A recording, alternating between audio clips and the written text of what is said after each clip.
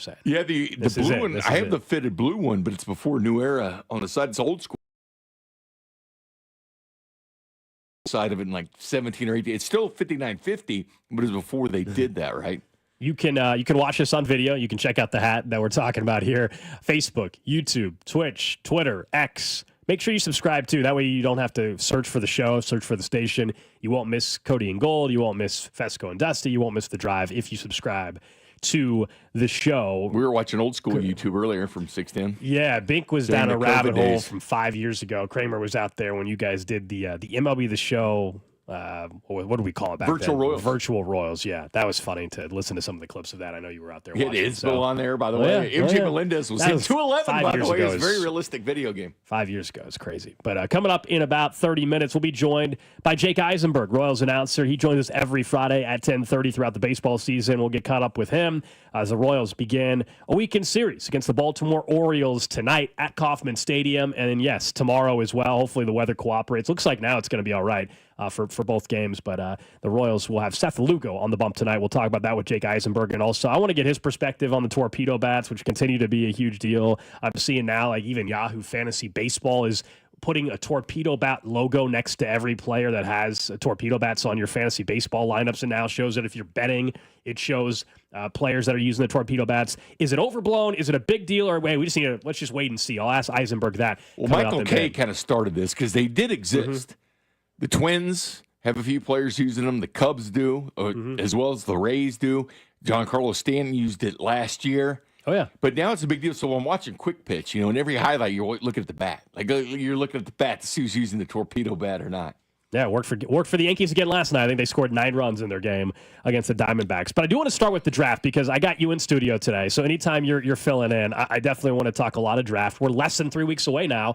Yep. 3 weeks from yesterday, you had a draft special last night with Chris Unocero. Everybody hopefully has heard by now. We're doing the draft party once again, the fan draft party. Bink, you and Chris will be hosting our coverage from there at the Landing in Liberty on Thursday, April 24th for the first round of the draft. $965 up for grabs if you can get the draft contest correct, plus a signed helmet. And yesterday, Cody and I were talking about the draft, and there's 2 instances during the Brett Veach era of trading for an Orlando Brown Jr. right before the draft or trading for a Frank Clark before the draft. And we were saying, other than maybe an edge player, I don't think that's happening this year. They addressed left tackle the best they possibly could for this offseason with Jalen Moore.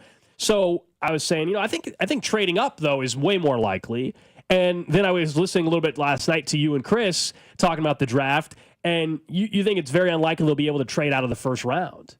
Yeah, I think it's going to be unlikely. And basically, if there was a quarterback sitting out there and you're like, okay, you hope someone trades back into it. It's almost like back in the days with Will Levis. Remember at Kansas City, he showed up, wasn't drafted, then he bolts town and leaves it before he was drafted the next night and leaves. But there was teams that were high on Will Levis. We weren't, but Tennessee obviously was. Now they're trying to have second thoughts about Will Levis at this point. Understandably so. But if you have a guy that's on the fringe of being a first rounder, and the quarterback sitting out there, because teams covet quarterbacks. Like, if that's the guy at the end of the first round, that's a player that someone might trade back into the first round. Don't forget, Lamar Jackson was picked with a 32nd pick in the first round when he was drafted in the NFL draft. So, yeah, so it's looking more and more unlikely that nobody's going to be there quality to move in because most teams have 15 first-round grades on players. Yeah, there's no such thing as 32 true first-rounders. Trent McDuffie, they still had a first-round grade on, but he started slipping in the 20s when they drafted McDuffie. That's why the Chiefs made that move to move up and get McDuffie because they slapped a first-round grade on him. So this is a first-round player, and then all of a sudden he's in the 20s. He was like one of their top 15 players that they had. But basically after 15, everybody's got like a second-round grade anyway on them, what they have. But a Luther Burden, somebody like that, might be worth it for a team to jump in if he particularly slides, or Walter Nolan, defensive lineman for Mississippi, Derek Harmon. These are the type of guys. I think they're going to be gone, though, so I don't think it's going to be – I think the Chiefs are going to have to hold tight at 31. So you're our draft expert. Look, the most likely scenario, of course, is that they just make a pick at 31. Duh. But give me the options that you think are realistic because I still think – For them to trade up, it would take what you're describing. It would mean somebody's there at 26, 27, 28, like with Worthy a year ago, that they just didn't think would be there. And they're like, all right, we'll move up a couple spots. Trading back, it always sounds great. Like, yeah, I'll trade back and I'll stockpile some picks. Well, one, there has to be a player a team wants to trade back in for. We all saw that play out. And also the Kansas City was hosting the draft a couple years ago. That played a huge role in the Felix scenario. But it's not as simple as it sounds to just trade back, because I think a lot of fans, as much as it sucks waiting all night for the pick at 31 and then, they traded it. You want them to select from a fan perspective, but they already have multiple picks in the top 100. Adding another one in the top 100 would be incredible. What do you think is the most likely option for the Chiefs other than just picking at 31? Well, I think it's going to be somebody like we had Nick Scorton. I think it's going to be an edge type guy like that. Edge is extremely deep in this draft and defensive line. Derek Harmon's the guy that would really fit nicely with the Chiefs from Oregon. A guy that gets to the quarterback, the guy that can stop the run, that can add a lot of things. But he's probably going to go in the mid-20s, to be honest with you. I think that's where he's going to go. And I've seen more and more mocks lately. He'll have the Chiefs trading up with the Rams like at 26 to jump up and get Derek Harmon. Like if he happens to be out there, you jump up and get him. The edge rusher is interesting because Buffalo is in the market, obviously, because they did bring in Bosa in the offseason, but they seem to always need what the Chiefs need, just like last year. It's kind of weird how that's been wide the case. Receiver. But I could see the Chiefs doing that. I still think it's a Derek Harmon. Nolan, if he happens to fall, which I don't think he's going to, at 31. Shamar Stewart, Nick Scorton, the Texas A&M guys, maybe sitting at 31. But I do think it'll be defensive line. It could be corner. I know they went out and got Fulton, but Savon Ravel, somebody like that. A lot of the corners are not under contract after this year, though. Savon Ravel was our first guy that we talked a lot about in our first mock that we did, because we did a full NFL mock and we did Savon Ravel to the Kansas City Chiefs before they signed Fulton. But then when we did just the Chiefs-only mock, we ended up going Nick Scorton, which Monday we'll do another Chiefs mock. You mentioned Luther Burden. He's fascinating, one, because he's got the local ties, but also that's a name that I think last October everybody was saying, he's like top 15 guy, maybe even a top 10 player. And then now there's a lot of speculation about him being available even at 31 or available in the second round. If I told you that Luther Burden was there at 31, do you believe the Chiefs would or should they take him? Or is that one of those players that at that point, clearly there's something they don't like and let somebody else trade back up in if they really want him that bad? I think it would be appealing for Veach to have the option to get extra draft picks because they would covet it with someone else moving in the first round, that he could get something. Now, how much could you get for a Luther Burden, a wide receiver at 31? The value at 31 is not that great. I mean, it's not as great as you having a top 10 pick. Sure, but Luther Burden, if he does slide, I mean, that's a great slot receiver. That's the best slot receiver in my opinion in the draft. Emeka Buka, and which they don't go Ohio State, and then Luther Burden. Yeah, they don't ever take Ohio State. But as far as boundaries, you look at Matthew Golden from Texas. Kind of stay away from that. I do think that's kind of the workout warrior mentality because he ran a 4.29 at the combine, so everybody's going back and looking at his tape and what he did at Texas. I will say it was Gunnar Helm, the tight end, that actually led Texas in receptions this year, not Matthew Golden. But it's between him and Isaiah Bond. Golden's transferring from Houston. Isaiah Bond transferred in from Bama. And both those guys didn't seize that job. It was Gunnar Helm that kind of took over for Texas.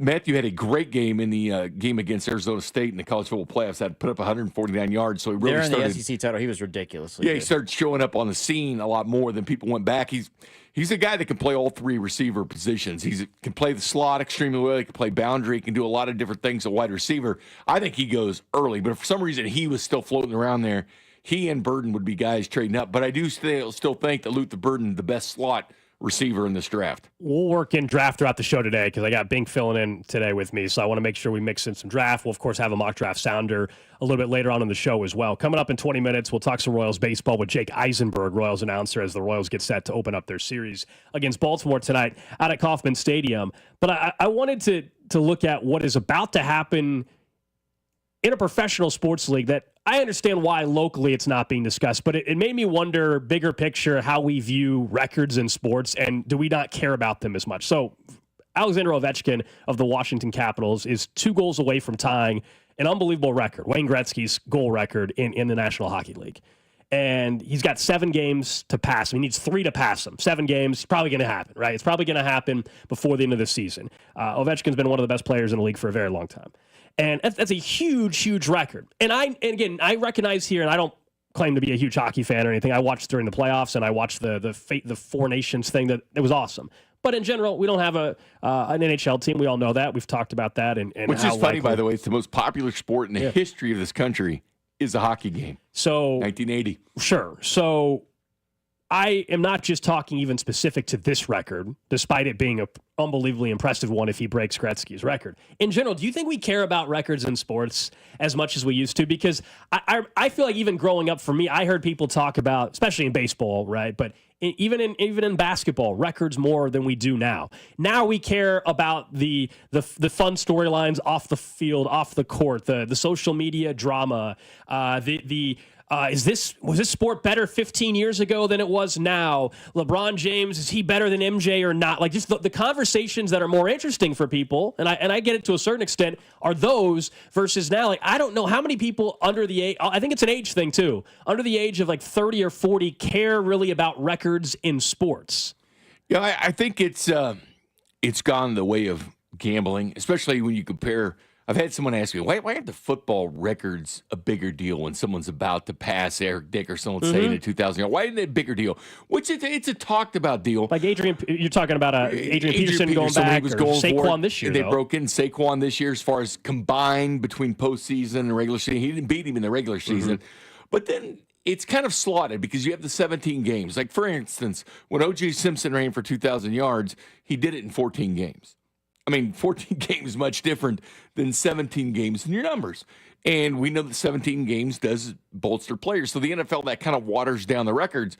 But I'll say this, too, and I think the NFL has kind of transitioned to what have you done this weekend? Because fantasy football dominated for so long.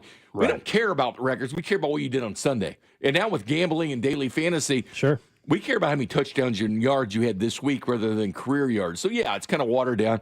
When LeBron beat Kareem for the most points, that was kind of a big deal. People talked about it, at least nationally on the show. Was that when they stopped the game? It was. They stopped the game, and Kareem was there. And it's so funny. Here I am saying that people don't care about records. Like that was so weird to me how they stopped the game and did that. Oh, they did. It was weird. It was so weird. That one was appreciated, I guess. But in general, baseball ones are usually big. When someone hits 500 home runs, that doesn't break a record, but a milestone will stop the game.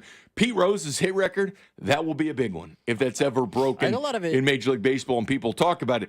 But the Ovechkin one is huge. We're talking about beating the great one. Yeah. And it didn't look like he was going to get it because he was hurt this year for a while. Then he's coming back, and Storman had a hat trick a couple of weeks ago. So all of a sudden these goals start to pile up. And then you look at it and say, he's had a couple more goals the other night. He had one the other night in a 5-1 loss to Carolina. And all of a sudden he's sitting 3 from breaking the record, 2 from tying it. But this just isn't a record. This is the great one in goals. I mean, you're not called the great one for no reason. I mean, the great one was Wayne Gretzky, but this is a major record that Ovechkin can beat. I hope they do more for it. I hope it's talked about more on the shows. But it's not that big of a deal. It's not the conscious. Probably a lot of people listening right now that didn't realize that Ovi was about to break Gretzky's record, which is one of the major records in sports. And some of it is because it's hockey. I get that. But it got me thinking more about all records, basically. I feel like we don't approach them the same way. There's some that, like, well, I don't know what you guys consider the most impressive record in sports or anything like that, but there's some that are unbreakable, right? I don't think anybody's ever going to catch Ricky Henderson. He had over 1,400 stolen bases. I don't think that's ever getting broken. I don't see it. I know the funny thing about that story, Willie Wilson once told me, because he was on the A's at that point, Willie was, and he said before he beat it, he wanted like the glove contract. I think it was with Franklin or something, and the Mizuno shoes.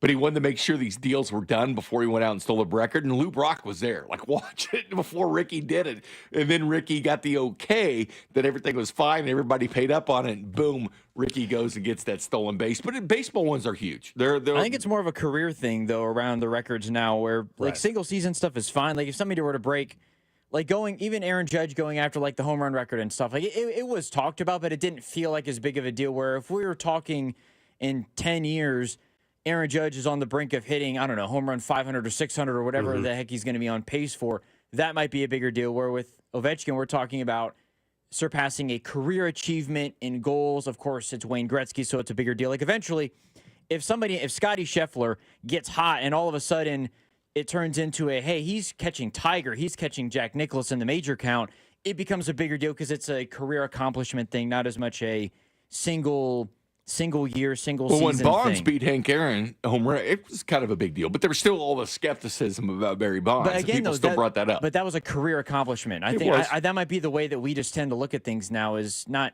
like Saquon getting the record would be great, but you always come back to the amount of games played over the course of a season. Yeah, that's the issue just now with all these sports on the single game stuff. I'm with you where it's so many rules are different, and so you have the debate of like, does this rule make it easier? Definitely the amount of games changes some of it, the way the game is played now. I mean, when we talk about, you mentioned the fantasy football angle, Bink, from a wide receiver, now a 1,000-yard season, like it's not bad, but it's not nearly as impressive as it was 15 years ago. Averaging, 80 yards a game? Yeah, it's just not viewed the same way. We looked it up at one point, how many 1,000-yard receivers there are every year. When Strahan sacked Favre and Favre laid down for Strahan to beat the sack record at that point. Don't tell what's his name. He got all upset about that. It certainly feels like football records are ones that are not debated the most, but in terms of the way the game was played, like era-wise, football, there's a lot more disparity, whether it's the amount of games being played, whether it's they were running the ball a whole lot more than they were passing it, and now it's a whole lot more passing, where we're going to see records continue to be broken. With hockey, it's kind of always been, hockey. Like stylistically, I'm sure the game has changed a little bit. Right. Basketball, the way the game has changed has been a little bit, but it's not like they've changed the amount of time in a quarter. They haven't changed anything like that regarding if you drop 65 points in a game, it doesn't matter what era it's in. Sure. It's pretty damn impressive. Yeah, I mean, I know people debate how true it was. Like Carrington and I always joke back and forth about like Wilt Chamberlain, right? 100 points in a game. Like that's something we're talking about unbreakable stuff. Like that's not getting broken. I get 20,000 women is a better record than that. Well, both of those are in dispute, I think, from many people. And by the way, the text line says he's not going to pass Gretzky in assist, which is true because Ovechkin's got 724 and he's got 1963 is what Gretzky has. So he's not beating him that. But goals, yes. It seems like Gretzky also has taken this on the, he's a good ambassador for the game with the stuff that he does for Turner and everything. It seems like he's not one of those guys that's getting offended that doesn't want him to break the record or anything. He's been great. 913-586-7965. How much do you guys, someone was kind of leaning into this a little bit, how much do you guys think just in baseball in particular, I guess all sports are using it, but analytics and in baseball in particular, sabermetrics, do you think that has also kind of killed some of the career stats and achievements and how things are viewed? I mean, I was driving in this morning and I heard Fesco and Dusty talking about our guy, Vinny Pasquantino. He was on Hosmer's podcast and he was going through just how sack flies are viewed nowadays versus in the past from an analytical basis, and so stuff like that I think has also ruined how we view some of the records. And you're right, if you're not kicking ass for a fantasy football or baseball team that week, people think you suck. Well, isn't it also to me? I don't know if it's on the field as much as it is off, where there's more rest. Like in basketball in particular, we're going to rest guys because because it makes more sense down the line to do this. We're not going to throw our pitcher because the whole thing is Nolan Ryan would throw games back to back and all that other stuff. We're just never going to see that anymore because of analytics, and if they can go this long, we want to rest his arm for this time. The complete game was a huge deal. Now, exactly, yeah. No one does it. The way that rest is brought into the equation with analytics, I think, is what changes things up. I think that's a good point of. It's not even on the field thing. It's we're going to rest this person at this moment, or we're going to take him out after 90 pitches because we don't want him to go long because we need him in this spot. All the different strategic ways that the game is played now, I think that impacts how records are broken for sure. Coming up in 10 minutes, we'll be joined by Jake Eisenberg, Royals announcer. We'll talk some Royals baseball as they get set for their series against the Orioles. Also, where he's at with the torpedo bats in the game. Overblown, big deal. Maybe you just need to wait and see on that. That's coming up in just a bit. But along the lines of baseball, a few weeks ago we had the bizarre baseball injury. I think it was Matt Strom who was packing up toys for his kid in a box, and the cardboard got underneath his nail, like cut it, like you've been there before, but his got it infected, so he got a staph infection or something. Well, the latest, Dodgers star Freddie Freeman is on the IL after hurting an ankle that was already surgically repaired in the offseason, I think it was, in a shower, what they're calling a shower mishap. Now, I don't know the specifics. Dave Roberts, the manager of the Dodgers, said he aggravated his surgically repaired right ankle. The injury was the result of a mishap while stepping into the shower. He was day-to-day, but again, now he's they backdated it. He's on the IL. Add this to the list of bizarre, really specific baseball type of injuries. Like, I imagine Freddie Freeman, probably a nice shower, right? Probably a nice shower unless he was on the road somewhere. Probably a nice shower at the crib. And I just am trying to figure out how this happens. What was going on here? Are we ever going to actually know the real story? I feel like eventually maybe when he retires, if it was funny, or if maybe he was just being clumsy. But I'm convinced. I'm convinced. Was somebody else? He was a little bit excited to get in the shower. Maybe they were maybe they were rushing to get into the shower. Maybe you weren't paying attention. I mean, people do lie. I remember Jeff Kent back when he played with the Giants. There's a bunch of stories. He had a bunch of money. He was hurt. He said he was hurt. He was washing his monster truck. It turned out to be like a motorcycle that he was on. Kevin Napier, former Royal, was carrying baby shower gifts. Well, Salvi and the luggage, for his right? sister. He ended up having to miss the 98 season with a torn labrum because he had to have shoulder surgery. Derek Holland. Carlos Correa had the rib injury when he was in Houston, and he claimed it was from his massage therapist or something. Yeah. And a lot of the speculation was it was a little bit different than that. So who knows, man? Who knows? Yeah, add this one to the list. Derek Holland, people thought it was hockey because he played hockey on the side, but it was his dog. My he tripped over his leash. My theory with Freddie Freeman is that, his wife or whatever, they're heading into the shower. And maybe, you tripped a little bit.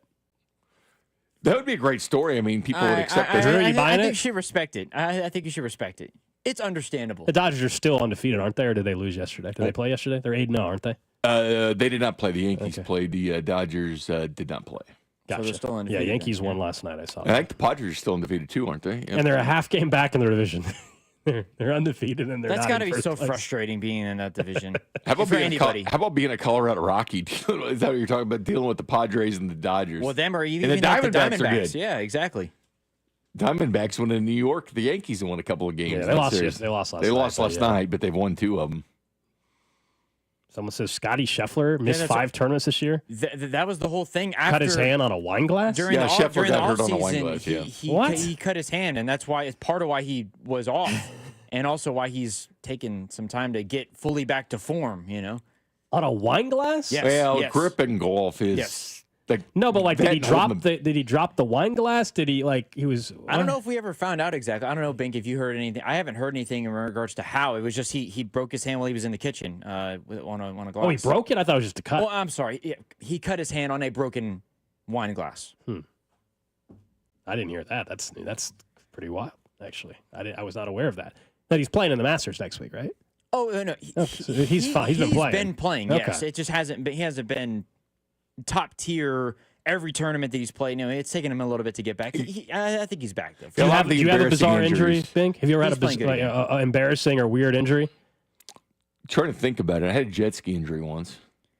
It was my leg. Fly off or what? No, it came down after a wave and it hit my leg, and you could see the bone in it. Like I chopped a hole in my leg. Snap. Yeah.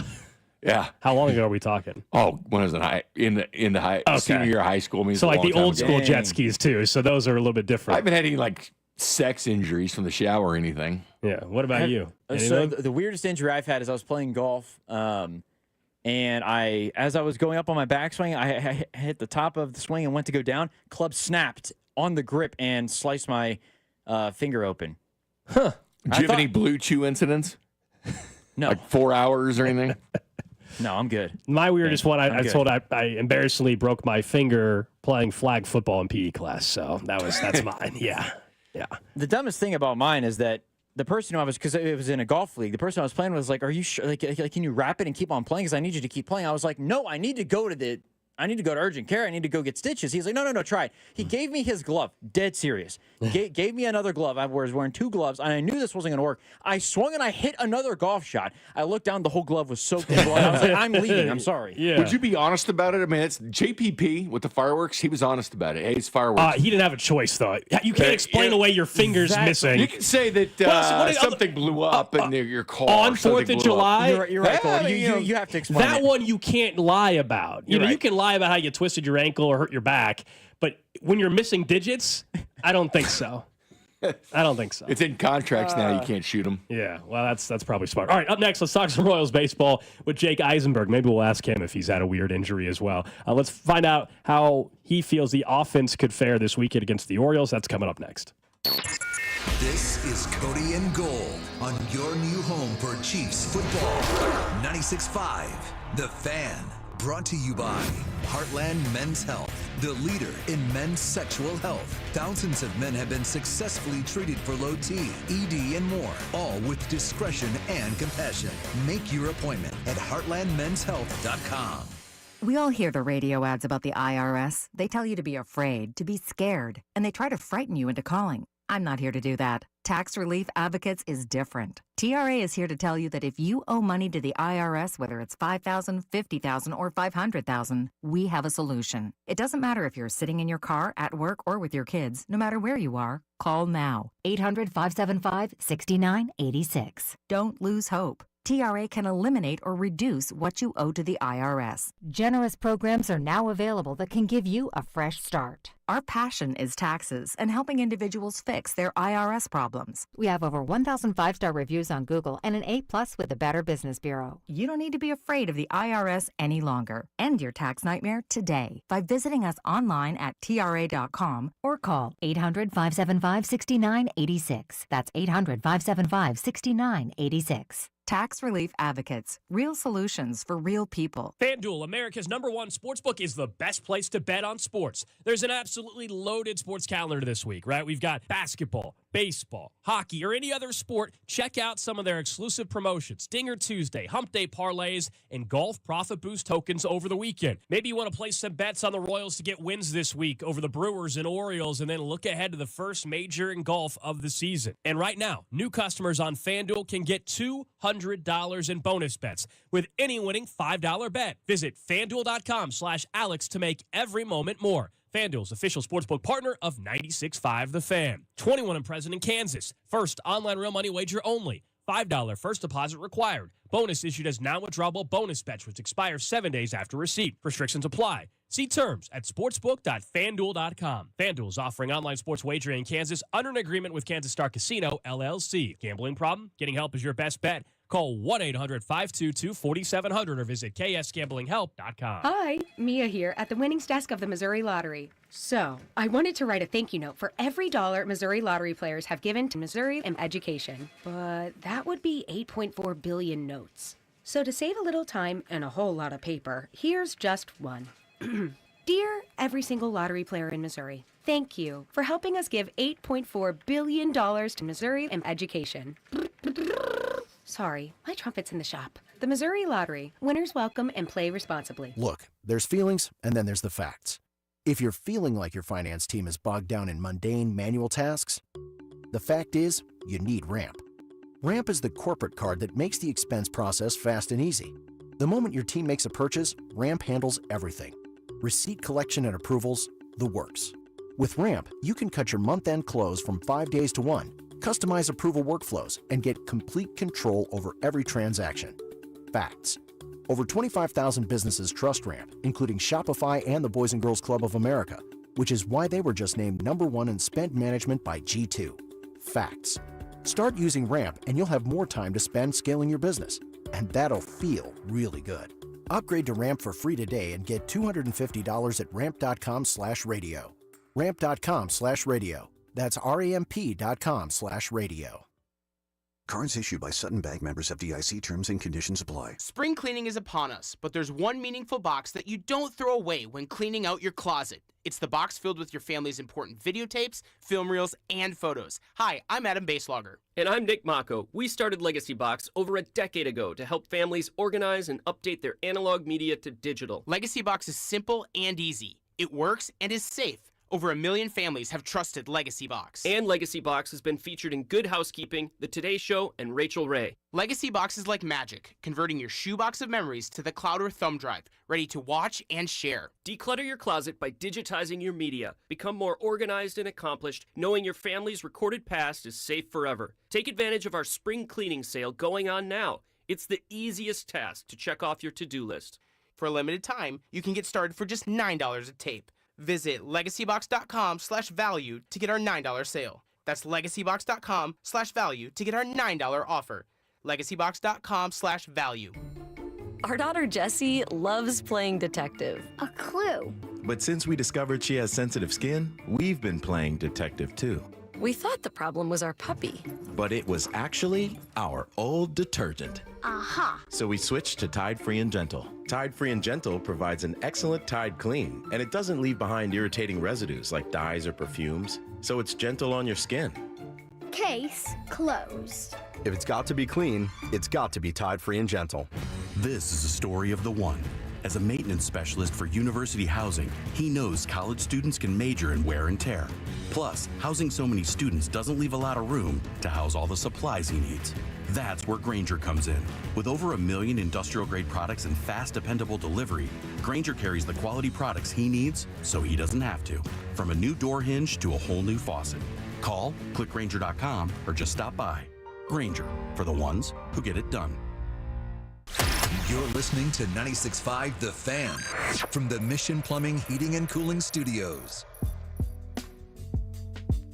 All right, just getting started here on a Friday. It's Cody and Gold, Alex Gold, Drew Nixon, Jay Binkley filling in for Cody today. We'll get back into some draft stuff here in about 12 minutes. Anytime Bink's fill in, I want to talk some draft. We're less than 3 weeks away from that. Bink is our draft insider along with Chris Unocero on the Character Concerns podcast. You guys have another draft special show coming up on Monday night as well on the Royals. Well, we're doing Character Concerns Monday, and then Thursday will be another draft special. But Character Concerns Monday, all right. And due to the Royal schedule, and thank you, Jake Eisenberg, coming up here, but we have a lot of draft coverage, 96.5, because the Royals play on night on Saturday.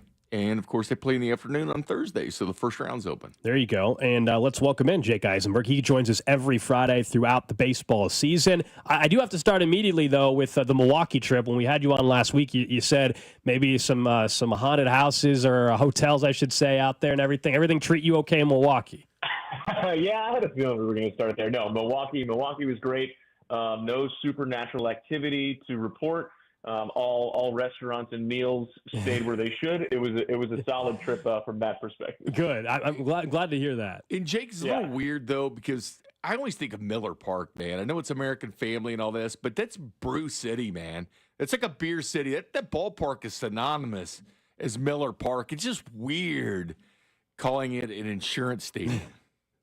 I mean, I guess it's a name, like any other ballpark name. I mean, Guaranteed Rate Field is now just Rate. Minute Maid Park is now Steichen Field. I mean, at the end of the day, like, they're all corporations, aren't they? So, like, they can have their naming rights. That's one thing that I love about Kauffman Stadium is that it's not, a company, at least for now. My favorite was Enron. I think that helps it stand out. Heck, even Wrigley's a company, if you really want to go that far. But yeah, I don't know. It's not that weird. It's just a building with a name. One of the biggest stories in sports for the first week of the season, of course, is these torpedo bats. Overblown, like not a big deal, just need to wait and see. Where are you at, and what have maybe you heard? I don't know if you've talked to some players about it.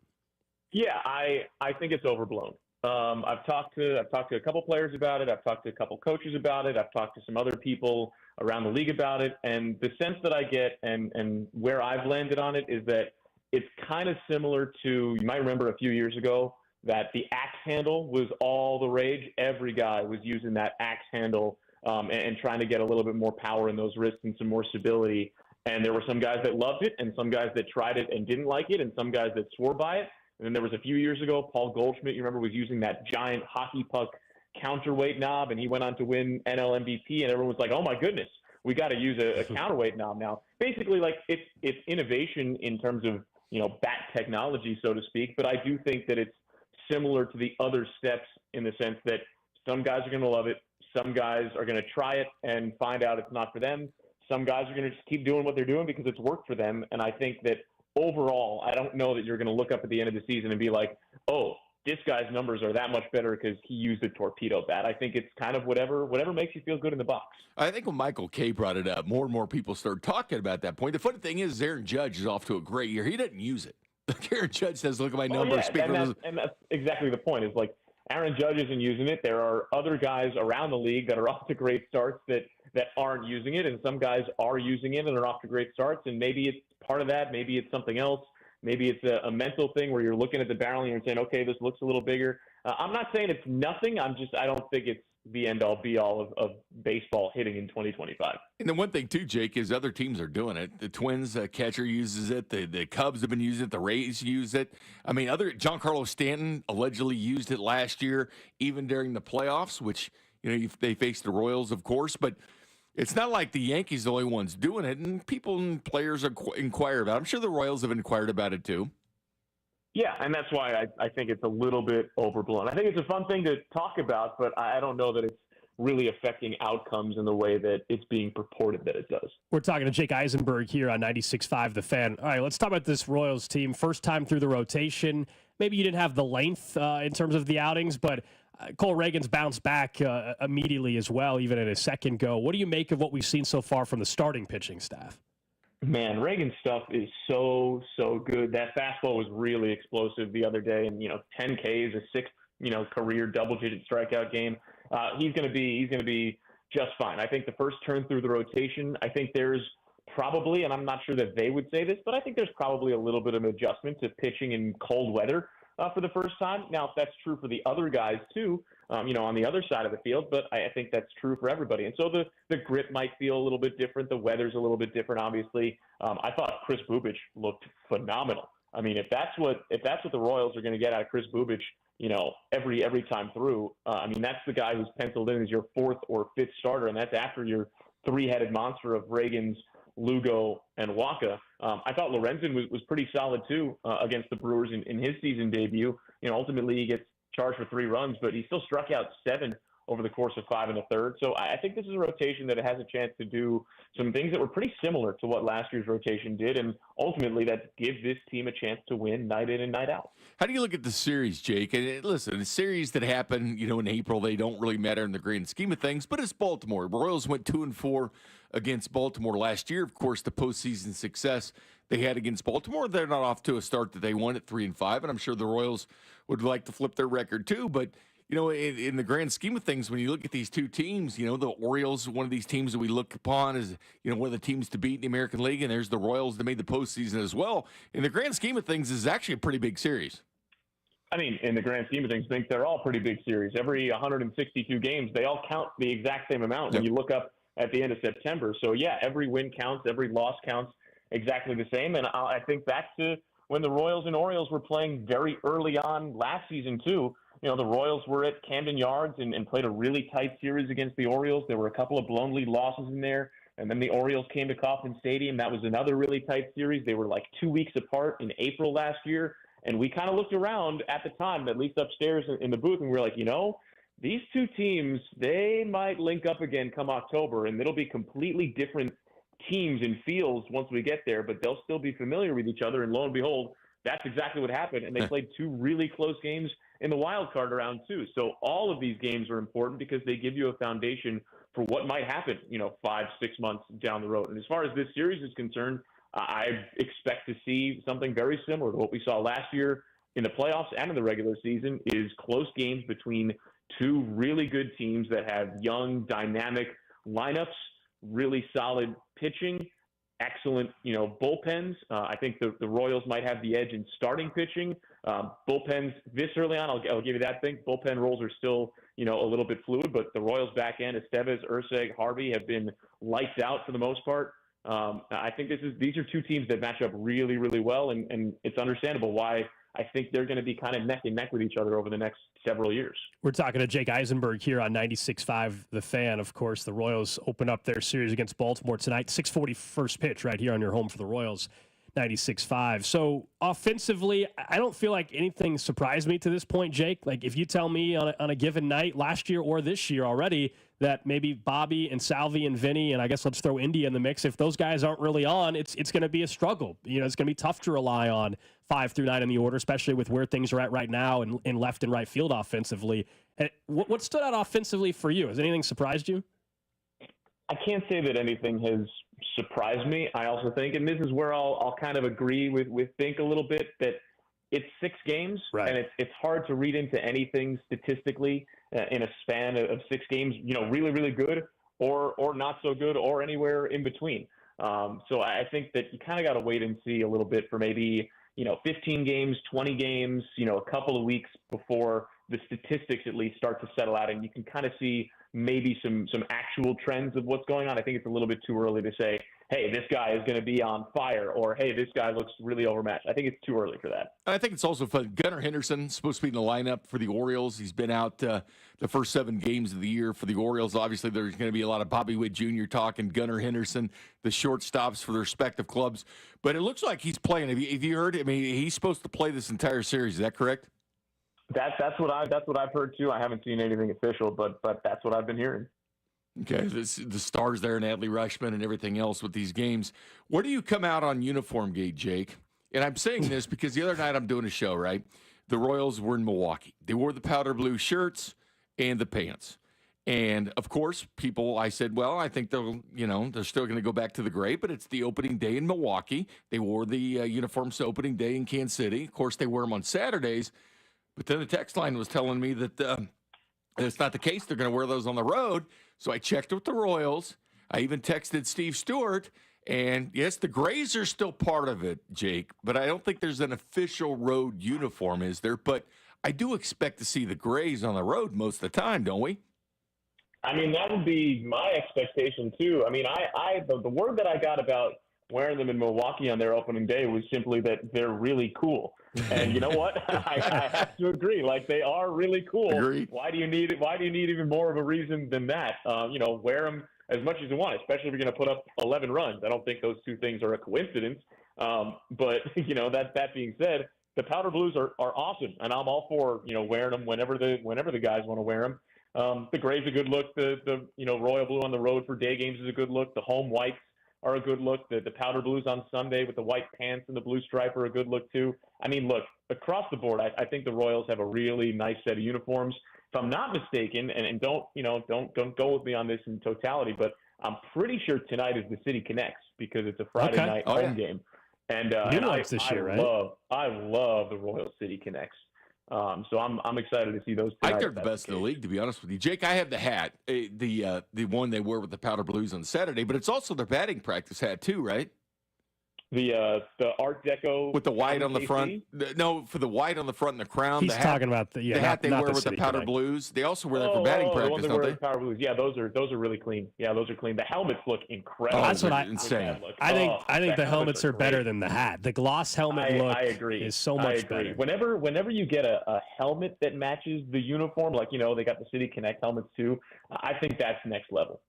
Before we let you get out of here, I know you're at the big league level right now. I have to ask you about Jack Caglione because you interacted with him in spring training. He makes his Double-A Arkansas debut, I believe, this evening down in Tulsa, where the Naturals begin their season. Just in your interactions with him, the fan base is fired up. Just what has stood out about how, I guess, he carries himself, and what would you tell fans that are obviously very, very excited one day to see him up with the Royals?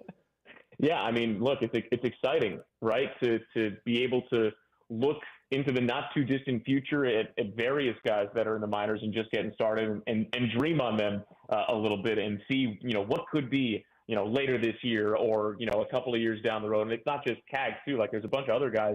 Luinder Avila struck out, I think it was 10 or 11 the other night in Omaha. John Raves hit a couple of home runs. Like, there are other guys that are making some noise in the minors, too. As far as Jack's concerned, This is the thing that kind of stood out to me in spring training, just kind of, chatting with him a little bit, observing him in the clubhouse, talking to the guys that were his locker mates, like Alec Marsh. I asked Alec, how he was doing and all that stuff. And what stood out to me was here's a guy who has played at the highest level of collegiate baseball for a premier program and gone to the College World Series and been there, done that in terms of media and spotlight and XYZ. And he's got that, big college experience polished to him, when it comes to a media sense and polished him when it comes to a maturity sense.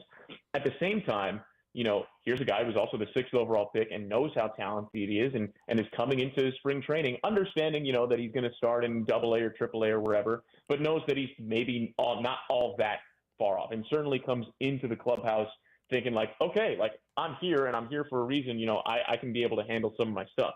What struck me is how well he balanced the understanding, how well he balanced knowing that he's a really, really good baseball player, but not necessarily giving off a vibe of that he's supposed to be there or that it would be ridiculous if he weren't there. You know, he did not take for granted the fact that he was in the big league clubhouse this year and knew that that was both an honor and a learning experience and an opportunity for him to grow. He knows he's a really, really good baseball player. He was also soaking up everything like a sponge. And it was really cool to, you know, observe, you know, fly on the wall, you know, how Vinny Pasquantino took him under his wing and really made him feel comfortable in a big league clubhouse for the first time. That's not always the case, you know, for guys who are entering a big league clubhouse for the first time. And I think that speaks to the level of camaraderie that exists in the clubhouse at Kauffman Stadium and how that filters down through the organization and the type of culture that the Royals have created for themselves and the rest of the organization. And I think that puts Jack Caglione and whoever comes up from the minors at any point in a really, really good position to succeed. And that's what impressed me about Jack was how he had this, you know, affability and joy in being where he was. You know, holy smokes, I'm in a big league clubhouse. This time last year, I was playing a midweek game against St. Mary's or whatever, and also being incredibly talented and you know, playing really well in spring training. Jake, I've talked to you for a long time, even back in the minor leagues. I have to ask you this question. Now that you're here at the big league club and doing your thing, you're going to be calling records at some point. You might be calling world championships at some point. We discussed this. Baseball records seem to be hallowed. People talk about them, the 500 home runs, the mile marks. They're a big deal in baseball. Compared to the football, I think it's cyclical because we care about what they did on Sunday because of fantasy football, the expanded schedule now, watered down that. But Alex Ovechkin sits 3 goals away from breaking the Great Ones record. I don't think people talk about it, but that is a major record in sports. How do you view things? Why does baseball records seem to be the most important? I think it has to do with longevity, Bink. Honestly, I mean, Major League Baseball has been around since, you know, the 1870s, 1880s, you know, in its modern form since 1901. And I think there's so much history with baseball. And you go back to the history of box scores or even statistics. I mean, the box score itself was pioneered by Henry Chadwick, who was a newspaper writer back in the 1900s, and newspapers and baseball were so tied together. And, you know, getting that newspaper in the morning and also checking out the statistics and the box scores was such a part of the joy of the game early on and the growth of the game early on, you know, the dead ball era and all throughout, that I think statistics and baseball statistics, they have such a longevity and they have such an aura about them because of how hallowed they are. And I'm not saying that that's not necessarily true for, you know, hockey or football or basketball, but as major sports in the United States of America, those have, you know, much less history overall than Major League Baseball does. You know, Major League Baseball has over 100 years of history. You know, NHL, NBA, NFL, you know, goes back to the 60s or 50s or 40s. Or it's just not. There's just not as much time. There's not as many hallowed greats simply because of the longevity of the thing. And I think that's why baseball statistics stand out. I also think that it has to do with the fact that there is a baseball game every single night for a 6-month span, that it is part of the American and really the North American, when you include Canada, it's part of the North American consciousness for a 6-7 month span every single night in a way that other sports aren't. I've said this about baseball many, many times, and this is one of the reasons why I love the game, is baseball to me is the closest athletic endeavor to the human experience that we have, where you are at it every single day. And more often than not, you know, when it comes to baseball and when it comes to life too, you're going to fail. You hit 300, you're a Hall of Famer. But guess what? That means you failed 7 out of 10 times. And the crux of baseball is how you deal with that failure and get back up and try and do a little bit better the next day. And I think that's very much the human condition as well, and part of the American condition as well, is how do we do a little bit better tomorrow? How do we make our lives a little bit better tomorrow for ourselves and for our families and for our communities? And I think that's why the human condition and why the sport of baseball are so closely tied together. And so when we see greatness on the baseball field, 500 home runs, or, you know, a batting title for Bobby Witt Jr. last year at 332, I think we appreciate the greatness striving through the grind of everyday suffering and excellence. And we can appreciate that in a very special way. And that to me is why baseball is so special and why baseball records are a little bit more hallowed than others maybe. Jake Eisenberg, thinking of records, Bink was asking you about records there. This weekend, you know, you're just going to have a no-hitter to call. It's going to be nice for you. Yeah, sign me up for that. That'd be great. We'll be listening. Thanks, Jake. Take care, guys. There you go. Jake Eisenberg, Royals announcer. You'll hear him tonight. You're on 96.5, The Fan. Of course, he joins us each and every Friday. Because you're asking about history and stuff, this weekend, something historical is going to happen at Kauffman Stadium. I don't know if it's tonight. I don't know if it's tomorrow. I don't know if it's Sunday, Bink. Something's going to happen. I mean, it's the Stars of Stars. Gunnar Henderson will be talking about Sunday's Bobby also Witt, Vinny Bobblehead Day, which will be very popular. which means home run for Vinny. Could be. I got to call it, though, because I do Vern's thing on Sunday. That's my Do it for your bet. I'm up 6 units on I'm Vern's not, because I pregame. went Massey 2 bases and an RBI, and he did 2 games after. You and Dusty that Gold I are the called only it. 2 people to have won. We got off to a good start. It's early. It's very, very early. I mentioned the draft conversation I want to get back into. We ran a little long there with Jake. A good conversation with him, so I want to move that. We'll bump that a little bit to the 11 o'clock hour. Did you see the news? I only bring this up. Only this show could bring it up because our producer, Drew, has ties to Cincinnati. He's not from there. He's a Cincinnati Bengals fan. Ties, yes. Did you see the news out of Cincy about everybody's got stadium problems. We got them here. Yeah, Cincy's got them there. Yeah. It sounds like the Bengals, who have been playing in Paycor Stadium since 2000, the building lease expires in 2026.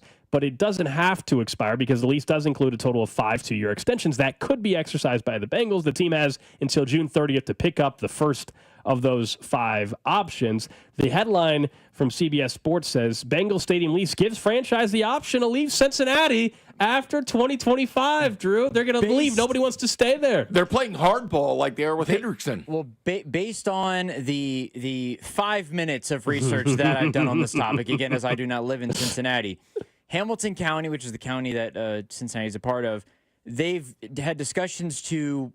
So basically, the stadium right next to the Great American Ballpark is on the Ohio River.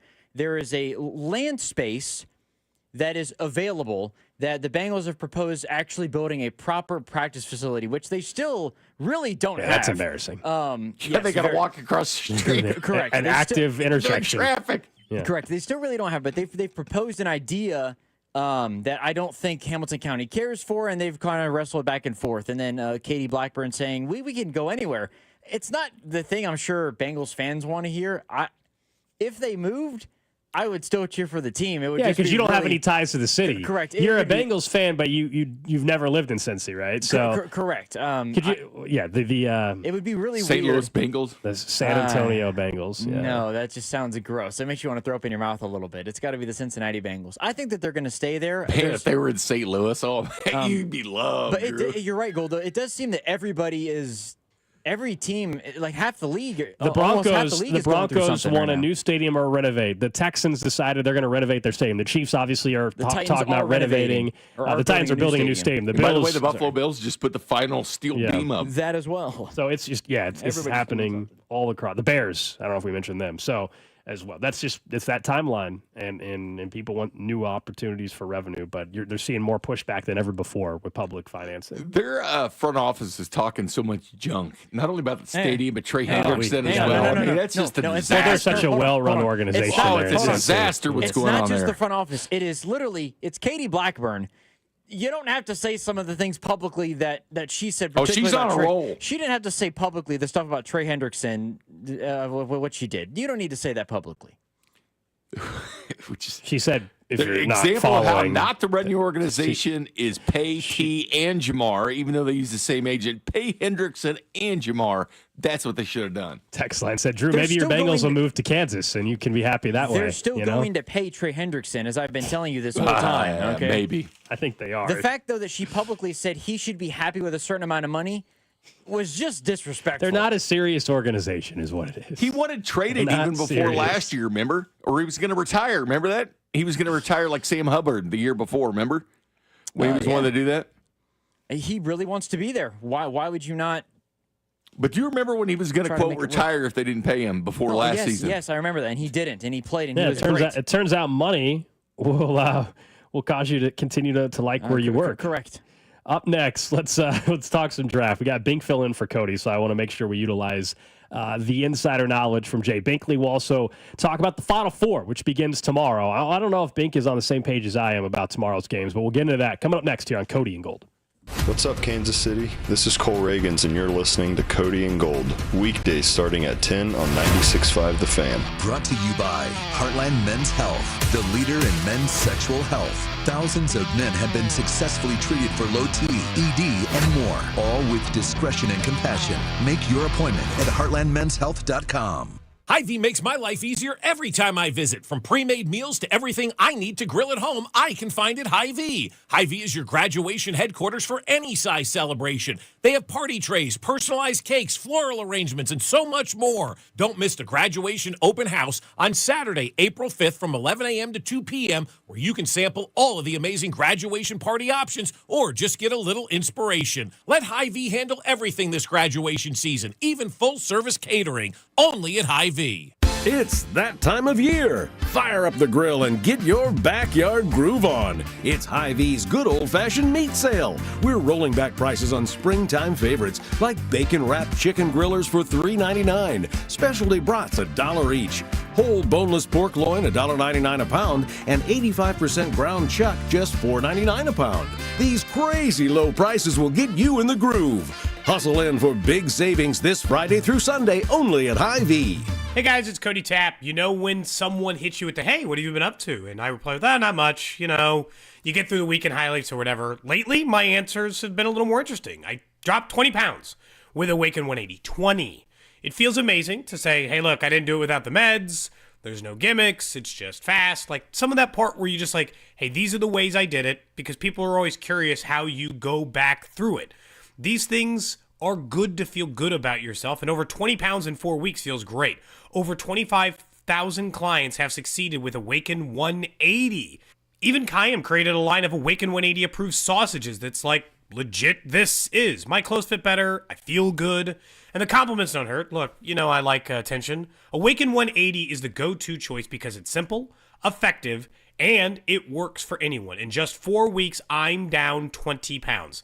Nothing's stopping you. Go online at awaken180weightloss.com or give them a call, 844-346-1800. Diabetes, high blood pressure, anxiety meds, everyone's on them. If you're a 50-year-old male, maybe a bit porky, and you may even have type 2 diabetes, $1 million of term insurance may only cost you about $200 a month. Call Term Provider. Speak with Big Lou at 800-700-6898. Big Lou will find a term life policy for you even if you have type 2 diabetes, are overweight, or have high blood pressure. Term Provider has helped thousands of people like you who think they can't afford term life insurance. To buy $1 million of affordable term life for you, all you need to do is call Big Lou at 800-700-6898. Lou will make sure the scales are tipped in your favor. Call 800-700-6898. Big Lou will answer your call and work to fit you into a term life policy that you can afford. Remember, Big Lou's like you. He's on meds too. Call 800-700-6898. 800-700-6898 or biglou.com. This is the story of the one who, as a maintenance specialist for a historic high-rise, knows that vintage charm historically needs constant attention. Which is why when it's time to upgrade turn-of-the-century mechanicals, they turn to Grainger. With easy access to 1 million-plus products and the scale to deliver when and where you need them, the right tools and supplies are never far away. So the one can keep that vintage building running like new. Call, click Grainger.com, or just stop by. Grainger, for the ones who get it done. Kansas City, it's time to laugh out loud at Big Slick 2025. Enjoy a night of comedy, music, and shenanigans at the Big Slick Show on May 31st at T-Mobile Center, with all proceeds benefiting Children's Mercy. Will there be shouting? Definitely. Screaming? Yes. Jackhammering? No. But I like the enthusiasm. Tickets are on sale now at bigslickkc.org. Peace and quiet are not invited, but you are. Librarians are also invited, but no shushing, please. Regardless of what you may think or hear about the real estate market, you can sell your home right now. It takes a skilled real estate agent to help you maximize the sale of your home quickly and effectively. Dawn Sharp and her team are the first call you should make. With a customized and strategic marketing system, Dawn can help you get your home sold. Contact the only agent I would trust if I needed to sell my home. It's Dawn Sharp and the Sharp Homes team, brokered by Epic Realty. Visit them at homesforsaleInKC.com and start packing. Sometimes it feels like the world is moving at hyperspeed and you can't keep up because it's one thing then another. And don't forget the meeting and the yoga class and the dinner reservation. But then You get into the all-new Nissan Murano, and you feel the breeze from the panoramic moonroof, while the massaging seats melt away the tension of the day. And you realize that sometimes the greatest rush is not rushing at all. Shop the all-new Murano at nissanusa.com. Panoramic moonroof massaging leather-appointed seats are available features. Hey, Joy. Oh, you are glowing. Oh, hey. More like Mira joyed that Miralax helped me go. I was so backed up. Tried mega coffees, prune juice, everything. Then Miralax. And hello, gentle relief without the harsh side effects. Ooh, how does it work? It works naturally with the water in your body for constipation relief. Find Miralax today at your local retailer. Use as directed for occasional constipation. I had the worst dream last night. You were in a car crash, and the kids and I were on our own. We had to move out of the house because I couldn't afford it anymore. That's awful, hon. My brother got life insurance from Ethos, and it only took 10 minutes. And he got $2 million in coverage for around $2 a day. It's all online, no medical exam. He just answered a few health questions right from his house. Ethos, here we come. Visit ethos.com/sports. Ethos.com/sports. Sample Rate is a 10-year term life policy for 35-year-old healthy, non-smoking male. Billed monthly. This is a story of the one. As a maintenance specialist for university housing, he knows college students can major in wear and tear. Plus, housing so many students doesn't leave a lot of room to house all the supplies he needs. That's where Grainger comes in. With over 1 million industrial-grade products and fast, dependable delivery, Grainger carries the quality products he needs so he doesn't have to. From a new door hinge to a whole new faucet. Call, click Grainger.com, or just stop by. Grainger, for the ones who get it done. What's up, KC? This is Matt Quattrero. On your way home from the ballpark, make sure to listen to Vern's postgame show right here on 96.5 The Fan. I will not be listening. 96.5 The Fan, KFNC FM and AM, HD1 and HD2 Kansas City, an Odyssey sports station. Hope you guys are having a good start to your Friday. It's Cody and Gold, Alex Gold, Drew Nixon, Jay Binkley. He's in for Cody today. Cody back on Monday. Coming up in about 17 minutes, we'll get to the trash of the day. But don't forget, you can join all of us. Bink will be anchoring our coverage from draft night, Thursday, April 24th at the Landing in Liberty. It's our 96.5 The Fan draft party. Yourself, Christian Ocero, whole Character Concerns crew going to be broadcasting up at the Landing. We've had a lot of fun doing this the last couple of years. $965 this year is up for grabs. Just $610. That's right. You got to be $965 up for grabs if you can correctly pick the draft. More details on the scoring and everything you can find up on our website as well, and as we get closer. But last year, if you pick a player and you get the right team, that's more points. And also the winner gets an autographed Juwan Taylor helmet. So if you've gone any of these before, you got to get there early, though, man. Those tables fill up early. The coverage starts at 6 o'clock. I hope to see you guys there in a couple of weeks. And since Bink is in, I want to talk some more draft, in particular, how one decision could change the top of the draft. So there's a report now that Kirk Cousins prefers to be cut by the Falcons because the Browns are unwilling to take on the contract that a trade would require. And of course, Atlanta is open to dealing him, but the deal is pricey, not only in compensation, but the salary. Right now, he's the backup. And that's the way it will be in week one behind Michael Penix. He'll be making all this money. Kirk Cousins wants to start. Raheem Morris even said, we know he's not going to show up to the voluntary stuff.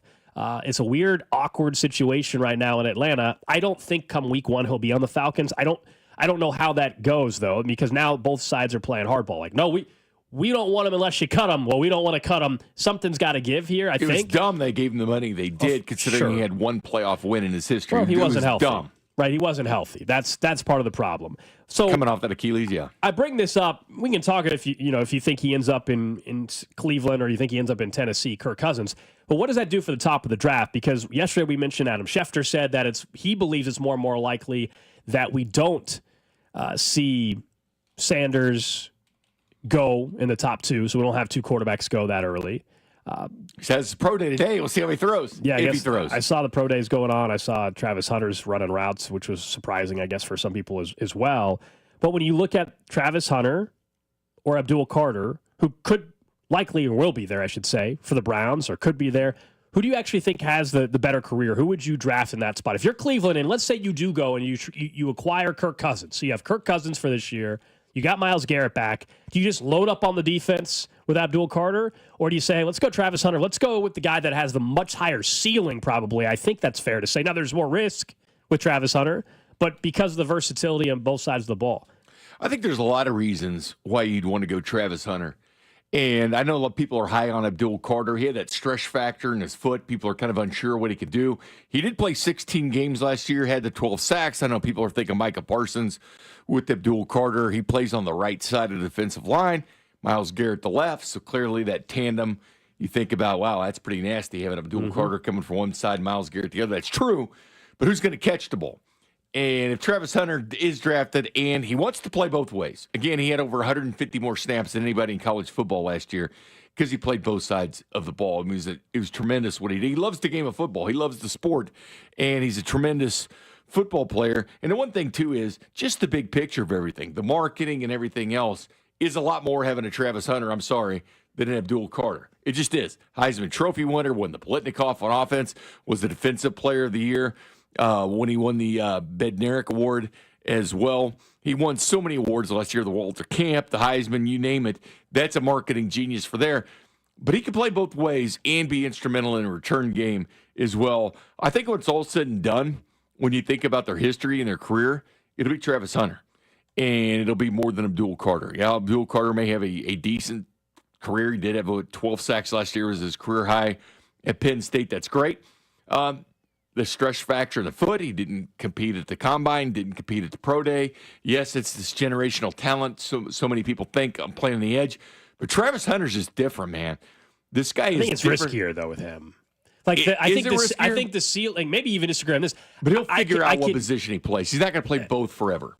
And I agree. I think immediately Abdul Carter could have just instant success in Cleveland. He could, because there's going to be a lot of attention paid to Myles Garrett, clearly. So either one, both of them are going to benefit from each other. Do you think the ceiling's higher for Abdul Carter? It sounds like you do. They need to score points. Like, their offense is so putrid in what they do. Yes, having Myles, but they paid Myles Garrett all that money, so why have Abdul Carter as well?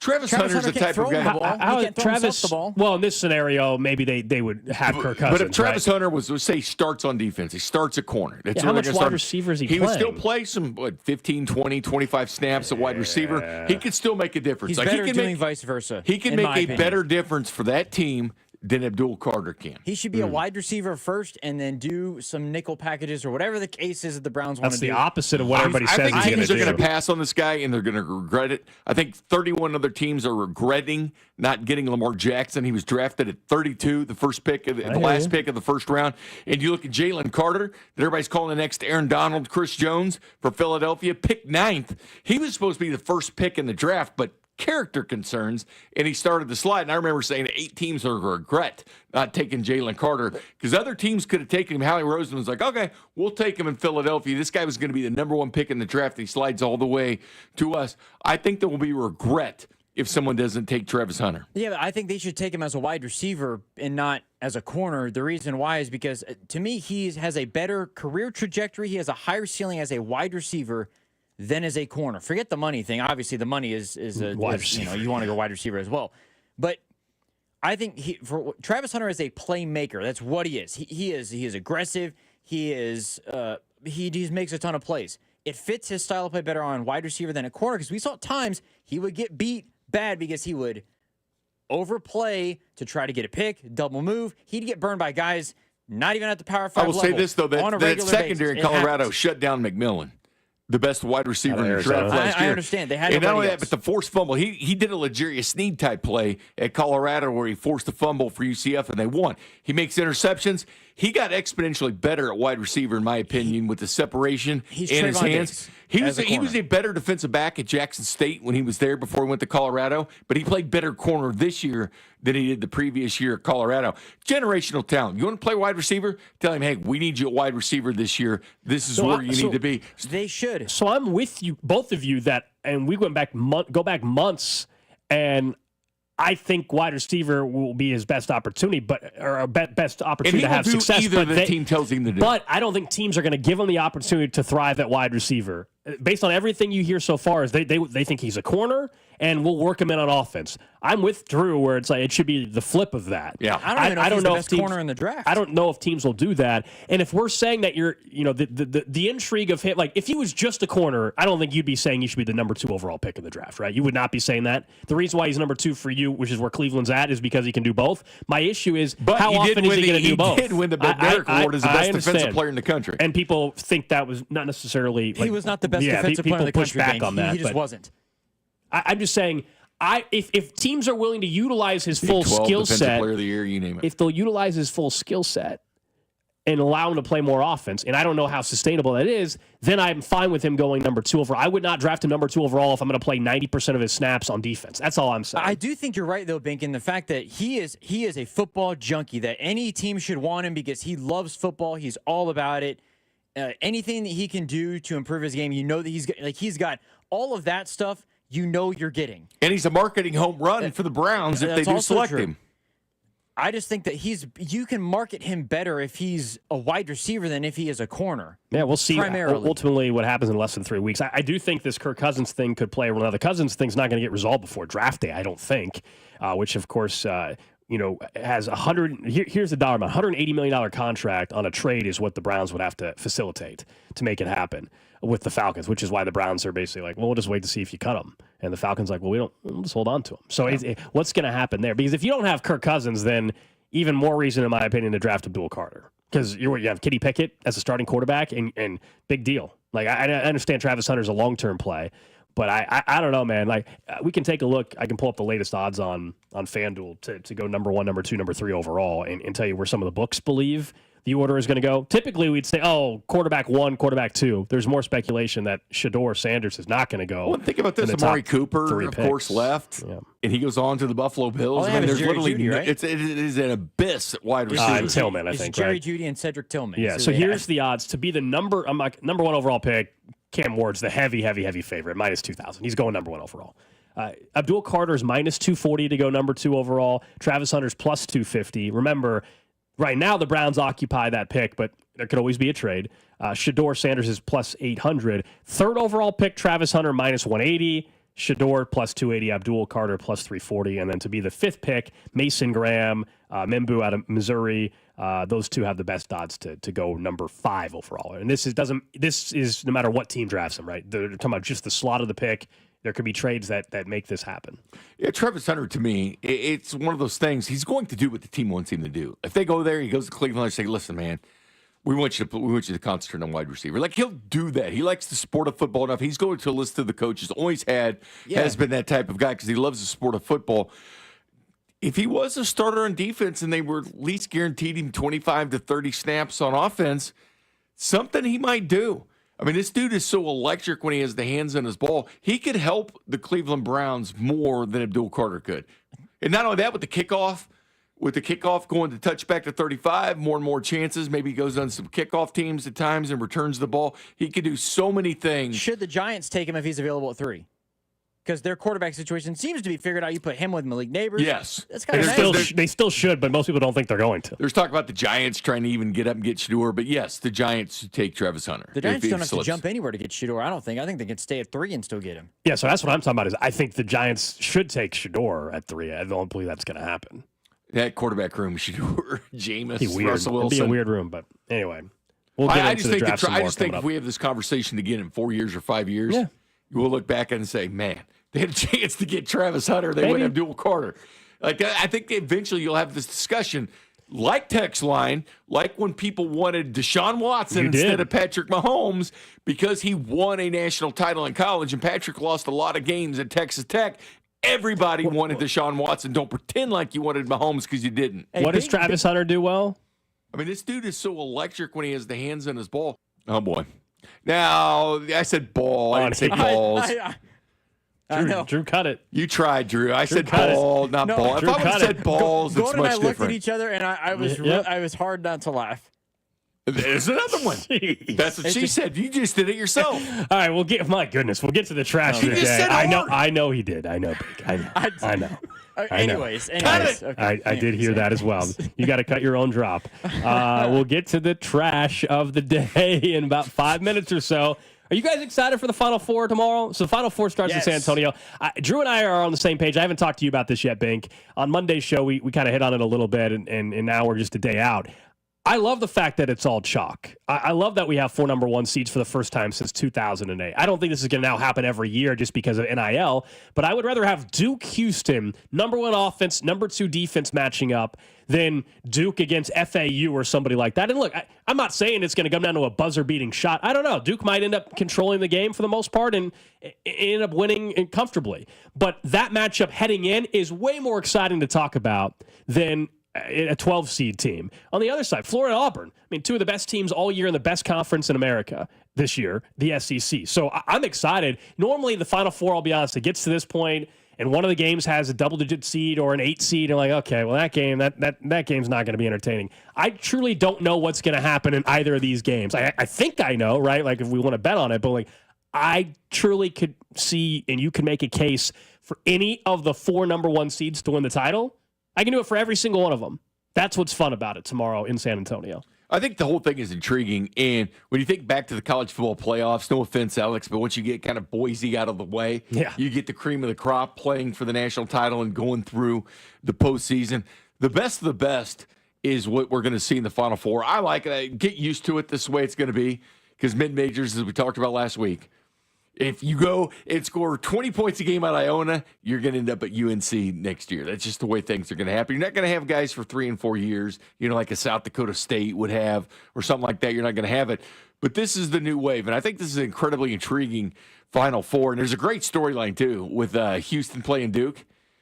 Because Schreier, when he first became head coach of Duke, he flew his team. Nobody knew about it for a secret scrimmage against Houston and Kelvin Sampson because he liked Kelvin Sampson. So here was this secret scrimmage these teams had. Then they meet up in the Final Four eventually. It's a great storyline, but the best of the best is playing.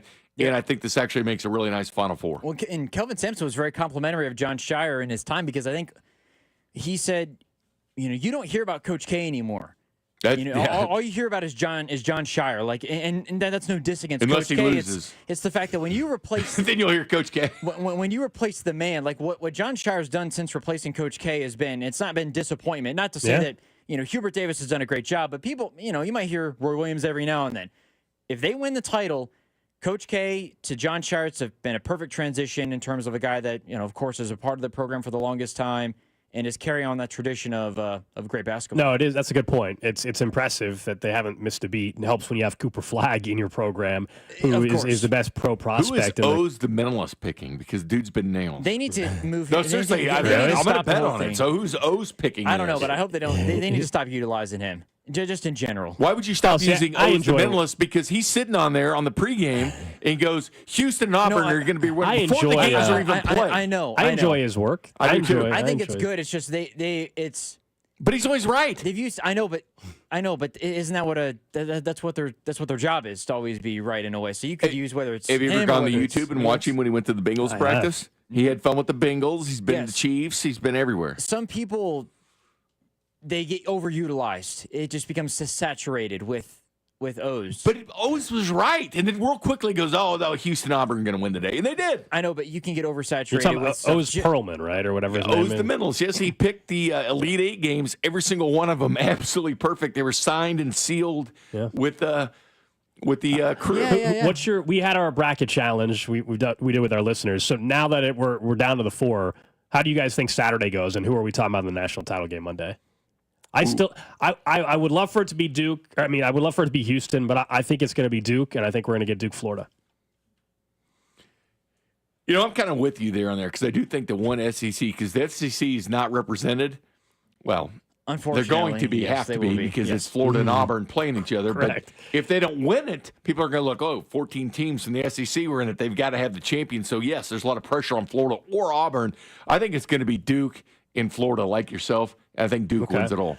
Here we are again, disrespecting Houston, I feel like. This has been their story all year. Nobody gives them a shot. Really difficult to actually make a pick because I think that Houston can do a really good job against Cooper Flagg, but the problem is I think Duke just has too much between Knippel and Proctor and the guys that they have who come in and help to get the job done. I'm leaning Duke and Florida as well. I do think whoever wins the Duke and Houston game, whether it's Duke or Houston, whoever wins is going to win the national title. I think that's just how it's going to pan out. Auburn, Florida, because of Janai Broom, and we still don't know if he's 100%. He said he's good to go. But he was still holding that. He says he's good arm to go. Even though he hit a 3-pointer, he was still holding his arm. Yes, he's going to be good to go, but that's got to start. I'm excited to see how Clayton does for Florida because that dude has hit big shot after big shot for the Gators. Florida, 2.5-point favorites against Auburn. It's the early game tomorrow at 5:09, and then the late game from San Antonio. Houston, 5.5-point dog against Duke. If you're wondering, updated odds just to win the title. I think that game's going to be a classic. Hopefully. I mean, contrasting styles for sure. Duke -115 to win it all. Florida 3-1. Houston +430. Auburn, the 5.5 odds to win the national. So Auburn has the least amount of odds, even though they're the number 1 overall seed. Number 1 overall. That's right. All right, let's get to it. Trash of the day. All right, this one takes us to a suburb of Houston. I believe it's Friendswood, Texas. It's just outside of the Houston area. ABC 13 has the story on this one about a car thief. You didn't get my face. It's stolen. Ha ha. Ha ha. That's that cocky car theft suspect we were just telling you about, taunting a neighbor after apparently crashing that stolen Charger into the ditch in the Friendswood area. It's the kind of video that's infuriating. Taunts, arrogance, even a racial slur. As ABC 13's Jessica Willie explains, so far, he's gotten away with it. Yeah, y'all were up here earlier doing all that. A harmless question from neighbor Brad Reynolds that elicited an arrogant response. Too bad you didn't get my face. It's stolen. Ha ha. Ha ha. A few hours after, this couple reported their 2024 Dodge Charger stolen. It's not where it is, and I look around and I think something must have happened. The couple, who asked to remain anonymous because they work in law enforcement, shared doorbell video around 3:45 Sunday morning. It shows the thief first rummaging around inside the car that was parked on the street. He somehow turns it on and takes off. 2 hours later, he's in the parking lot across the street from Reynolds. I heard the squealing, and I was like, what is that? Who captures this video as the thief drives away into his Friendswood area neighborhood. At 7, the Charger is nose down in the ditch, and Reynolds approaches to investigate. Too bad you didn't get my face. It's stolen. Ha ha. Ha ha. It's a stolen vehicle. No doubt there is a lot of pavement in his video, but Reynolds... I did get his face. That's quite a blooper there. I did get his face. ...gets the last laugh. I'll stop it there. So... outstanding. I mean, you can see why we picked it. I mean, the annoying laugh throughout this. There's a reason why the ABC affiliate in Houston purposely kept playing. Ha ha. Ha ha. This idiot steals the Charger. Bystanders there, gets video of him. The guy thinks that he doesn't have video of his face. They have a clear photo of this guy. I'm excited to play this when Cody gets back randomly. I'm just going to play it randomly. He's going to be, what the heck is that? It's stolen. It's stolen. Ha ha. Ha ha. Oh, jeez. There you go. Bink. Stealing cars is actually pretty easy nowadays. Oh, yeah? Is that right? You speak from experience? No, I just know what they could do because of sitting in Cody's chair all of a sudden. Breaking into cars is just really easy. No, it is actually. Something about that chair over there. It's because a lot of the cars now not using keys that actually use the key fob. Mm-hmm. They send a signal. Program or code. Somebody can actually be sitting in a different car when you lock the car with that and get these signals. How they're doing it. Not only that. That's why people are buying those bags and stuff to put your keys in your house, because even through someone's house or apartment, someone can steal the signal from your keypad. This has been a big problem, like on the East Coast, like in D.C. and stuff. And especially, like if you're in a parking lot, hit the lock button instead of pushing your keyless entry when you leave, because you can't steal that, but you can steal the signal from the lock on your keypad as you're walking out, and you hit that, and someone is sitting out in their car. But if you hit it in your car, you're not going to steal the signal.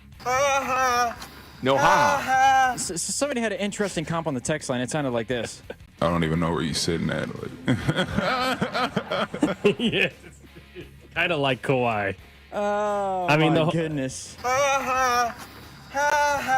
That is It's the a stolen trash vehicle of the day. Come on now. Up next, we'll get to the Chiefs Red Half Hour. Where could the Chiefs be playing in the future? No, I'm not talking about what stadium locally, and we're not having a stadium discussion, but perhaps internationally. And you had an interesting take on the tush push. Why is it actually a bad thing for the Chiefs if it gets banned? Bink will tell us next. Cody and Gold, brought to you by Heartland Men's Health, the leader in men's sexual health. Thousands of men have been successfully treated for low T, ED, and more, all with discretion and compassion. Make your appointment at heartlandmenshealth.com. Follow the station on Instagram for ticket giveaways and behind-the-scenes content from the show at The Fan 965. At Diamonds Direct, we believe luxury is an experience and not a price tag. Luxury is expert guidance. It's the selection of 10 jewelry stores under one roof. It's saving time on endless comparison shopping, and you'll only find this experience at Diamonds Direct. Our luxury showroom has it all backed by our lifetime warranties and our signature best price guarantee. Diamonds Direct is the perfect combination of luxury and value, so you don't ever have to compromise. Learn more at diamondsdirect.com. Diamonds Direct, your love, our passion. Men, is good enough really what you want with your sex life? This is Jeff for Heartland Men's Health, and if erectile dysfunction is making a bad bedroom experience for you and your partner, you should call us because you want your intimacy to be fantastic, both for you and the one you love.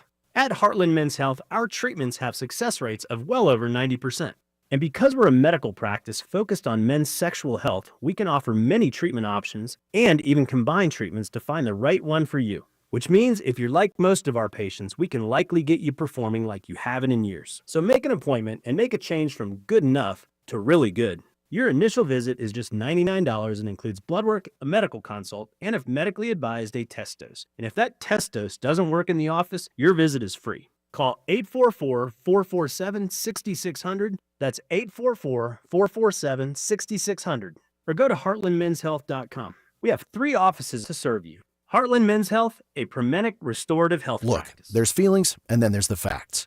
If you're feeling like your finance team is bogged down in mundane manual tasks, the fact is, you need Ramp.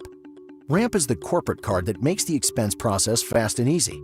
The moment your team makes a purchase, Ramp handles everything. Receipt collection and approvals, the works. With Ramp, you can cut your month-end close from 5 days to 1, customize approval workflows, and get complete control over every transaction. Facts. Over 25,000 businesses trust Ramp, including Shopify and the Boys and Girls Club of America, which is why they were just named #1 in spend management by G2. Facts. Start using Ramp and you'll have more time to spend scaling your business. And that'll feel really good. Upgrade to Ramp for free today and get $250 at ramp.com/radio. Ramp.com/radio. That's ramp.com/radio. Cards issued by Sutton Bank, members of FDIC. Terms and conditions apply. Baseball fans love the long ball, and FanDuel's giving you even more reasons to love home runs every Tuesday during the MLB season. Because with Dinger Tuesdays, all FanDuel customers get a home run profit boost. That means when you bet on moonshots, you can take your winnings to new heights. So whether it's that big blast or an Oppo Taco, FanDuel is your home for betting home runs. Just visit FanDuel.com/Alex and gear up to go yard all season long. That's FanDuel.com/Alex to claim your Dinger Tuesday profit boost. Make every moment more with FanDuel, America's #1 sportsbook, the official sports betting partner of Major League Baseball, and 96.5 The Fan. 21 and present in Kansas. Opt-in required. Bonus issued as non-withdrawable profit boost tokens. Restrictions apply, including any token expiration and max wager amount. See terms at sportsbook.fanduel.com. FanDuel is offering online sports wagering in Kansas under an agreement with Kansas Star Casino, LLC. Gambling problem? Getting help is your best bet. Call 1-800-522-4700 or visit ksgamblinghelp.com. You better get the Grass Pad's own crabgrass control solution. Don't let that crabgrass take hold of the yard. Get the Grass Pad's prevent defense and hit 'em fast and hard. You'll see nary a crabgrass, and brother, that's a fact. So come on down to the Grass Pad and give those weeds a whack. Ha! Come on down to the Grass Pad. The Grass Pad's high on grass. This is the story of the one who, as a maintenance specialist for a historic high-rise, knows that vintage charm historically needs constant attention. Which is why, when it's time to upgrade turn-of-the-century mechanicals, they turn to Grainger. With easy access to 1 million+ products and the scale to deliver when and where you need them. The right tools and supplies are never far away. So the One can keep that vintage building running like new.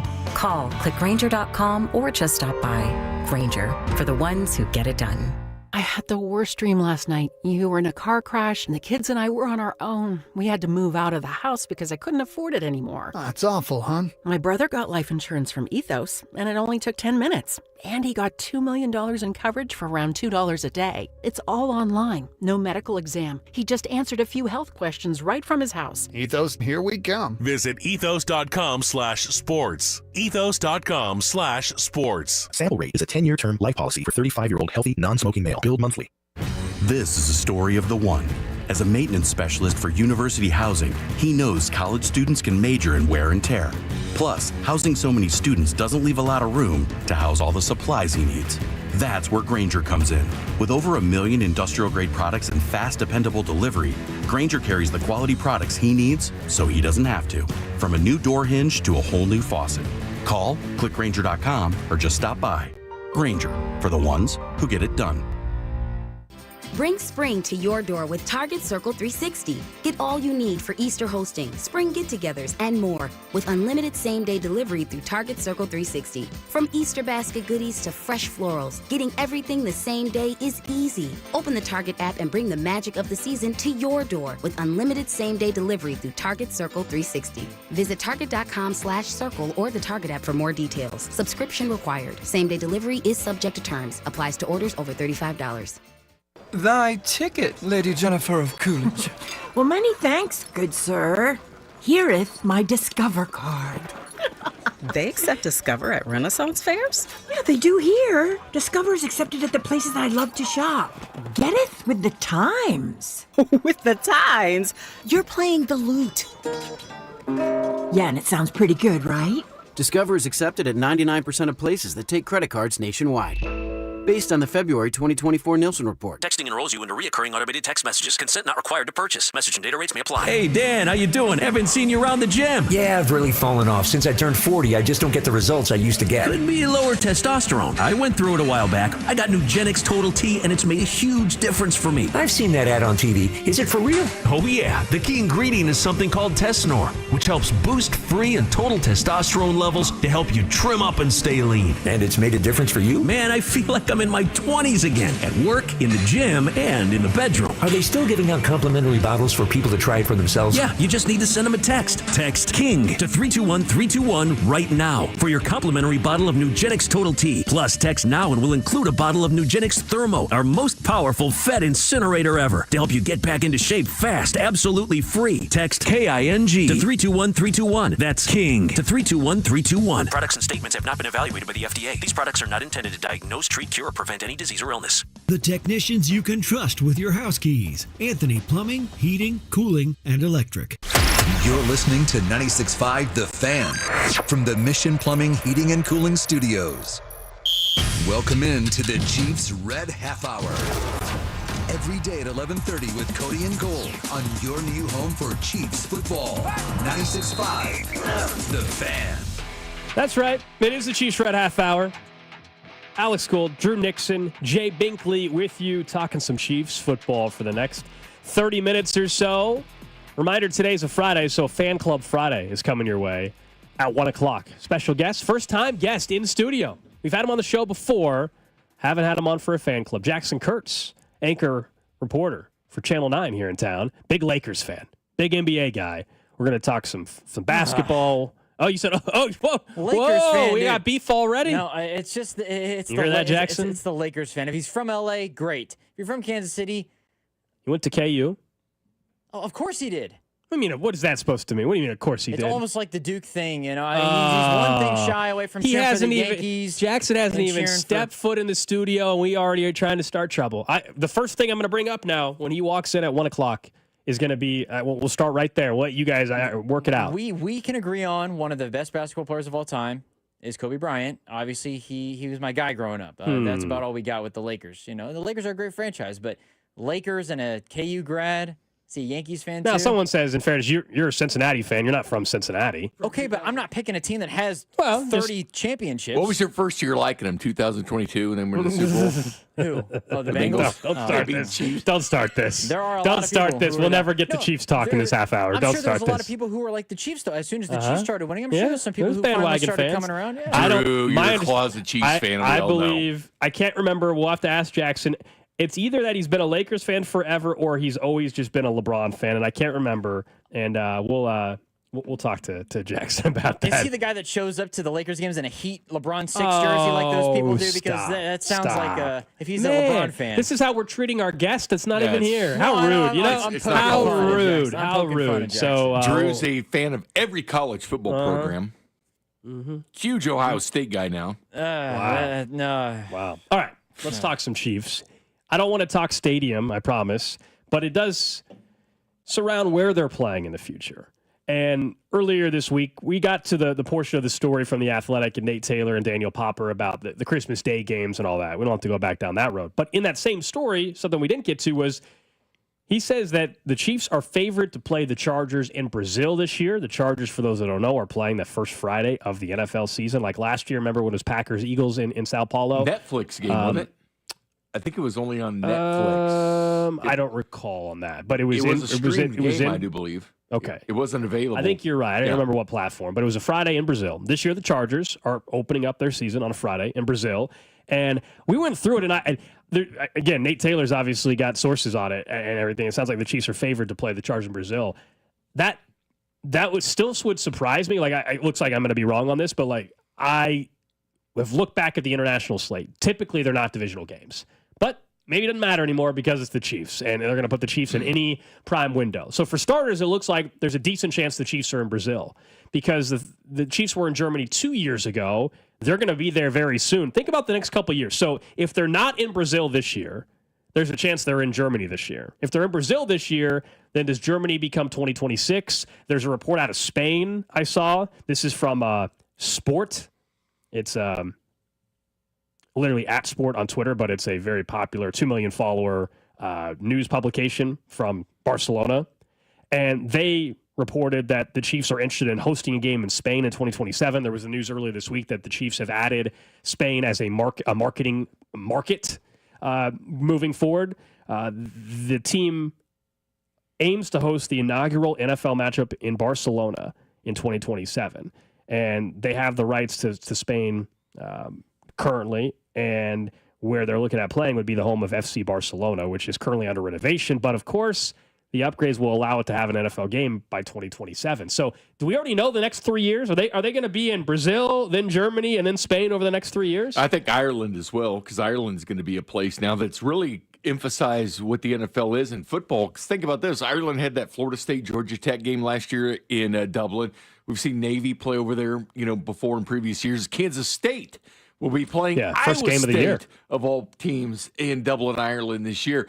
But the Chiefs are one of 6 clubs that got the international rights through the UK and Ireland as well. But they will be playing, and Baltimore Ravens as well have the marketing rights all across the UK. But I do expect the Chiefs to play in Ireland within the next couple of years as well. From the text line, sure, let's book Mars for 2037. I mean, look, the league is eventually getting to a point where everybody's playing an international game every year. We're going to get there. I don't know if it's in 5 years or 10 years, but we're going to get there.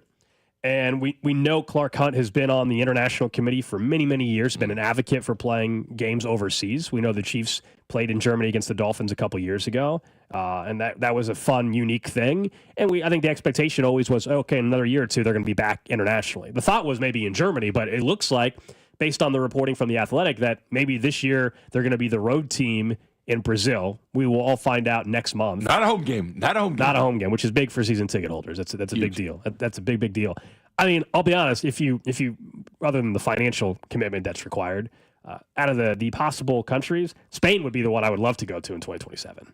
That to me would be really intriguing. I think Ireland would be a lot of fun, to be honest with you. Sure, but that one's there's not even a report that links the Chiefs to having a game there, other than they have marketing rights. I guess eventually they could. When you have marketing rights somewhere, you're going to be playing. Sure, but I hear you. They're one of 6 teams that eventually, have it there. So if you look at 6 teams, that's 3 years worth of games. Sure, it could just be after 2026. It could be 2028. But the next 3 years, it feels like, based on reporting, that it's Brazil, maybe Germany again, and then Spain. And I'm just saying, out of those three, I think Barcelona would be probably the trip I would take. It's time to crank up the World League of American Football again. I mean, that's what we're getting to do. I brought it up many times before that with the extra game that teams are playing out, the 17-game schedule, we're going to 18 games. That's what we're going to get to real soon. And I know it's not popular, but it's play these games in the United States. One of these games might as well play at a college football stadium. Make it a stadium series like the NHL does, where they'll go play in Michigan at the Big House. This has been your idea for years. I brought this up, but I keep seeing all these Spain and Ireland stuff like this. I'm like, let's put a damn game in Manhattan or Tuscaloosa, Alabama, or Columbus, Ohio. You can do it.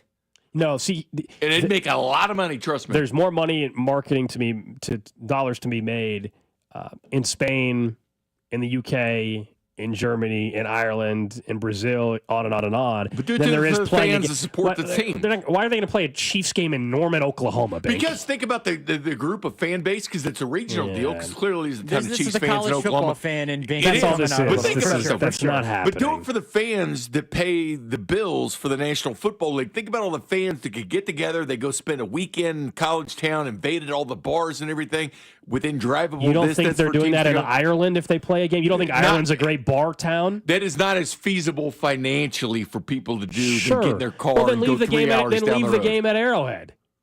I don't think the college thing makes a ton of sense unless you're going to put Chiefs fan would do that a lot more than go over to Spain. I understand, but unless you're going to tell me they're going to play at the Big House where it holds 100,000 people, I don't get the point of going to a stadium. And I don't know how much. In fairness, I don't know what Norman holds, but let's say it's 65 or 70. Why would you put in Norman, Oklahoma? You want to put it? To me, a the lot college of college stuff, football stadiums are bigger than NFL a lot of stadiums. them is. I understand. And yes, Nebraska fans would love for the Chiefs to play in Lincoln. It makes 0 sense for the Chiefs to go, 3 hours north up to I-29 or whatever it is. It makes as much sense as going to Barcelona, Spain. I disagree, man. I think there's way more.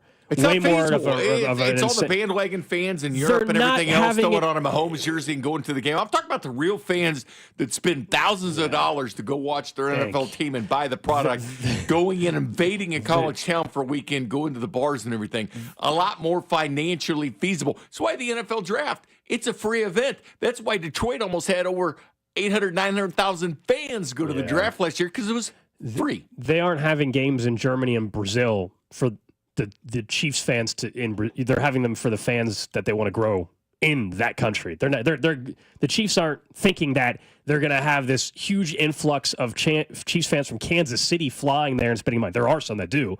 They're doing it because they want to grow their brand in Germany. That's the whole idea. Why the NFL is doing in Germany. Their brand growing in Norman, Oklahoma, I'll be honest, I keep using them as the example. Sorry, Norman. But nobody cares about that. No, that's a bigger thing than you think. No. It's like Kansas City has put a lot of effort in getting the St. Louis market. It's on KMOX radio now, the Chiefs games, because they wanted that market. And there's going to be a fight with them and Indianapolis and Chicago Bears to get it. The St. Louis Blues are marketing Kansas City because they want Kansas City fans to like that hockey team.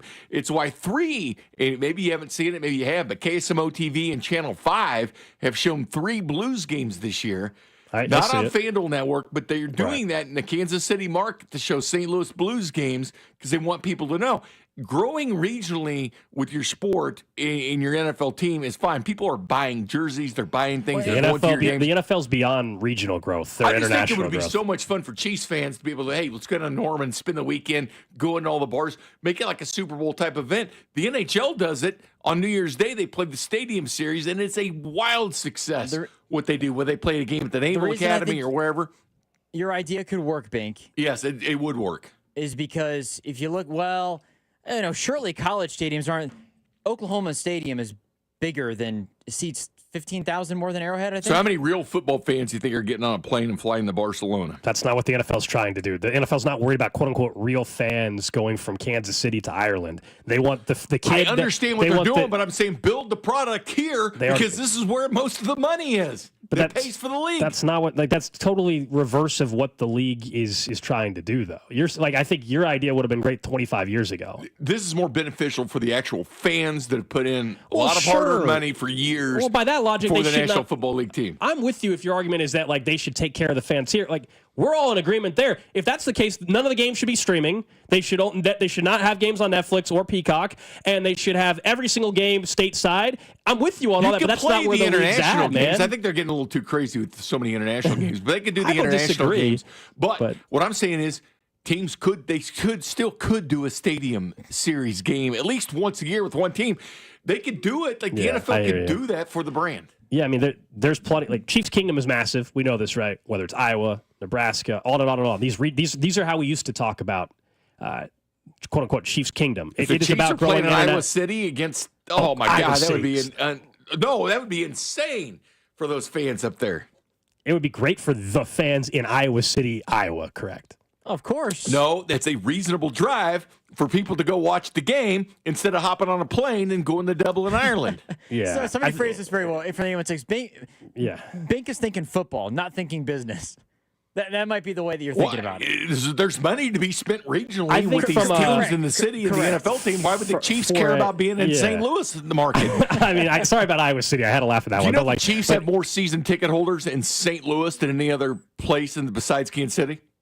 So you're saying they should go play in St. Louis? Let's move to the Edward Jones Dome. I'm just saying that money comes from other places. Chiefs have season ticket holders in every single state in the union. Yeah, they have them from multiple countries now too. I think overall, I think most people probably agree with the utopian idea that you have, which is, hey, let's play everything just in the United States and like all this. I'm not saying your just idea is doing great it here. 30 I'm just years saying ago. add a game here. Yeah, I think your idea is good 30 years ago. I'm just Overall, saying, I like the concept. But it works for the NHL. It works for Major the League NHL's Baseball. not the NFL, though. When Major League Baseball goes and plays, when they played a series at Fort Bragg, they played games at the Little League World Series. Those are fun. The Iowa Cornfields, the Field of Dreams where baseball played, that was fun. I'm just saying do something outside the box. Yeah, I think it would be really interesting. There's one thing that I was thinking about yesterday, guys.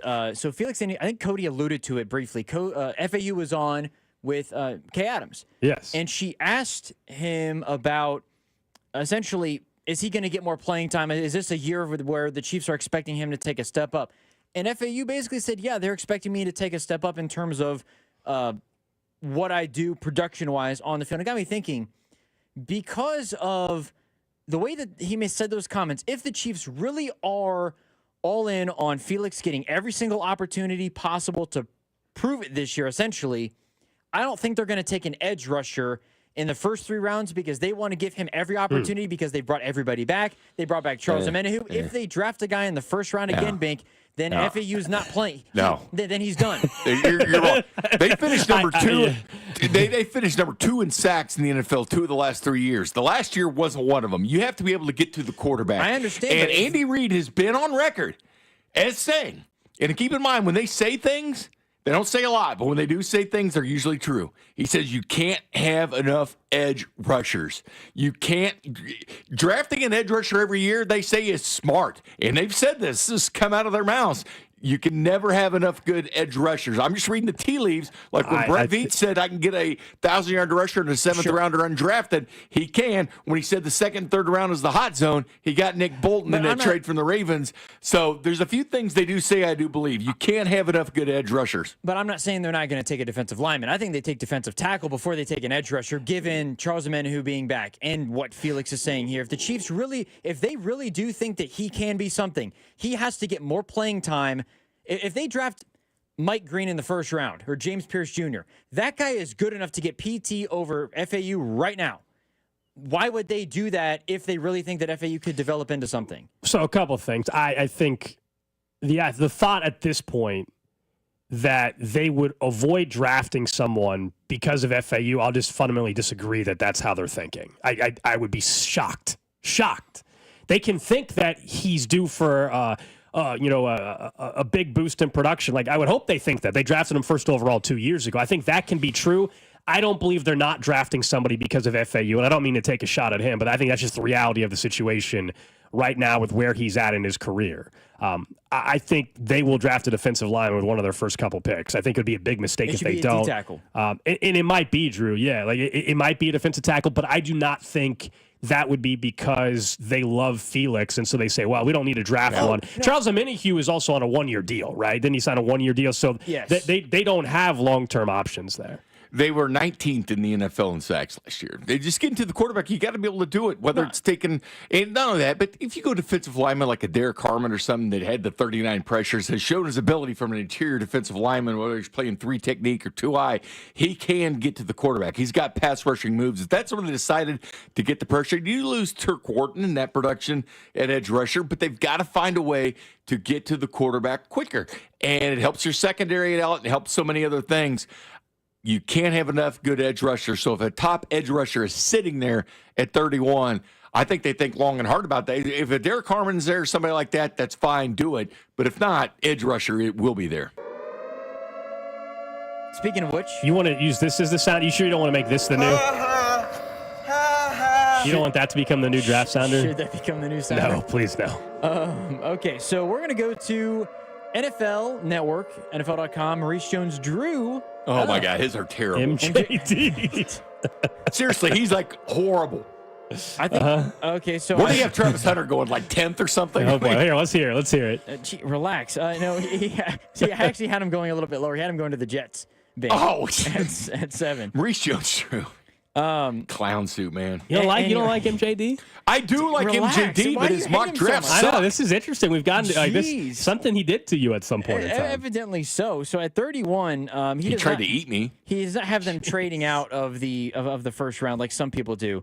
He has them taking Jahdae Barron, cornerback out of Texas. He's going to go way before that in the first round. So you like the player, you just don't think it's realistic. I like the player a lot. So if he's there, you'd want him to take him. Big, physical, could do a lot of different things. Johnny Barron's a stud, but I think he's going a lot earlier than that. Most of the mocks have Jahdae going top 15, no later than 20.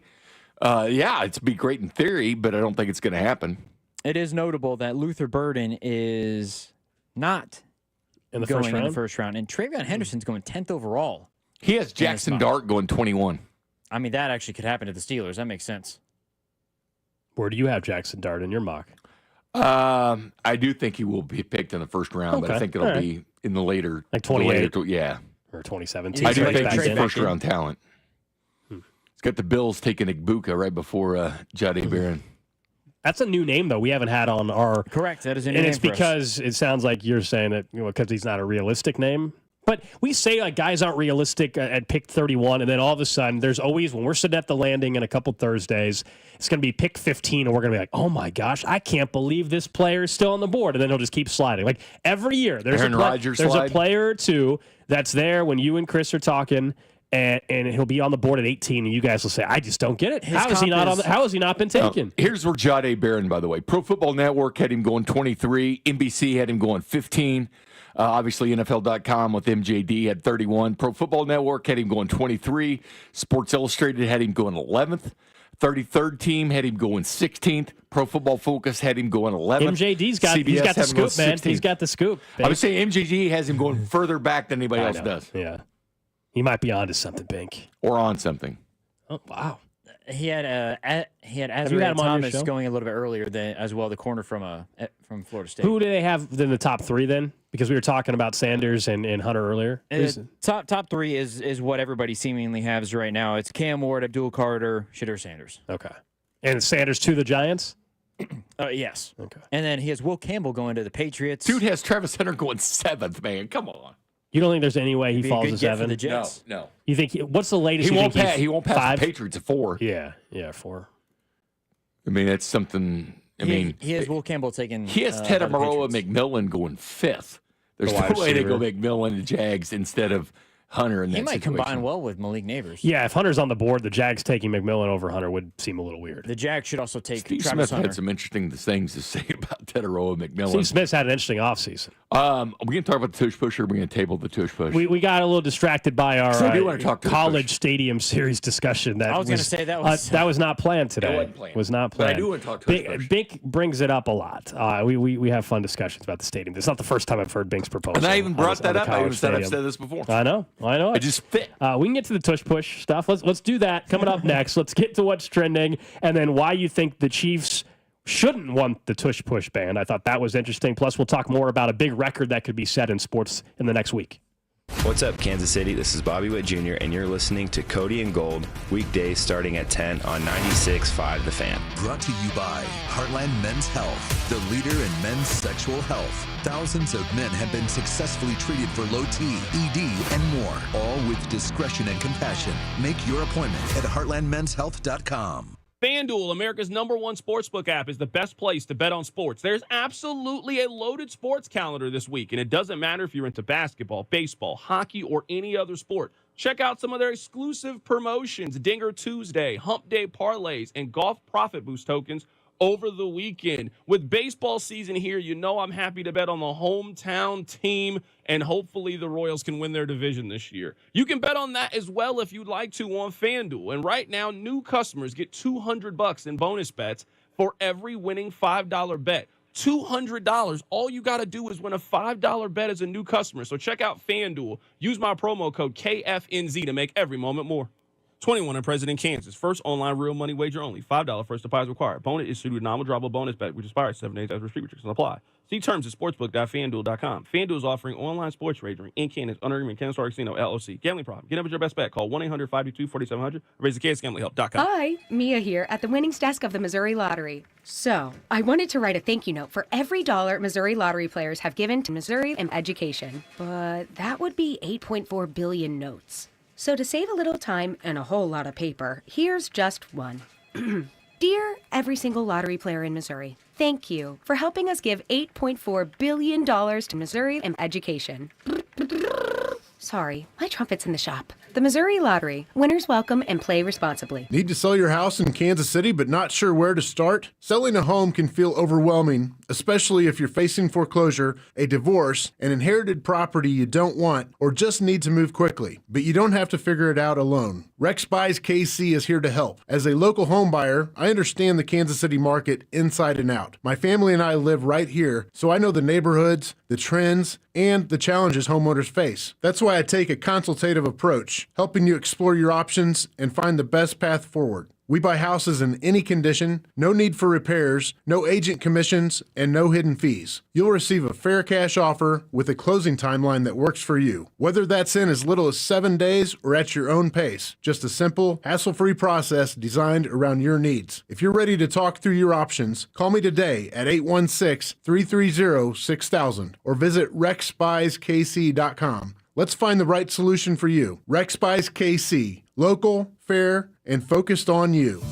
This is a special notice to all U.S. taxpayers with back taxes to the IRS. Billions in tax relief is now being made available to struggling taxpayers, giving thousands, even tens of thousands of dollars in savings away to those who qualify. If you're facing wage garnishment, threatening letters, audits, liens, levies, or already in a payment plan, you can now expedite the resolution to your tax problem, end collections, and even qualify to reduce a large portion of what you owe. Stop IRS Debt has established a relief hotline for you to call to check what savings and options you qualify for. Dial 800-298-7182. With many people facing job loss and rising cost of living, these special IRS initiatives are designed to aid delinquent taxpayers with the relief that they need to get a fresh start. For a free consultation to see what savings you qualify for, call 800-298-7182. 800-298-7182. 800-298-7182. Attention car shoppers, Kevin Harlan here with Rob Side of Rob Side Ford in South Kansas City.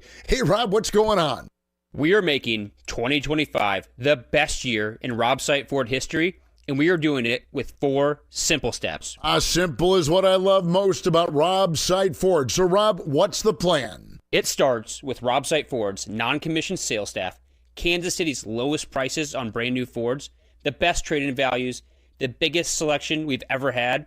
With those 4 steps, it is my personal mission to make Rob Site Ford the easiest, most value-driven Ford dealership in Kansas City. No BS. That's why Rob Site Ford is the only dealership I'll send my friends and family to. But you're forgetting one thing. What's that? Rob Site Ford is Kansas City's top-rated Google Ford dealership.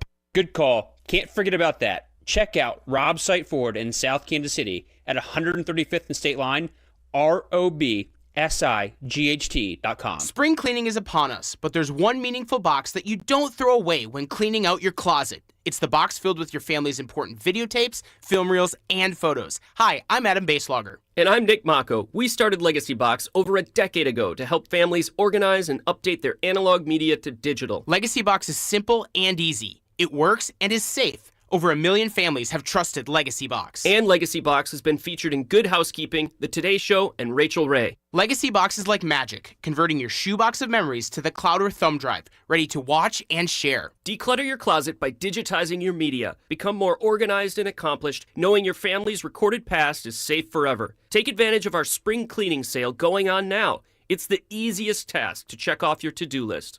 For a limited time, you can get started for just $9 a tape. Visit legacybox.com/value to get our $9 sale. That's legacybox.com/value to get our $9 offer.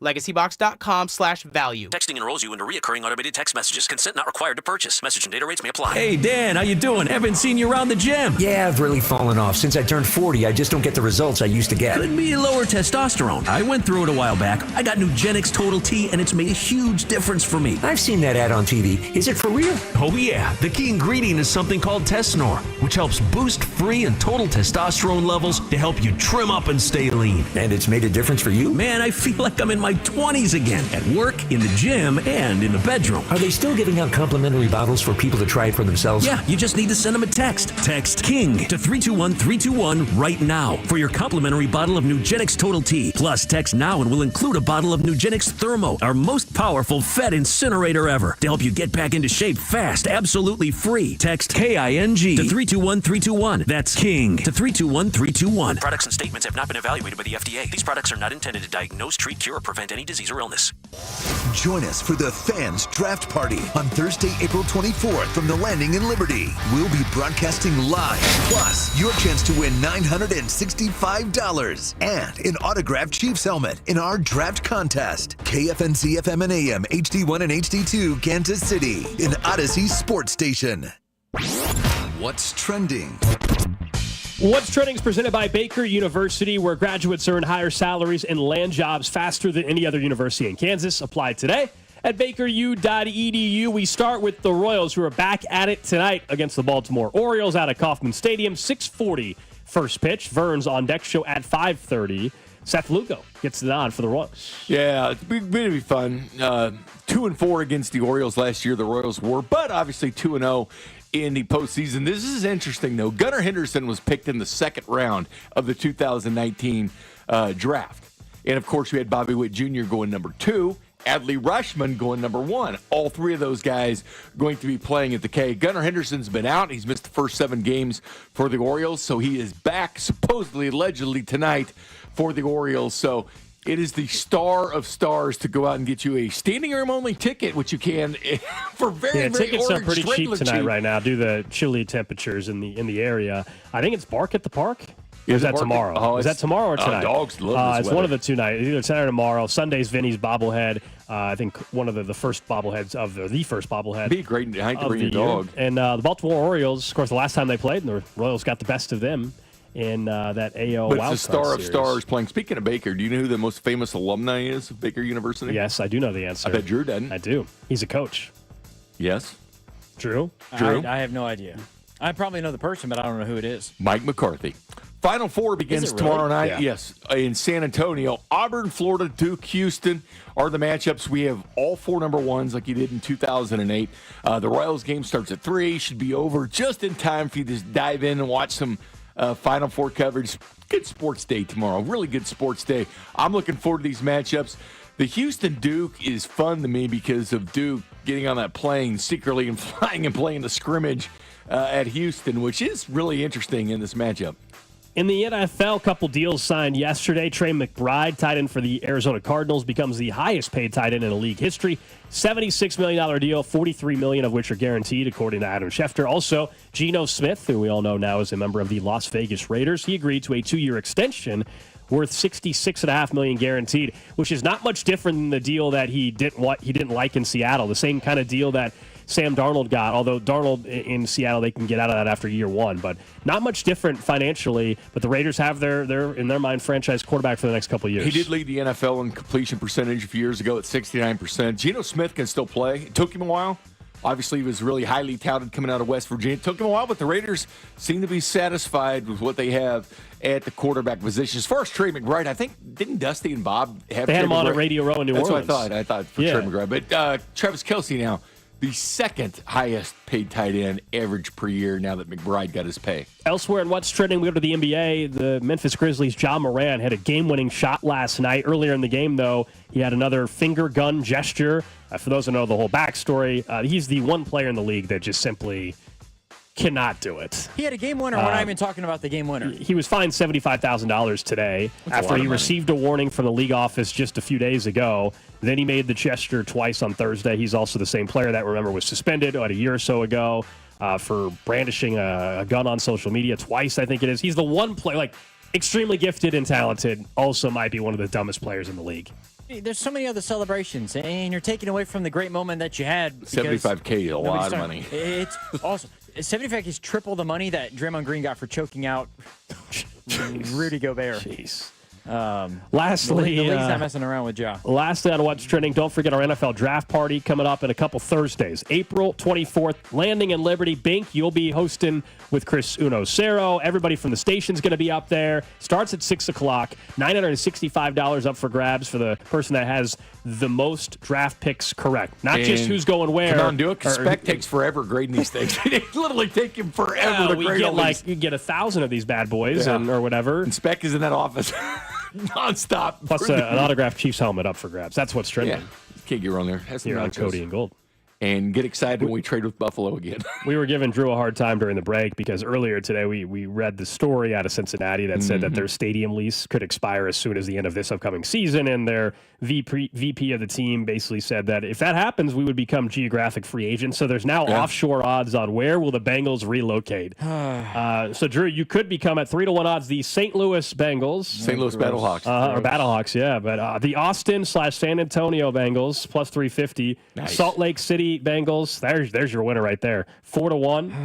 Oklahoma City Bengals 5-1. If they go to Utah, I'm not rooting for them. Why? What do you got against Utah? What's wrong with Utah? I don't know, Seriously, what's this animosity towards Utah? I'm not rooting for them if they go to Utah. Toronto 7-1. St. Louis. No, that's Mexico City 8-1. Orlando 9-1. Then further down the board, ship them to Mexico City. The London Bengals, Drew, 20-1. And then lastly, the Sacramento Bengals 40-1. Honolulu Bengals. Yeah, with 75-1. the Sacramento Bengals. I can get behind the Honolulu Bengals. Give me an excuse to go to Hawaii. What's wrong with Salt Lake City? They in the NHL now. There's nothing wrong with the city necessarily. They have an NBA team and an NHL team. I don't know. It just Utah is a good program. BYU. Utah would be a great place for the Bengals. I'd rather them there than St. Louis. But not you, Drew. You want them in St. Louis. No, I don't want them anywhere but Cincinnati. It shouldn't matter. You never go to Cincinnati anyway. It's all good. They move to another city. No big deal. Look, if they go to London, then I think there's some... The Dublin Bengals. Put them in Ireland. London, you could do the Manchester City Bengals. You could do your accent again. Your accent when you talk about Burrow. The quarterback for the Bengals is Joe Burrow. There you go. All right, let's talk about the latest push, no pun intended, in the NFL league office when it comes to rule changes. The tush push has been tabled. Yeah. Okay. Till May. They still might, and I think they still will ban it. You told me before the show, I thought this was really interesting because we already talked about the tush push this week. Yeah. But you think that Chiefs fans should actually not want it to be banned? No, I don't think it should be banned, nor should the Chiefs want it to be banned. And some of these teams need to think long and hard about what they're doing. A 2004 rule in the NFL, because before that, you couldn't push players. You had to push the guy around. Like if you were the ball carrier and Drew was coming to attack you, I had to push. If Drew was pushing you, trying to tackle you, I could push him, but not you. Mm-hmm. That was the way the rule was. 2004, that changed. You still can't pull the player forward. Like I can't take and pull you forward. Yeah, Cody reminded us of that you're not allowed to do that earlier in the week. You can't pull somebody forward. But here's the deal: how many times last year did you see Pacheco pass the line of scrimmage or whatever, and you see Trey Smith get behind him and push him, or Creed Humphrey? The Chiefs utilized that a lot. When a guy caught something near the line of scrimmage or a running back got through the line, guess who was there pushing him? Trey Smith and Creed Humphrey did that a lot last year with the ball carrier to get those extra yards, to get behind Kareem Hunt and push him. Not talking about 3rd and 1 and 4th and 1 like a traditional tush push. but they were pushing the ball carrier forward past the line of scrimmage. They had a lot of success doing it. Trey Smith was very good at doing it last year. What I'm saying is, if they change this rule and they say you can no longer push a player, well, that takes that stuff in account as well, where you can't push them even past the line of scrimmage. Yeah. I've seen the Chiefs utilize that to get first downs. They got a lot of first downs by pushing the ball carrier forward. If they outlaw the tush push, you got to outlaw that too, because what you're saying is you can't push players forward. That would hurt the Chiefs. That's the verbiage I guess they're working on. It sounds like the Packers are going to come back with some clarification on the language of it in May to potentially get more votes to ban it. Because, yeah, it will not. They don't want it. Even though we all know it's because of the Eagles, they're trying to make it a little more generic to where it's not just clearly the one play involving a quarterback. To your point, it'll be more of an entire offensive thing. It's got to be. It can't just be the quarterback. It's got to have, which teams aren't going to like that. Again, the Chiefs utilized that tush push beyond the line of scrimmage. Do you think it should be banned? Because I have said, look, I don't care if it gets banned or not. I have no problem if it does. Like, I won't be up in arms because I think it's a boring play to watch in the NFL, and it's all about eyeballs and keeping fans captivated, and it's a boring play. But I do not think they should ban it just because the Eagles are having success with it, and that's what it feels like. The injury concern stuff, right now there is no evidence that it's caused more injuries.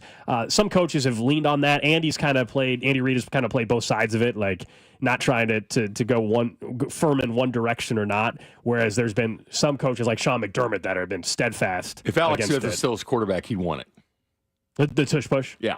I think he'd want it. And it depends on what you want to do. The Chiefs obviously aren't going to do it, but they do utilize it, not in the situation with Mahomes, but they utilize it with the ball carrier going forward. That's why the Chiefs have been listed as one of these 16 teams that oppose it, because they do utilize this, and they'd have to take everything away. Forget about the tush push. They would probably implement a rule where you cannot push a ball carrier forward, and that would affect the Kansas City Chiefs. It is funny how Sean McDermott is on here when they utilize the tush push almost as much as anybody, but they're against it. Maybe because it was stopped. Maybe because everybody figured out Josh Allen only goes to the left. I'll say it's a little bit different. It still involves. It's a little bit different, but it still would fall under probably the generic rule. I'm fine with them doing the tush push. I'm fine with it. It's within the rules. Might as well do it. I'm just tired of the NFL changing things that don't need to be changed, like the kickoff. I still hate the kickoff rule that they changed. I know that they're going to do the onside kick now, or it's going to be tabled, but they've thought about doing it where you can do it the entire game as long as you're trailing.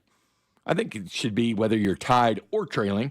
You can do it whatever. So you shouldn't just limit it to team trailing, but you got to declare it that you're going to do an onside kick because you have to, because the way the alignment is. But they already changed it and tried to make it safer by saying 5 guys had to be on each side of the ball and 2 of them had to be on the between the hash and the sideline. So they've already changed those rules, but that's a part of football. That's the strategy of coming back in a game. Sean Payton did it with the Saints, the onside kick in a Super Bowl earlier. I mean, these are football-type plays to go forward. So, no, I don't want to see the tush push eliminated because I'm tired of football plays being eliminated. 913-586-7965. Someone says, yes, the new rule states that no player shall push specifically Jalen Hurts forward while he's carrying the football. Obviously sarcastic, but I think he's the one player that's why we're even having this discussion. He's better at it than anybody else. He's got more lower body strength than anybody else in the league from that position. And that's why they have so much success with it, whether it was Jason Kelce or now, what's his name, Jurgens, I guess it is, as the center. It's all worked out, even with Kelce retiring. It's still working. Jason Kelce was a big impetus for why they did it, because he could withstand it. The center takes a lot of abuse, man, because they're always at the bottom of the pile. They're not getting hurt, but they do get landed upon. I just look at this thing, Alex, and say, well, if they do that, go back and watch the Chiefs games and watch how many times Trey Smith got out there and was pushing Kareem Hunt from behind. Yeah, every team's doing that. They are doing it. But if you outlaw the tush push, you got to outlaw that, right? Because it's the same type of concept. You're pushing a ball carrier in the situation. Instead of a quarterback, it's still a carrier of the ball you're pushing forward. It's too many semantics, and you're opening up Pandora's box if you eliminate the tush push, because then you're eliminating that stuff as well. I like the rule. You can't, pull people forward. That's fine. That's fine. That's already part of the rules. You can't do it. So they don't always even call that, though. They don't.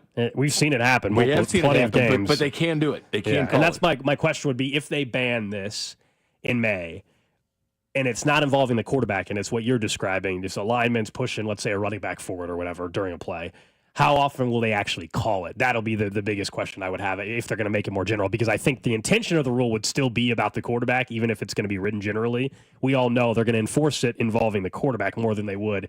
Isaiah Pacheco's got the ball, and Trey Smith 5 yards down the field is giving him a shove. Touchdowns for the Chiefs last year, because they did it across the goal line as well, pushing the ball carrier.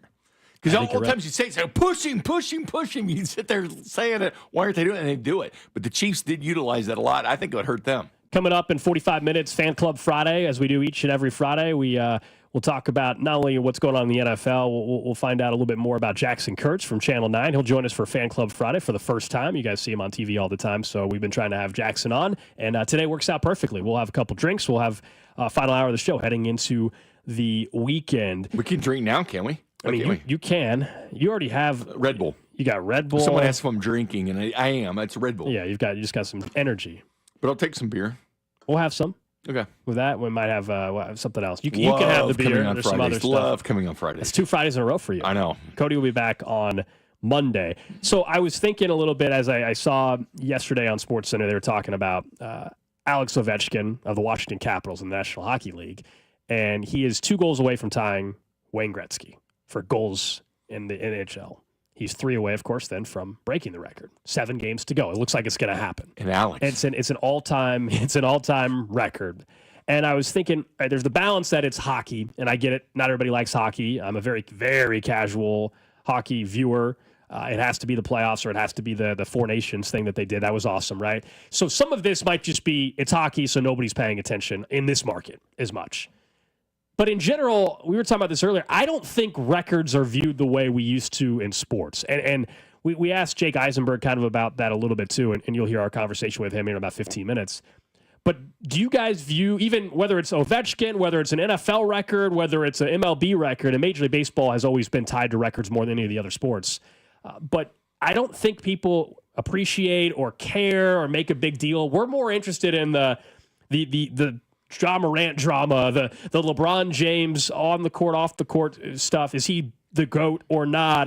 In the NFL, we're having the Brady and Mahomes ring debate. We're having Belichick, Andy Reid debates. We're like, all these things are more interesting, I think, to most people than, how big of a deal that the record that's not, I'm not talking about Gretzky here, but a 50-year-old record, pick a sport, is now going to go down. I'm not saying we never mention it. I don't feel like we talk about the way we would when, like, growing up, even in the 90s. I feel like I heard about records more. Like, oh my gosh, can't believe Dan Marino did blank, or who. Like, I just don't think we hear that as much. Yeah, I think it's definitely more hallowed in baseball, like Jake was talking about, because you go back, it's 100 years and past as far as what baseball has been talked about. But it's been stopping what you're doing and watching. The home runs with McGuire and Sosa back when they were, chasing each other for the home run record at the time, it was must-see TV. Did McGuire hit a home run? Did Sosa hit a home run? McGuire played and Sosa played at Kauffman that year, and people went out in droves to watch it. Was unbelievable. People were driving to St. Louis and Big Mac Land to see McGuire hit home runs. But they stopped what they're doing for baseball, and Barry Bonds was chasing Hank. But football, because of expanding the games to 17, which we'll get to 18 at some point, it kind of loses its luster as far as what the records. Again, like I said, O.J. Simpson ran for over 2,000 yards when there was 14 games. That's much different than 17. That's a lot of extra yards you can gain. That, to me, that's more impressive than doing it than what even Saquon Barkley did. Doing it in 14 games is more impressive to me than waiting till the end to be able to do it. But the bottom line is we care about what you did this past weekend. The fantasy football in us, how many touchdowns you have, how many yards, daily fantasy, the DraftKings, that kind of thing. We want to care about what you did now than what you did then. When LeBron did pass Kareem, it was kind of a stop on TV. They stopped the game. Yeah, stop the game. Stop the damn game, brought out Kareem and everything. That's true. I wonder if it's because he was on the Lakers why it was. I don't think it was, but I wonder if it's the reason why they stopped the game, the reason why it was such a big deal is because it was LeBron, who was a Laker at the time, of course. I mean, Adam Silver was there. I think it would have worked wherever he was playing. So I think it would have as well, but I wonder if there was any extra juice just because Kareem's a Laker, LeBron was a Laker, doing it in a Lakers uniform at Staples. Like all of it just combined together made it a bigger moment. Well, I'm sure, but I just think that there's probably, speaking in generalities, but people would probably know, LeBron's close to breaking the record, whatever. But I don't think many people know that Ovi is getting ready to pass the great one. He's getting ready to pass Wayne Gretzky because. And how much is that? How much of that is an NHL thing still in this market? I think that's some of it. Right, that's a huge part. But to me, you look at, though, the most famous game in the history of this country is a hockey game from 1980. So but it wasn't the NHL. It was because everybody was around the amateurs. Everybody was around the pride of of the United States. The same reason why the Four Nations thing was big, because you were rooting on your country. Yeah, it's not an American doing it. So I mean that's part of it with Ovi. I think that's definitely part of it. But to break a Gretzky goal record. I know he's not even close to the assist record, but goals he could pass him within 3. To me, that's a stop the sports landscape moment because a guy just broke a major record. I mean, this is the home run record. This is beating Pete Rose's hit record. This is beating all. I mean, this is a major record that he can break, and I don't think people know about it. And there's some that we all view as untouchable, too. You know, like I mentioned Ricky Henderson, the stolen base, 1,400 stolen bases. Nobody's catching that. I mean, Wilt Chamberlain, 100. I know some people think it never happened, but nobody's getting 100 points. Right. Why do you not laugh at that? That's pretty impressive. Sure, that's another one that'll never be broken. So there's a lot of records like that you think are never going to go down. Did you think of those, which one's take the Wilt Chamberlain thing out of it for a second, Bink, please. What's the most difficult one to achieve? I think the 56-game hitting streak. Yeah, nobody's touching Gehrig. Cal Ripken's consecutive start streak because especially now, baseball players have injuries getting out of the shower, like Freddie Freeman did. And load management, the resting guys. Load management. I think Ripken's consecutive start streak is safe. Yeah, Gehrig. I mean, he had 2,100 consecutive games for the Yankees. Obviously, Cal Ripken Jr.'s record, I guess I should say. I mean, there's a lot of those that I just don't think you're. Because Cal Ripken broke that. And that was one people didn't think was breakable. I don't think DiMaggio or Lou Gehrig's are going to go down. NFL ones, I mean, when they go to 18 games, they're all going to be broken. Somebody mentions the John Stockton assist record, which hey, Utah, that's your state. We learned that's your state, man. Hang on, look, city wise, it's a no for me. But look, the Utah Jazz with John Stockton, of course, and the teams that they had, but Stockton has over 3,000 more assists than Chris Paul, whose career is already going down. I mean, and Chris Paul's second on this list. So, and LeBron is 11,000. He's not catching John Stockton's assist number. Somebody mentioned that on the text line. I don't know if that one will be caught. You didn't like the Mailman and Stockton playing together? You didn't like that crew? Look, big time Salt Lake crew. I mean, obviously they were very good for a specific time. Yeah. That logo back then was great. Those uniforms back then were incredible. I agree. Obviously, people have thoughts on Karl Malone as well. Sure, Post-playing career. But, I mean, Utah... They had a great Olympics in Salt Lake City, too. For that certain period of time, it was fine. But, again, it's just not for me. The Salt Lake Bengals. Someone says, yes, Gold, which Wilt Chamberlain record are you talking about?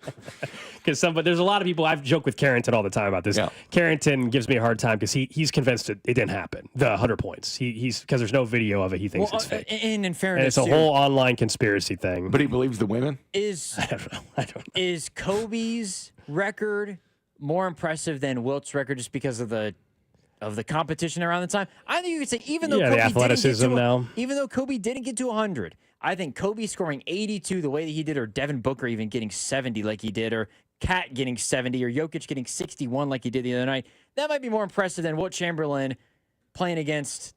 I hear you. No offense to the guys back in the 100 points, some 100 random points, dudes that just happened to be playing in the. I understand that Cheryl Miller also scored 100 points in a high school game. That might be more impressive than what Wilt Chamberlain did. Wilt Chamberlain did several things that are impressive. That also is true. Without Blue Chew. Hey, good.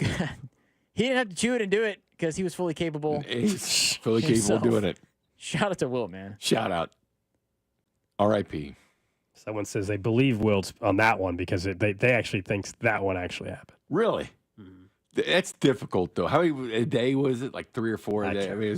I can't remember. Stats on that are hard to come by.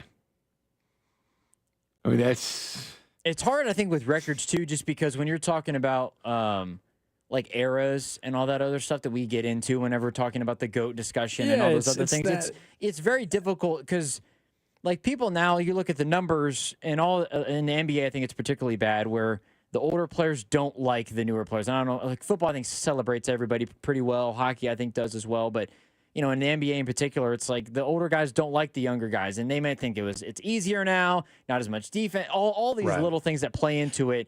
I think, but Steph Curry, no matter what era, the way Steph Curry plays, well, that's part of the conversation now. He could play in any era, and he would have been just as effective. LeBron would have been just as good in any era. Yes, I do think he would have dominated previous eras. More so on baseball, but now the analytics and the sabermetrics in baseball. I mean, Vinny Pasquantino was on Hosmer's podcast, and he was talking about how he's a big sack fly guy. That's a big part. Drive and runs, help your team win. And from a statistical standpoint, it actually hurts him, and I think it's like makes him a negative WAR player.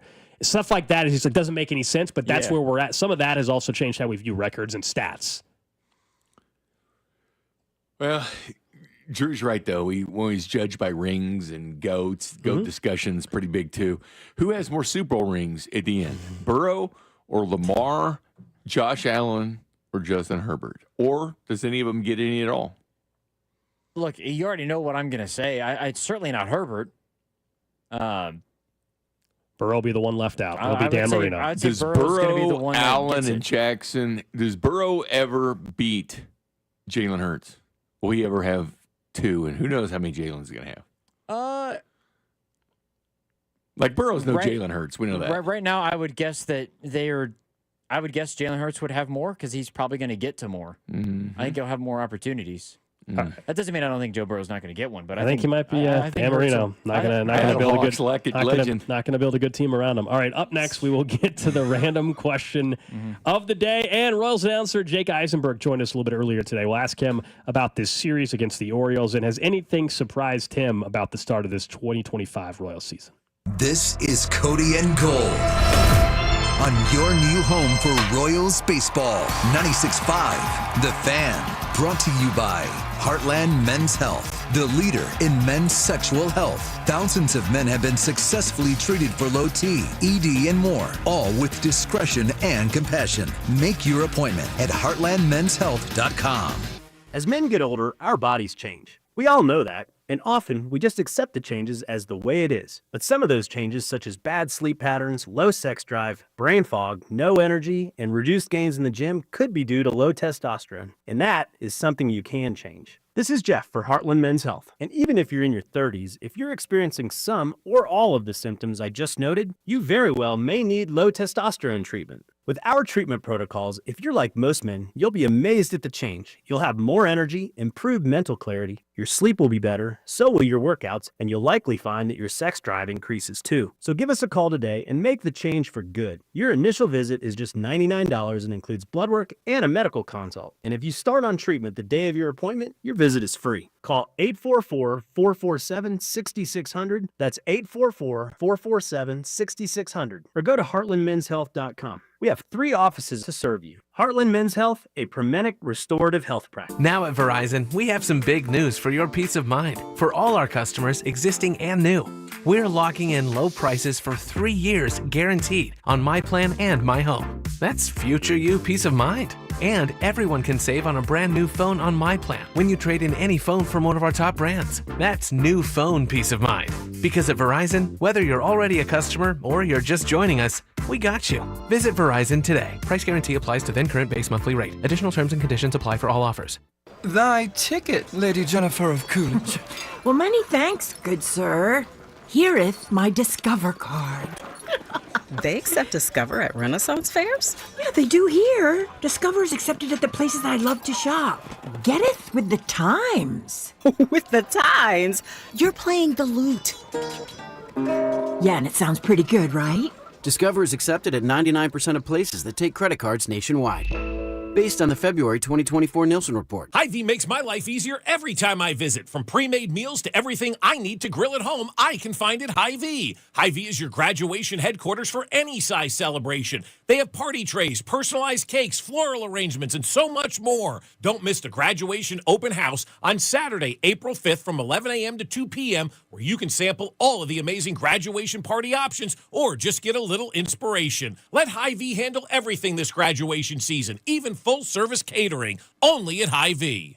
It's that time of year. Fire up the grill and get your backyard groove on. It's Hy-Vee's good old-fashioned meat sale. We're rolling back prices on springtime favorites like bacon-wrapped chicken grillers for $3.99, specialty brats $1 each, whole boneless pork loin $1.99 a pound, and 85% ground chuck just $4.99 a pound.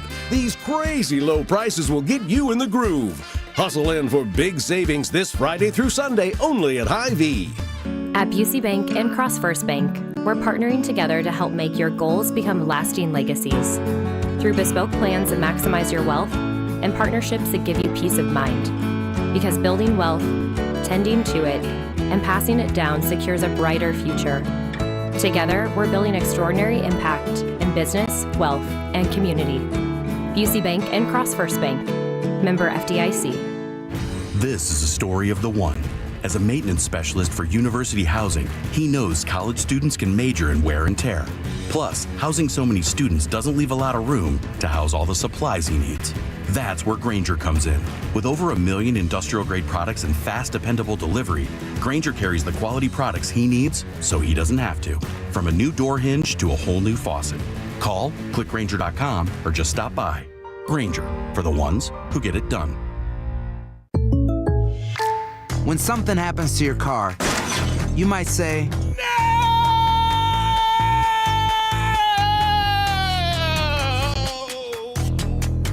My car! but what you really need to say is something that can actually help. Like a good neighbor, State Farm is there. And just like that, State Farm is there to help you file your claim right on the State Farm mobile app. So just remember, like a good neighbor, State Farm is there. State Farm, Bloomington, Illinois. Prescriptions require an online consultation with a healthcare provider who will determine if appropriate. Restrictions apply. See website for details and important safety information. Subscription required. Price varies based on product and subscription plan. Hey guys, millions of men experience ED, but not everyone can access or afford treatments like Viagra. At HIMSS, our own board-certified urologist, Dr. Peter Stahl, knows this better than anyone, and he knows that HIMSS can help. Hi, I'm Dr. Peter Stahl, Senior Vice President of Men's Sexual Health at HIMSS. I've helped many guys with ED, and it has never been more convenient to treat than it is right now, thanks to HIMSS. Through HIMSS.com, you can access a full range of treatment options for ED, including daily or as-needed meds through a 100% online process. If prescribed, your medication is shipped to you for free. Find the ED treatment that fits your needs. Options at up to 95% less than the brand names when you get started at hims.com/joy. To start your free online visit and find ED treatment at up to 95% less than brand name prices, go to hims.com/joy. That's hims.com/joy for your free online visit. I'm Bob Burke, founder and chairman of Burke America Parts Group, a family of brands that includes RepairClinic.com, an appliance and HVAC parts solution company that's grown into an international brand. Before AmericanEagle.com, we partially launched a new technology platform developed by another firm. American Eagle helped take our technology to a whole new level with digital marketing, software development, and business insights into our key markets, appliances, HVAC, and outdoor power equipment, and did so both on time and on budget. AmericanEagle.com has the resources, experience, and talent needed to produce solutions. Our new technology platform, developed by AmericanEagle.com, has produced tremendous results with higher traffic, conversion, engagement, and online revenue. If you have any home repairs you need to take care of, check us out at RepairClinic.com. If you need a world-class website or technology project, then I would highly recommend AmericanEagle.com. Call AmericanEagle.com at 773-NETWORK. That's AmericanEagle.com, 773-NETWORK. You're listening to 96.5 The Fan from the Mission Plumbing, Heating, and Cooling Studios.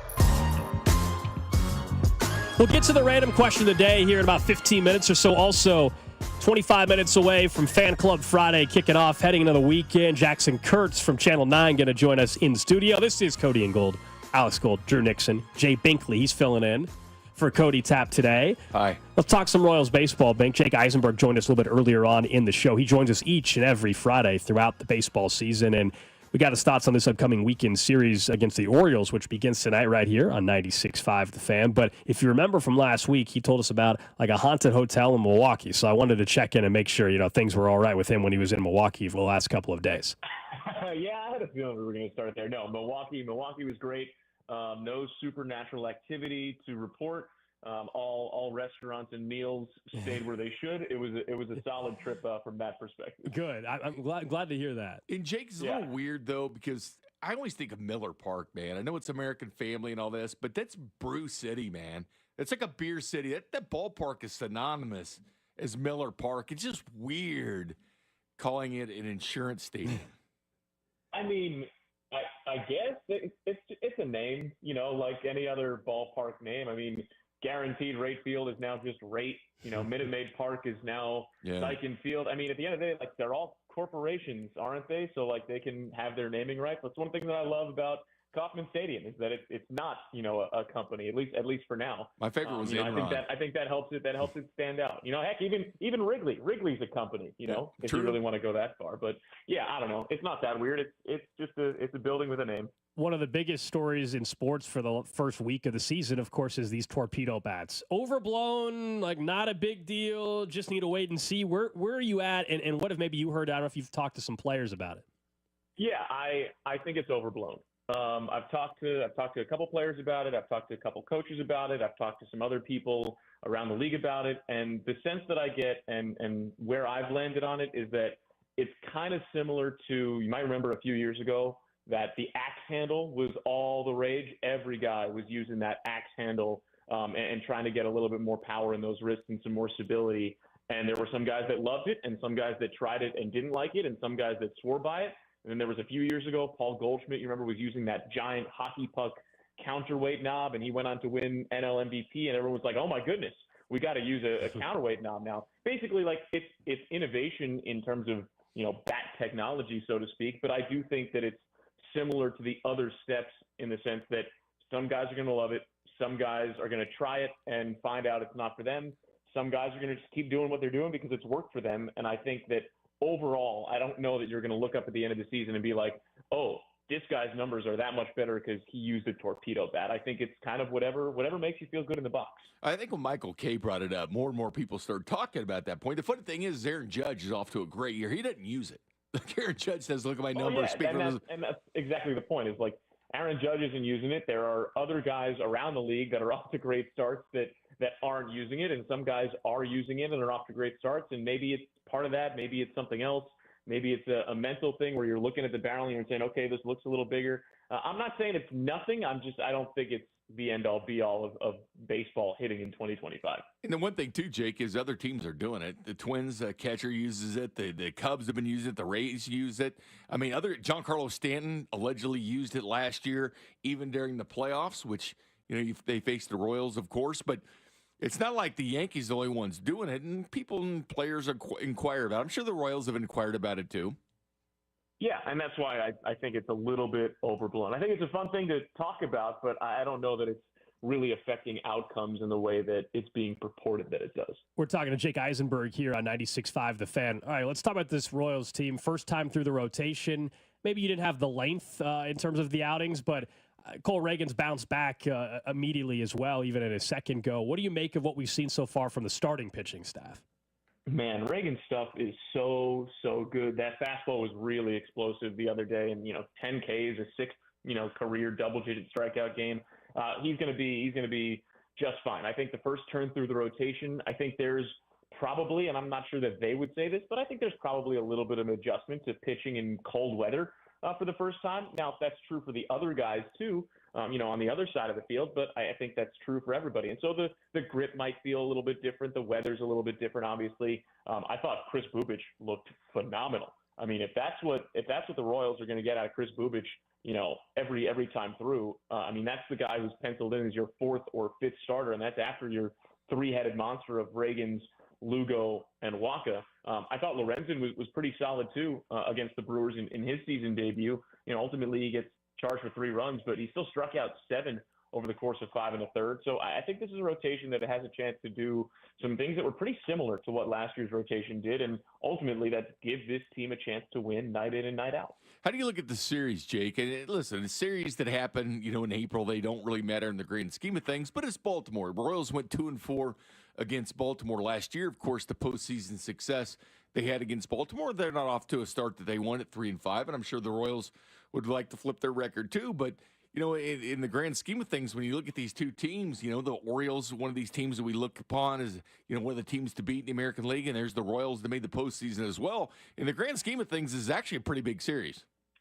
I mean, in the grand scheme of things, I think they're all pretty big series. Every 162 games, they all count the exact same amount when you look up at the end of September. So, yeah, every win counts, every loss counts exactly the same. And I think back to when the Royals and Orioles were playing very early on last season, too. The Royals were at Camden Yards and played a really tight series against the Orioles. There were a couple of blown lead losses in there. And then the Orioles came to Kauffman Stadium. That was another really tight series. They were like 2 weeks apart in April last year. And we kind of looked around at the time, at least upstairs in the booth, and we were like, these two teams, they might link up again come October, and it'll be completely different teams and feels once we get there, but they'll still be familiar with each other. And lo and behold, that's exactly what happened. And they played two really close games in the wild card round too. So all of these games are important because they give you a foundation for what might happen, 5-6 months down the road. And as far as this series is concerned, I expect to see something very similar to what we saw last year in the playoffs and in the regular season, is close games between two really good teams that have young, dynamic lineups, really solid pitching, excellent, bullpens. I think the Royals might have the edge in starting pitching. Bullpens this early on, I'll give you that thing. Bullpen roles are still, a little bit fluid, but the Royals back end, Estevez, Urseg, Harvey have been lights out for the most part. I think these are two teams that match up really, really well, and it's understandable why I think they're going to be kind of neck and neck with each other over the next several years. We're talking to Jake Eisenberg here on 96.5 The Fan. Of course, the Royals open up their series against Baltimore tonight. 6:40 first pitch right here on your home for the Royals, 96.5. So offensively, I don't feel like anything surprised me to this point, Jake. Like if you tell me on a given night last year or this year already that maybe Bobby and Salvi and Vinny, and I guess let's throw India in the mix, if those guys aren't really on, it's going to be a struggle. It's going to be tough to rely on 5 through 9 in the order, especially with where things are at right now in left and right field offensively. What stood out offensively for you? Has anything surprised you? I can't say that anything has surprised me. I also think, and this is where I'll kind of agree with Bink a little bit, that it's 6 games, right, and it's hard to read into anything statistically in a span of 6 games, really, really good or not so good or anywhere in between. So I think that you kind of got to wait and see a little bit for maybe, 15 games, 20 games, a couple of weeks before the statistics at least start to settle out, and you can kind of see maybe some actual trends of what's going on. I think it's a little bit too early to say, hey, this guy is going to be on fire, or hey, this guy looks really overmatched. I think it's too early for that. I think it's also fun. Gunnar Henderson supposed to be in the lineup for the Orioles. He's been out the first 7 games of the year for the Orioles. Obviously, there's going to be a lot of Bobby Witt Jr. talk and Gunnar Henderson, the shortstops for their respective clubs. But it looks like he's playing. Have you heard? I mean, he's supposed to play this entire series. Is that correct? That's what I've heard too. I haven't seen anything official, but that's what I've been hearing. Okay, the stars there and Adley Rutschman and everything else with these games. Where do you come out on uniform gate, Jake? And I'm saying this because the other night I'm doing a show, right? The Royals were in Milwaukee. They wore the powder blue shirts and the pants. And, of course, I said, well, I think they're still going to go back to the gray, but it's the opening day in Milwaukee. They wore the uniforms to opening day in Kansas City. Of course, they wear them on Saturdays. But then the text line was telling me that it's not the case. They're going to wear those on the road. So I checked with the Royals. I even texted Steve Stewart. And, yes, the grays are still part of it, Jake. But I don't think there's an official road uniform, is there? But I do expect to see the grays on the road most of the time, don't we? I mean, that would be my expectation, too. I mean, the word that I got about wearing them in Milwaukee on their opening day was simply that they're really cool. And you know what? I have to agree. Like, they are really cool. Agreed. Why do you need even more of a reason than that? Wear them as much as you want, especially if you're going to put up 11 runs. I don't think those two things are a coincidence. But that being said, the powder blues are awesome, and I'm all for wearing them whenever the guys want to wear them. The gray's a good look. The royal blue on the road for day games is a good look. The home whites are a good look. The powder blues on Sunday with the white pants and the blue stripe are a good look too. I mean, look, across the board, I think the Royals have a really nice set of uniforms. If I'm not mistaken, and don't go with me on this in totality, but I'm pretty sure tonight is the City Connects because it's a Friday night home game. And Nuance this year, right? I love the Royal City Connects. So I'm excited to see those. I think they're the best in the league, to be honest with you. Jake, I have the hat, the one they wear with the powder blues on Saturday, but it's also their batting practice hat too, right? The Art Deco with the white on the front. No, for the white on the front and the crown. He's talking about the hat they wear with the powder blues. They also wear that for batting practice, the ones that don't wear they? Powder blues. Yeah, those are really clean. Yeah, those are clean. The helmets look incredible. That's what insane. I think the helmets are better than the hat. The gloss helmet look is so much better. Whenever you get a helmet that matches the uniform, like they got the City Connect helmets too, I think that's next level. Before we let you get out of here, I know you're at the big league level right now. I have to ask you about Jack Caglione because you interacted with him in spring training. He makes his Double-A Arkansas debut, I believe, this evening down in Tulsa, where the Naturals begin their season.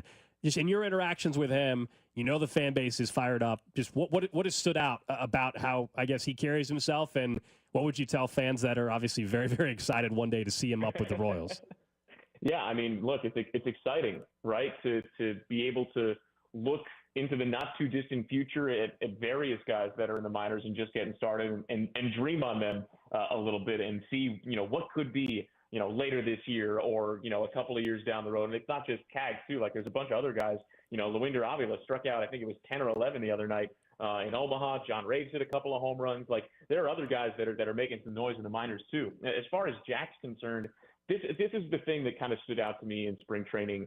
Just kind of, chatting with him a little bit, observing him in the clubhouse, talking to the guys that were his locker mates, like Alec Marsh. I asked Alec, how he was doing and all that stuff. And what stood out to me was here's a guy who has played at the highest level of collegiate baseball for a premier program and gone to the College World Series and been there, done that in terms of media and spotlight and XYZ. And he's got that, big college experience polished to him, when it comes to a media sense and polished him when it comes to a maturity sense. At the same time, here's a guy who's also the 6th overall pick and knows how talented he is and is coming into spring training, understanding, that he's going to start in Double-A or Triple-A or wherever, but knows that he's maybe not all that far off and certainly comes into the clubhouse thinking okay, I'm here and I'm here for a reason. I can be able to handle some of my stuff. What struck me is how well he balanced the understanding, how well he balanced knowing that he's a really, really good baseball player, but not necessarily giving off a vibe of that he's supposed to be there or that it would be ridiculous if he weren't there. He did not take for granted the fact that he was in the big league clubhouse this year and knew that was both an honor and a learning experience and an opportunity for him to grow. He knows he's a really, really good baseball player. He was also soaking up everything like a sponge. And it was really cool to, observe, fly on the wall, how Vinny Pasquantino took him under his wing and really made him feel comfortable in a big league clubhouse for the first time. That's not always the case, for guys who are entering a big league clubhouse for the first time. And I think that speaks to the level of camaraderie that exists in the clubhouse at Kauffman Stadium and how that filters down through the organization and the type of culture that the Royals have created for themselves and the rest of the organization. And I think that puts Jack Caglione and whoever comes up from the minors at any point in a really, really good position to succeed. And that's what impressed me about Jack was how he had this affability and joy in being where he was. Holy smokes, I'm in a big league clubhouse. This time last year, I was playing a midweek game against St. Mary's or whatever, and also being incredibly talented and playing really well in spring training. Jake, I've talked to you for a long time, even back in the minor leagues. I have to ask you this question. Now that you're here at the big league club and doing your thing, you're going to be calling records at some point. You might be calling world championships at some point.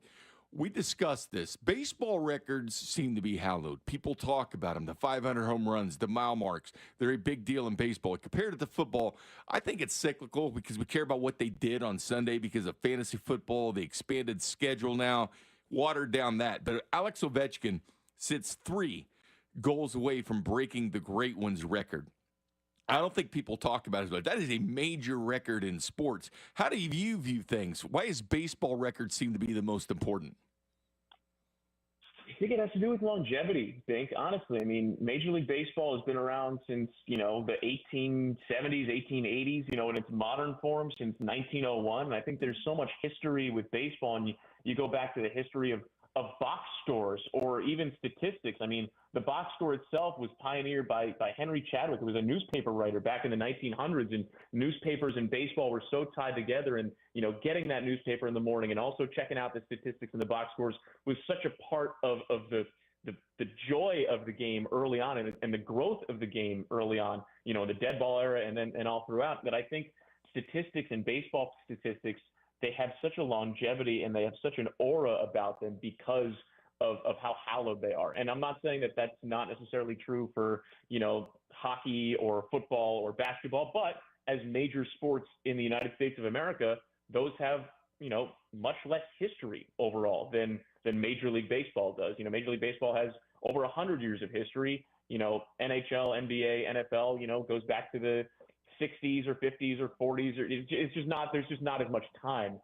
There's not as many hallowed greats simply because of the longevity of the thing. And I think that's why baseball statistics stand out. I also think that it has to do with the fact that there is a baseball game every single night for a 6-month span, that it is part of the American and really the North American, when you include Canada, it's part of the North American consciousness for a 6-7 month span every single night in a way that other sports aren't. I've said this about baseball many, many times, and this is one of the reasons why I love the game, is baseball to me is the closest athletic endeavor to the human experience that we have, where you are at it every single day.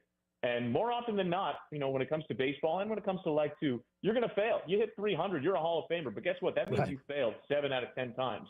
And the crux of baseball is how you deal with that failure and get back up and try and do a little bit better the next day. And I think that's very much the human condition as well, and part of the American condition as well, is how do we do a little bit better tomorrow? How do we make our lives a little bit better tomorrow for ourselves and for our families and for our communities?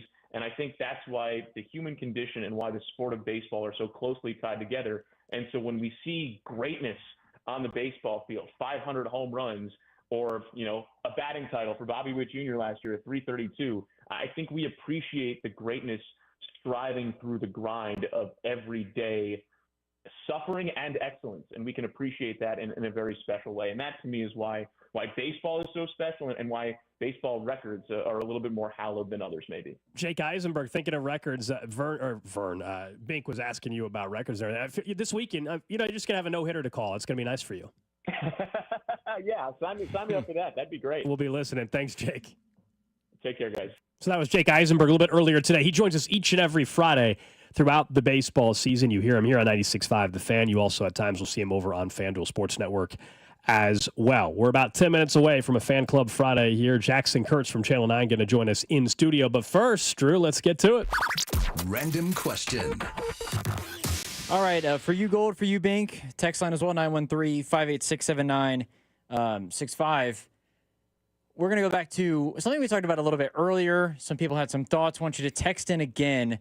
Weird sports injuries that we've had. I think we've all had, it could be sports related. It could not be technically, because going back to Freddie Freeman, getting into the shower, having a mishap with the ankle that he had repaired. You can take a guesses as to how that actually happened. But he was getting into the shower, apparently, when he had an issue with said ankle.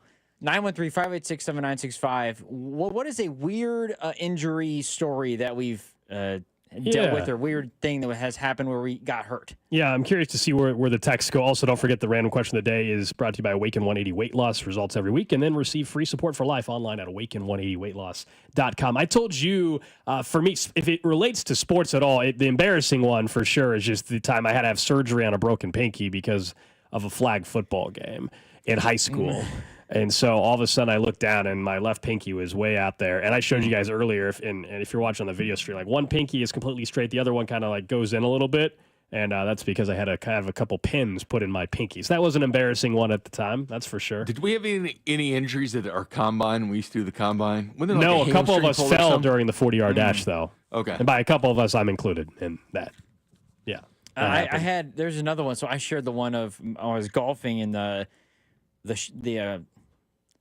the club shaft broke or snapped, and it cut my finger open and had to go to the ER. But there's another one. So I guess ER, that deep of a cut? Oh, it was urgent care. I guess it was not okay. ER. Okay. But, well, still, yeah. I think it was 6 stitches, something like that. But anyways, there's another one. The only thing that I've ever broken bone-wise in my body is my wrist. I was playing two-hand touch football in the backyard. We're playing. What were you doing?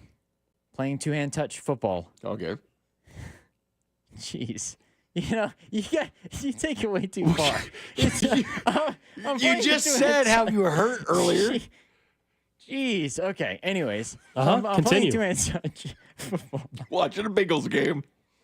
Drew can't even make it through the segment now. Look what you've done. He's blushing. Anyways, it's raining outside. The way that our backyard works is there is a big hill. Okay. So our backyard from the house goes out maybe 10 feet and then goes down a hill. I'm running down the hill to try and get somebody because we kicked the ball off I'm trying to get somebody.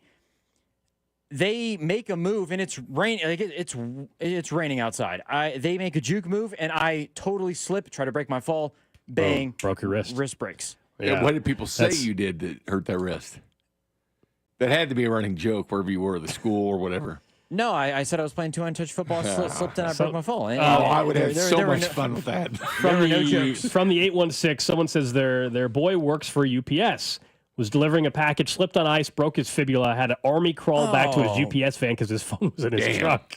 That's brutal. Jeez. That is brutal. Oh, my goodness. Someone says they tore their ACL hopping a 4-foot fence. 4-foot fence. Tough. You could be like the Atlanta Hawks fan the other day who tore their ACL doing the layup, doing the contest at halftime. I know he signed a waiver, but he's still going to sue the Hawks. I mean, he's not going to get anything, though. Yes, how is he? That waiver, he can still sue. My friend Tank once threw his back out and fell between his couch and the recliner. Mm-hmm. He was trying to talk into one of his pets into pushing over his cell phone. He was trying to talk to his pet into bringing his phone so he could call for help. From the 816, I got a mild concussion from getting something out of the bottom drawer in the fridge. When I quickly raised back up, I hit my head on the top freezer door handle and literally knocked myself out for 30 seconds. Oh, wow. That's crazy. This one's also that's one of the wilder ones. Someone also said from the the 816, no, the 913, torn ACL playing disc golf. Oh no, I believe it. I once was in Nashville at a hotel at the Opryland Hotel, which is like one of the largest in America, outside of having a casino. I think it is the largest. And the pin fell out when I pulled the bar down, and it hit me in the head, knocked me out. I lost my wedding ring. Like, I don't know how. You lost the wedding ring. I think I'd taken it off to work out, but I forgot about it. And so I had to walk with my hand in my pants for like a long time just so my wife wouldn't see it. Yeah, sound familiar, Drew? So I did that, and so she didn't see it. Hang on a second. Excuse me? Sound familiar. Relax. Jeez. Trying to throw me under the bus. I didn't do anything. The one earlier, the text we had earlier was the best one, I think. Someone said they were teaching a kid's baseball team, coaching a kid's baseball team. And they were teaching the kids bunt drill. And the coach bunted the ball back at his nose, broke his nose while I was trying to teach the kids how to bunt. Wow. Well, Kevin Napier once got hurt carrying his sister's baby shower gifts and had tore his labrum and was gone in the 98 season that happened. This person said they broke their collarbone walking their dog. Did the dog take off and you tripped and fell and hit the sidewalk? I'm guessing it's something like Derek that. Holland got hurt tripping on his dog's leash. That's true. We'll ask our guest here for Fan Club Friday coming up with the next segment in the next hour, the same question. Jackson Kurtz joins us for a Fan Club Friday next. What's up, Kansas City? This is Vinny Pasquantino, and you're listening to Cody and Gold, weekdays starting at 10 on 96.5 The Fan. Brought to you by Heartland Men's Health, the leader in men's sexual health. Thousands of men have been successfully treated for low T, ED, and more, all with discretion and compassion. Make your appointment at heartlandmenshealth.com. Attention car shoppers, Kevin Harlan here with Rob Seid of Rob Seid Ford in South Kansas City. Hey, Rob, what's going on? We are making 2025 the best year in Rob Seid Ford history, and we are doing it with 4 simple steps. Simple is what I love most about Rob Seid Ford. So, Rob, what's the plan? It starts with Rob Seid Ford's non-commissioned sales staff, Kansas City's lowest prices on brand new Fords, the best trade-in values, the biggest selection we've ever had. With those 4 steps, it is my personal mission to make Rob Seid Ford the easiest, most value-driven Ford dealership in Kansas City. No BS. That's why Rob Seid Ford is the only dealership I'll send my friends and family to. But you're forgetting one thing. What's that? Rob Seid Ford is Kansas City's top-rated Google Ford dealership. Good call. Can't forget about that. Check out Rob Seid Ford in South Kansas City at 135th and State Line, ROBSIGHT.com. Hey guys, it's Cody Tapp. You know when someone hits you with the, hey, what have you been up to? And I reply with, not much. You know, you get through the weekend highlights or whatever. Lately, my answers have been a little more interesting. I dropped 20 pounds with Awaken 180. 20. It feels amazing to say, hey, look, I didn't do it without the meds. There's no gimmicks. It's just fast. Like some of that part where you just like, hey, these are the ways I did it, because people are always curious how you go back through it. These things are good to feel good about yourself, and over 20 pounds in 4 weeks feels great. Over 25,000 clients have succeeded with Awaken 180. Even Kayam created a line of Awaken 180 approved sausages that's like legit this is. My clothes fit better. I feel good. And the compliments don't hurt. Look, I like attention. Awaken 180 is the go-to choice because it's simple, effective, and it works for anyone. In just 4 weeks, I'm down 20 pounds.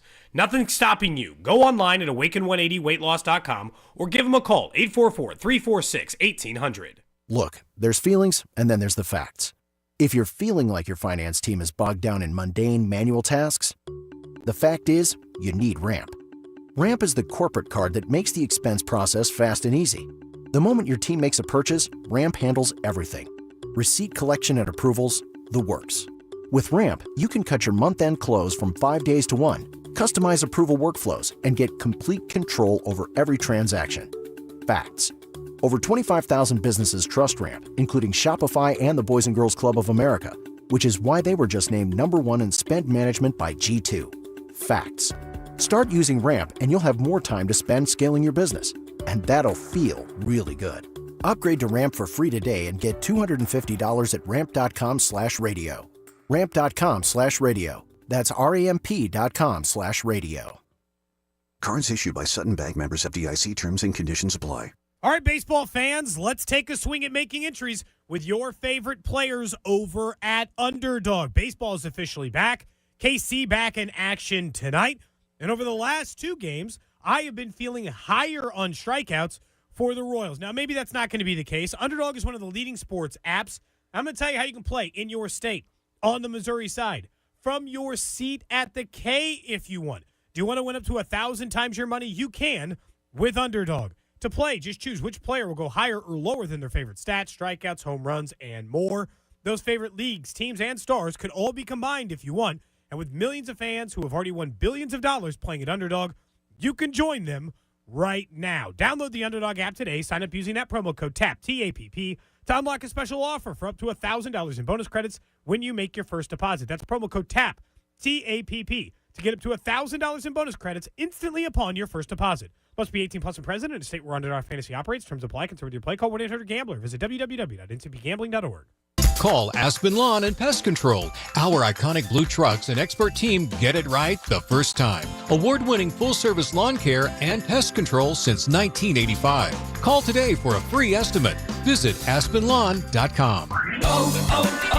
O'Reilly.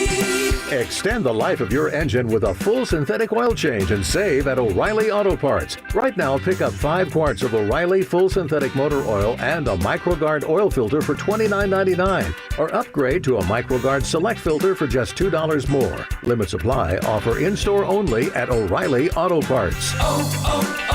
O'Reilly Auto Parts. Gain Super Flings are here to take your laundry to the next level. Talking about Gain Super Flings. Super size laundry packs. These things are huge. Super fresh, super clean. Gain Super Flings. Gain Super Flings laundry packs have 4 times the Oxy cleaning power and 3 times the Febreze freshness versus Gain Original Liquid. Super fresh, super clean. Gain Super Flings. Gain Super Flings for next level laundry. Subscribe to our YouTube channel and watch all the shows from your phone, desktop, or tablet. Your home for Kansas City sports. 96.5 The Fan, KFNC FM and AM, HD1 and HD2 Kansas City, an Odyssey sports station.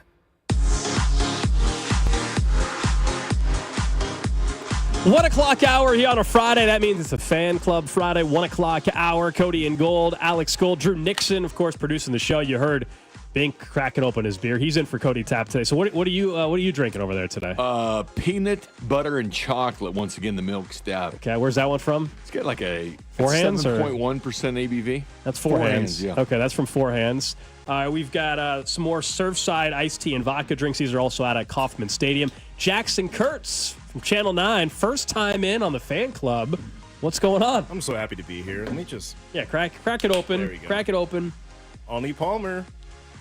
We were saying we've had you on the show before, but frankly under way more serious circumstances on the phone, talking about unfortunate events around the city or whatever. So it's good to have you in studio on a much, much lighter note. I'm so happy to be here, guys. It's my day off. How nice of you to come in on a day off. Where are they putting Royal It's rainy. Stadium? You know, thank you. Now that you ask, no, I don't. In Arrowhead, wait. Come on, man. I just cracked my. I'm kidding, man. That's all. No, I know. I'm kidding. No, I'm happy to be here, guys. Yeah, thank you. Talk to me about anything. I'm here to. Well, we got to address something right away. Okay. Right away. I don't know if you happened to be driving around earlier today, so I mentioned that you were coming in He studio. didn't walk here. Yeah, no. I mentioned that you were coming in studio, and our producer Drew was taking some shots at you right away. Right away. No, right away. Because I said, hey, I go, Jackson. More Lakers hate. Well, that's what it was. And I said, it. look, Jackson's a big basketball guy. Like, we'll talk some Final Four, maybe a little bit on the NBA. And he's a big Lakers guy, and he's undoing his jacket, and he's got an old school Lakers retro T-shirt on. And Drew was like, oh. I was like, I don't know if he's a LeBron guy or a Laker guy. That's the Kurt Rambis era. And he said he just became a Lakers fan taking shots. So please explain the background here. May 10th, 2004. Spurs, Tim Duncan had this amazing shot. Like, he faded away. God. I think it was Western Conference semifinals or finals. It might have been finals. I want to say Western Conference finals. Tim Duncan, Hall of Famer, amazing fadeaway. 0.4 of a second left. Lakers have the ball. It's on ABC. Shout out Channel 9. and they get it to Derek Fisher. Al Michaels on the call. They get it to Fisher. He scores. And he just runs out. And the life of, like, basketball or something just went inside me. And I was like, I like this team. I like their colors. I like Kobe. I like Shaq. And then every Lakers fan's a bandwagon fan. Unless you were a fan in 1946 when Minneapolis Lakers. A lot of people, the Showtime Lakers is when they started liking them. Did you like that winning time? The Lakers it was kind of weird, but it was actually kind of good, to be honest with you. Yeah, yes. Exactly how I would describe it. Weird, but good. And I'm sad they ended it where they ended it. Because they ended it right after Bird and the Celtics won in 84. And so we didn't get to 85, but... I heard it was great. I did not watch that. And the basketball stuff wasn't great, but it's actually really good. Wasn't bad. Is that a good enough answer for you, Drew? Does that prove approval from you? Okay, as somebody who technically is a bandwagon fan, but maybe in a bad way. When I was a little kid, I rooted for the Bengals, who sucked, and they have gone through many years of being really bad. I can respect it because you see a moment, you're like, yes, I like that. Yeah. I'm a Kobe guy. Yeah, I'm not a me Lakers fan, but Kobe was my guy growing up. Yeah. Like you have the paper ball, you roll it up, and you always say Kobe. Right. That's why you got the mama mentality. Exactly. I can respect it. It's not like I think I respect it more, actually, that he's a full-blown Lakers fan than just a LeBron fan. Yeah. Because I think there's an annoyance, and maybe it's because I'm from Indiana and the Pacers got beat by LeBron multiple times and burned, but people that wear Heat 6 jerseys to Lakers games just because they love LeBron, it's just weird to me in a way. You know, I'm a huge basketball card collector. Well, I used to be. When I was a kid. Nice. And I was so anti-LeBron. I love LeBron now. I mean, I have so much respect to him. Respect for him. Jeez, this Surfside. Wow, 3 sips. 3 sips. What's in here? No, I'm kidding. But I used to tear up LeBron's rookie basketball cards. Dang, you're talking to someone that collects cards still, Jackson. So you're tearing up cards. What are we doing? I was a big Jordan collector in the beginning. Yeah. And because the 90s, if you go to one of those cards places, like I remember in like high school when I was like broke or something, and I had like all my cards, and I went in, I'm like, hey, I have all these cards, probably worth $1,000, and they're like, best I can do is $50, and I'm like, come on. They printed way too many. They printed way too many in the 90s. I still have the OJ rookie card put in some glass, man. Yeah, I did this before the Bronco sad thing chase and is, all that. I had that sad card. thing is, a majority of them from the 90s just not going to be worth anything. But but the LeBron ones, I have still some saved, but him and Steve Nash. Steve Nash pissed me off as a Lakers fan. God. When he was with the Suns? He's with the Suns. He won 2 MVPs back to back, and the year he won when Kobe scored 81. Okay. Pissed me off. Like, I was like, the man scored 81 points. Steve Nash is great, but anyway. It used to be so much easier with just Flair, Tops, and Donruss. Like it's gotten very easier. complicated. Yeah, it's gotten very complicated and very expensive. And to get like a McGuire rookie card, it had to be the amended set they sent out that had the Team USA card that McGuire was on instead of the A's. Yeah, it's gotten the hobby is more popular than ever, but it's gotten really, really expensive, and not to nerd out too much, but that's why they do breaks now, so you can buy like a slot of a box or case of cards because you can't afford a $1,000 box of cards or whatever. Most people can, at least. So that kind of thing. And the NBA is that league where if you like a player, you like the team because of the player. Like I don't think you can do that in football very 100%. much. It's more of a player-friendly league where it's like, hey, I like Kobe, I'm going to root for the Lakers, or I like whoever. I like LeBron, I'm going to root for wherever LeBron goes. Well, there's one player in football that people probably are Chiefs fans now because of Travis Kelce. Oh, the Taylor Swift effect. That's probably true because you're right. Like my nephews, they have multiple NBA jerseys, right? Like they're not like they have an SGA jersey. Yeah. They have obviously a LeBron or a Giannis or whatever. You're right. In the NFL, you're not going to have a Burrow and an Allen and a Justin Jefferson jersey. You're not going to have that combination. Obviously, Jackson, you like when LeBron passed Kareem for the all-time leading score. You following what Ovi's doing? Ovechkin about to pass the great one. Got a couple goals left. Yeah. Is that a bigger deal? Is that a big deal to you? We were saying that people don't care about records that much anymore. Because the NFL, they don't care at all because it's about what you did last Sunday. It's the fantasy football. But Ovechkin is about to pass the great one. I think that might be a bigger deal than because LeBron's played for 22 years, 21 years. Okay. I got to double check that. Yeah, but still amazing. Still amazing. Amazing. But Kareem did it with one move, the sky hook. It was unstoppable, though. Unstoppable. But I saw a crazy stat last night watching the Warriors-Lakers game. It was the most 50-point games. And it was like everyone's got like 9, 10, 11, 8. Jordan's got 31 or 51. I forget which one it was. And I was like, gosh. So don't even get me started on the GOAT debate because, and I hope my friend Josh is listening now because I will go in on, why Jordan's the GOAT. But anyway, but that I think the goal, I don't know, the goal, hockey seems so much harder. Just to be able to skate around at that speed in his own right is impressive, let alone do what they're doing at that level. Well, and did Gretzky play till he was like, he played till he was 4. I mean, he was up there. He was like LeBron. He played very late in for sure. Jason, you seem like you're a big Royals fan as well. You going out to the K tonight? It's very reasonable to go out there tonight because nobody's going because of the rain and the colder weather. The weather sucks, Bink. You get Crown Club tickets for what, $200? I did see it. When you can get Crown Club tickets for $220, that's cheap. But you got Adley Rushman, who was picked right before Bobby Witt. Yep. Gunnar Henderson went the same draft, but in the second round, and he's going to play tonight, allegedly. A lot of stars there tonight. That is very true. If it wasn't First Fridays and things I had planned tonight, I'd be going there. But this summer, I got there's a couple nights I want to go. There's a Sunday at like 1. I forget who they're playing, but there's like a Superman night I want to go because I'm a huge Superman guy. I definitely want to see them. I love the fact they're playing every team in Major League Baseball. I love the new rules they play. That's been a great thing. Love that. That's been a great thing for the league. There's no question. For those that don't know, we got Jackson Kurtz hanging out with us on a Fan Club Friday. Jackson Kurtz from Channel 9, reporter, anchor, kind of does it all there, I feel like, at this point in time. You're from here, though, right? Yeah. Okay, because that was the other question Drew had. He thought you were maybe from L.A. or were you from here or whatever. No, you're from here. You went to KU. Yep. Okay. Went to KU, journalism, went to Bishop Miege, shout out Stags. There you go. We recruit, still won. Check the forensics debates. I did forensics too, so they won state championships. We had another producer with the Miege who played football for him, Blake Schneiders. Oh, Blake Schneiders, yeah. Played at Miege. I think he played for Grunhard, then Holmes one year. Yep, he was a year older than me, so he played. Really? We all played with Grunhard. Those guys racked up state titles, man. Grunhard got one, but Holmes just like a wrecking ball. When life's hard or when work's hard with people, I always quote what Grunhard would say. He would say, like, "You do your job." I would do it in his impersonation, but it's like so loud. Do your job, and then you do your job, and it's like, oh, okay, geez. But I went to KU, and then I got a job in Savannah, Georgia, right after I graduated. It's beautiful down there. Awesome. I've heard good things about Savannah. South Carolina, a lot like it. Yeah. Savannah's a very film cool a lot city. of movies down there and stuff, right? They do.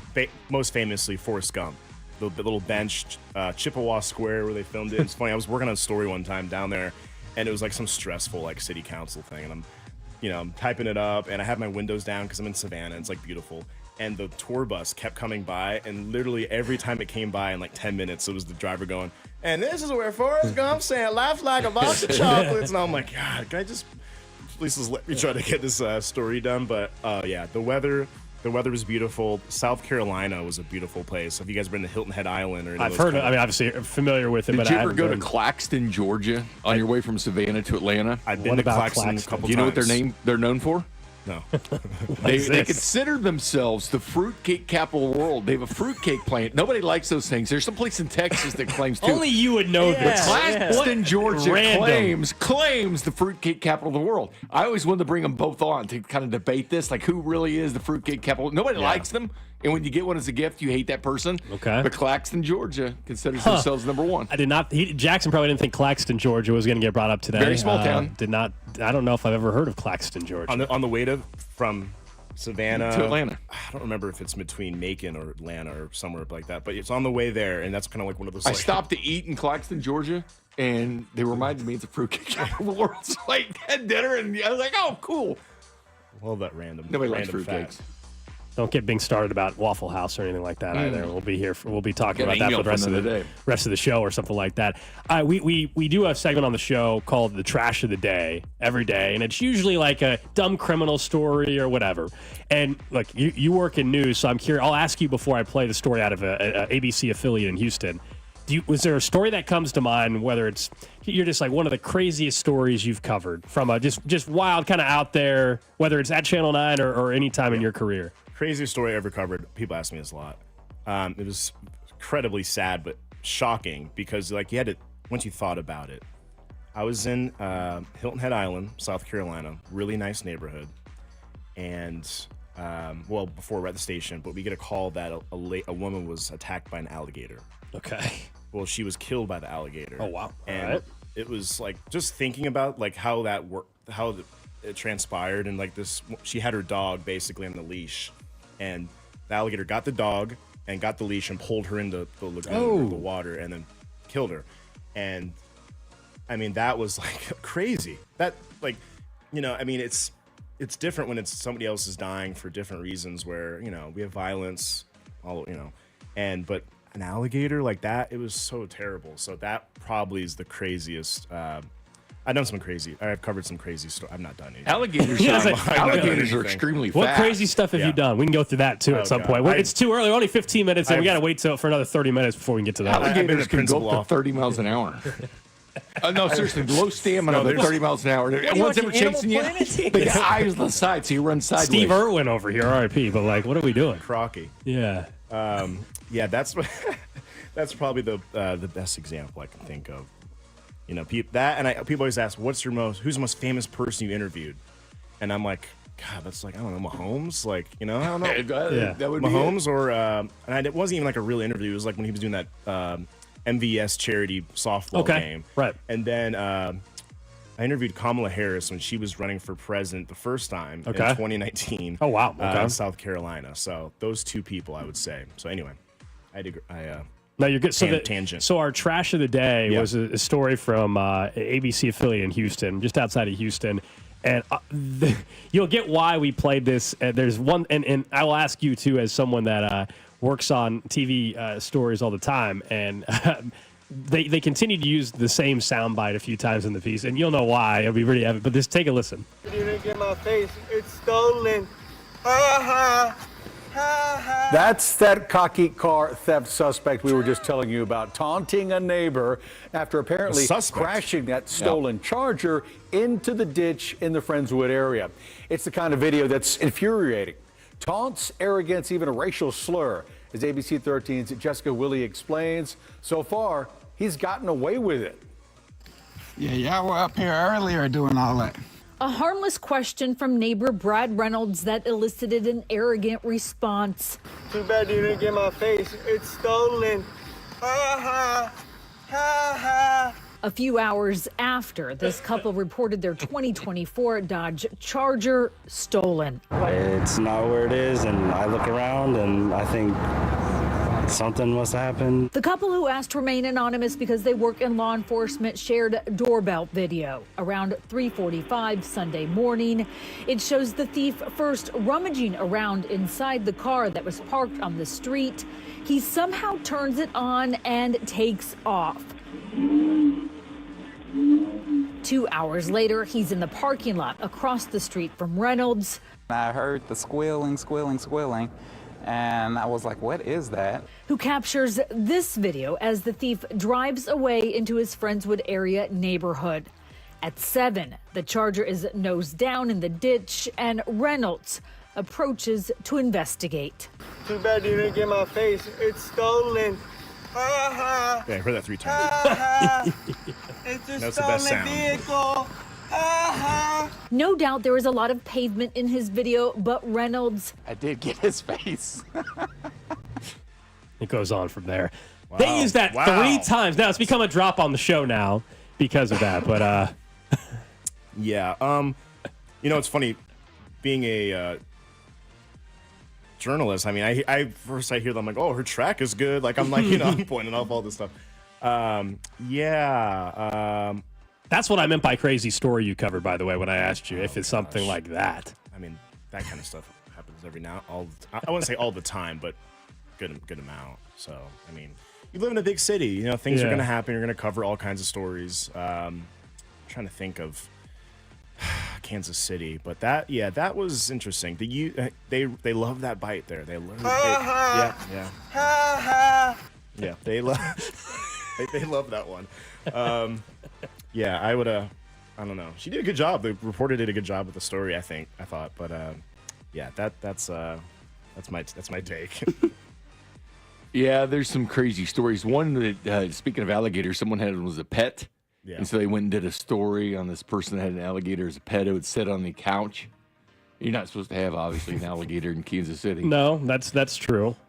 That's true. Someone on the text line wanted me to ask you about something that we had a story make Channel 9 back in 2022 when sports betting was becoming legal. Okay, I might have done that one, yeah. I covered it. Yeah, well, you definitely, I think you covered the issue, but it was in August of 2022, right before sports betting was launching, and I apologize, I can't remember the reporter's name. She came and interviewed me about the launch date and everything, and it's become a drop on our show because while she was using a soundbite from me or our show, Cody interrupted when I said, "Oh, it's going to launch on September, whatever," and Cody was like, "That's my birthday," and so it's become. But you guys left it in the story.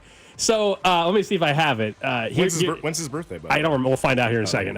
Live with what that will look like, Rebecca.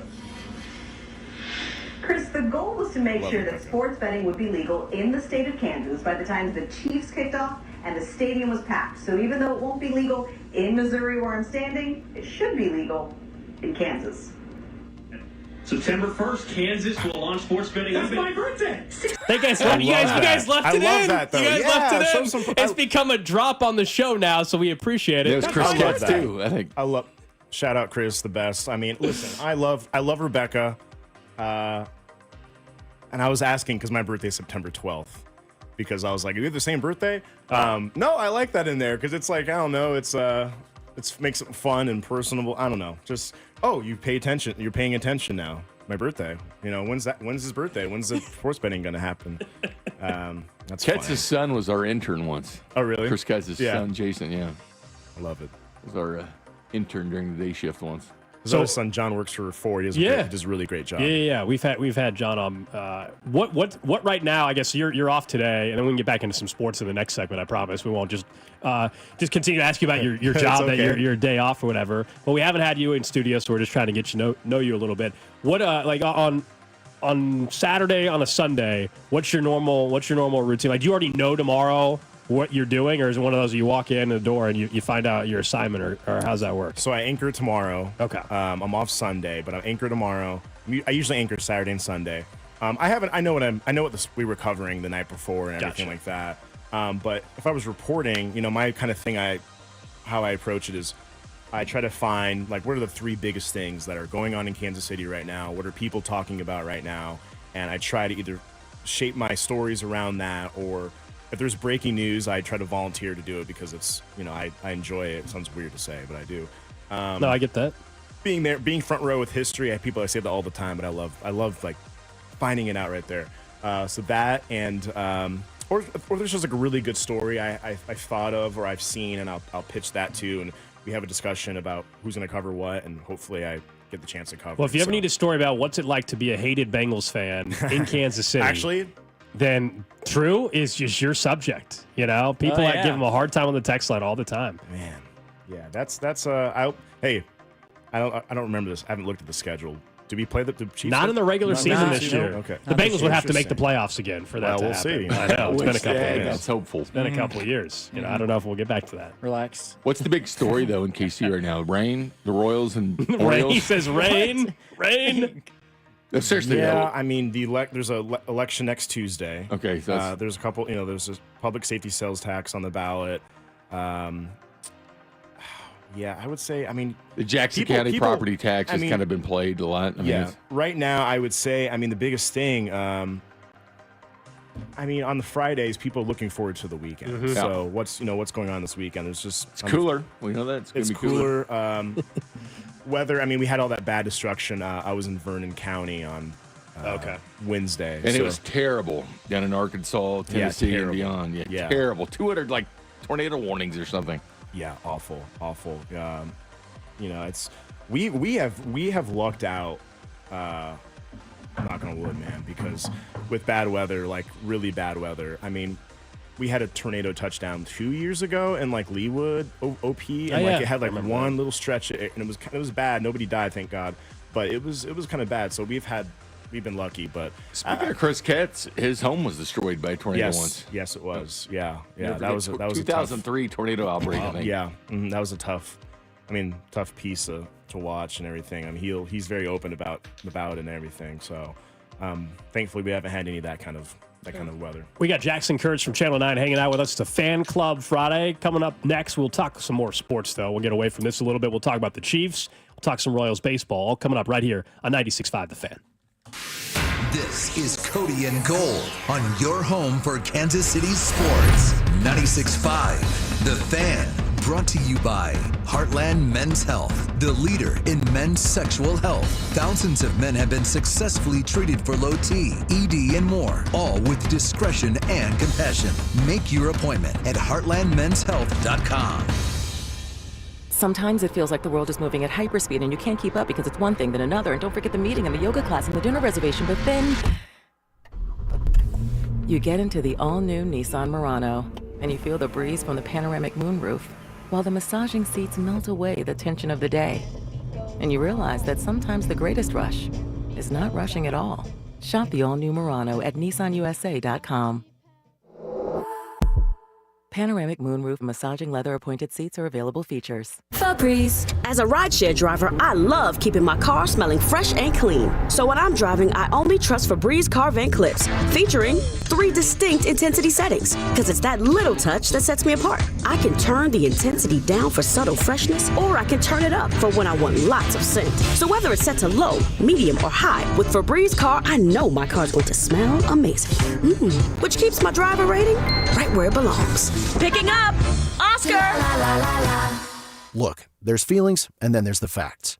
If you're feeling like your finance team is bogged down in mundane manual tasks, the fact is you need Ramp. Ramp is the corporate card that makes the expense process fast and easy. The moment your team makes a purchase, Ramp handles everything. Receipt collection and approvals, the works. With Ramp, you can cut your month-end close from 5 days to 1, customize approval workflows, and get complete control over every transaction. Facts. Over 25,000 businesses trust Ramp, including Shopify and the Boys and Girls Club of America, which is why they were just named #1 in spend management by G2. Facts. Start using Ramp and you'll have more time to spend scaling your business. And that'll feel really good. Upgrade to Ramp for free today and get $250 at ramp.com/radio. Ramp.com/radio. That's ramp.com/radio. Cards issued by Sutton Bank, members FDIC. Terms and conditions apply. I'm Brian Tedesco, CEO of Blaupunk Americas, the pioneers of the car stereo. Today, we're not just about sound systems. We are revolutionizing the e-bike scene with Blue Dot Bike. Thanks to AmericanEagle.com, our online presence now features a dynamic e-commerce website that showcases the quality and affordability of our foldable e-bikes. And our collegiate e-bikes, just perfect for the college fanatic. These e-bikes offer a new way to experience freedom on 2 wheels, no matter your age. When we needed a top-notch website to match our cutting-edge e-bikes, we turned to AmericanEagle.com. They made the impossible seem easy, tackling digital challenges like pros. Check out the Blue Dot Bike website to see AmericanEagle.com's amazing work in action. Need the best in website and digital marketing solutions? AmericanEagle.com is your go-to. They've been a game changer for us, and they can be for you too.